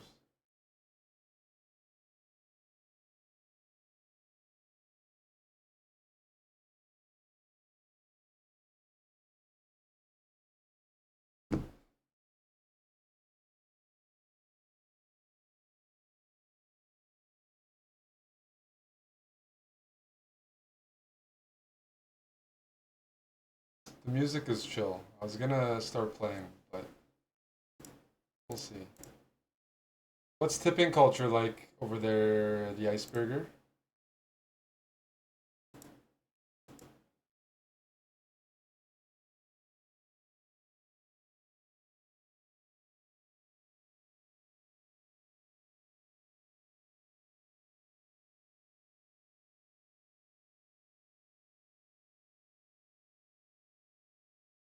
Tipping here. Do you have tipping culture?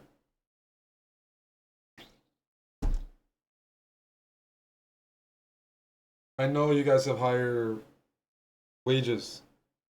Minimum wage is like 20 or 25 or something. Non-existent. So it's actually like zero. It's not like 5% or 2%. It's non-existent. And there's not even so when they're American chains or Western chains, still none, huh?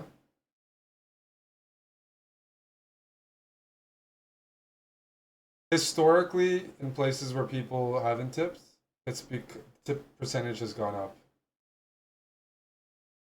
You can call it tip inflation or something, but living in Europe 10 years ago and coming to Europe now, I've already noticed it's gone up in major cities.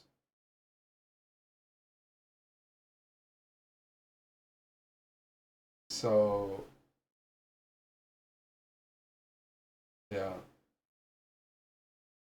It's almost like if American tourists go to Australia, they're likely to tip out of habit, and that potentially drives or changes it. But if it hasn't, then that's impressive.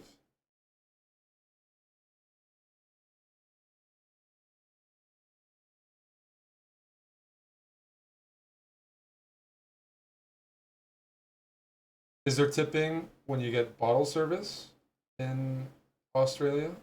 The bottle service ladies, when they pour one out for you? Is Bar Isabel always 20%? Just even for two? Okay. Yeah. Yeah, I've abandoned. I'm not gonna answer that question. Just visit the candidates in April. Hello, Orangi. Visit in April. I'll show you some customs.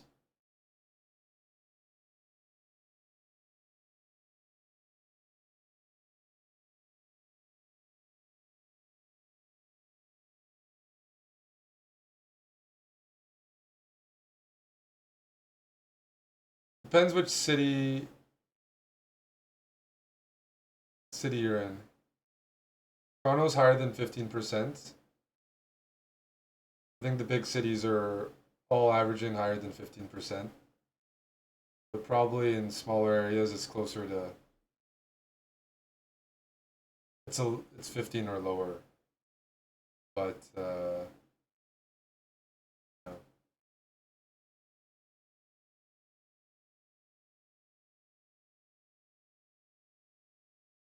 Will anyone be my Valentine? Maybe around GM. I might be.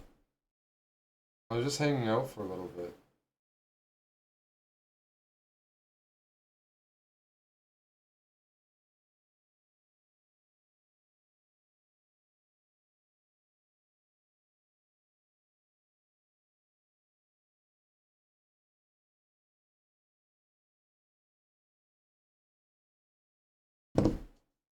Okay, so if that's the case, Saranji, you want to play Counter Strike? Well, I have to earn a Counter Strike.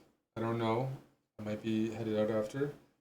I'm gonna do some chess. I'm gonna do another episode of the E4 D6 speedrun on Kick. Try to get 100 points in there. Do a little bit of chess to start. Or should I play Counter Strike first and then switch to? No, that'll kill everyone.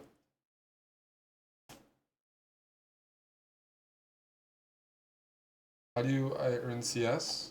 Well, easiest way is somebody could pay me to play Counter-Strike as a professional player, but I'm not at that level yet.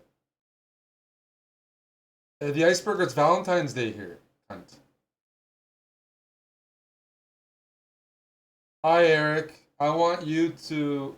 It's Valentine's Day. How depressed do you think I'm going to get reviewing your chess during Valentine's Day? You had your own Valentine's Day, and you get a bonus the day after of game review. Where's my bonus?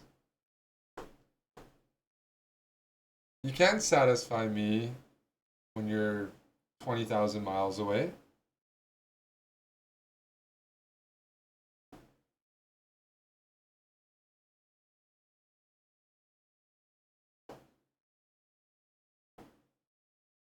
Maybe you can. The Iceberger. To answer your question, if I don't go out tonight, yes, I will spend Valentine's Day or Valentine's night reviewing your chess. So it's a conditional yes with a decent chance that I might be out for a little bit. But that's because the Iceberger has been supporting our sponsors. So has earned it. Earned it. Do we have involvement with the candidates? Probably, but I can't. It's not confirmed yet. I've been trying to work out some details.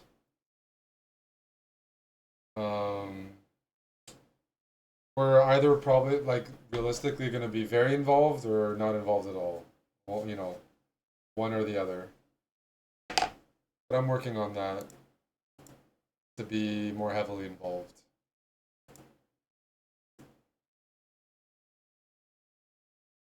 Yeah, tickets go up tomorrow. I think Tim's probably going to wait and flake as his style. But yeah, candidates' tickets do go up tomorrow. It's true. That's true. Hey, Digi.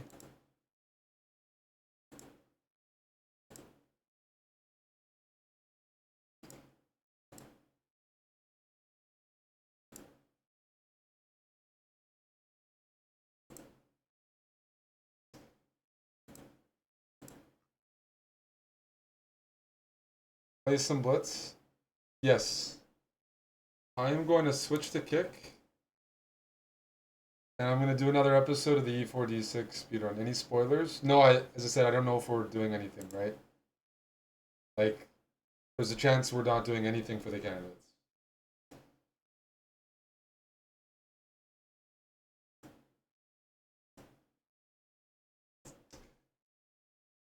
The Leafs won last night.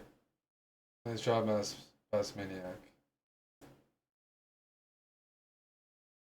Yeah, I'm going to switch to kick and do an episode of the speedrun. I do hope you join me. I'll be starting right away.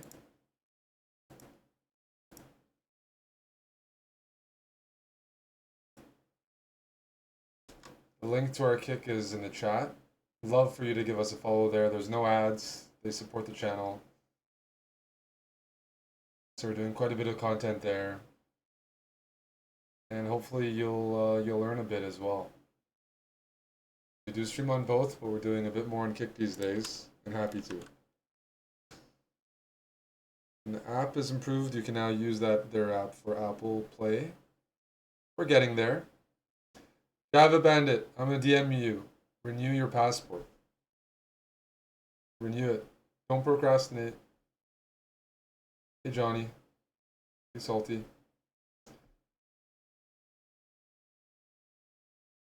I'm gonna have to change this t-shirt as well. It's not comfortable. I'll do it in a second. Yes, we were Salty. But yeah, I will see you guys on Kick in like a minute. If you do join, I very much appreciate it. If not, we'll see you next time.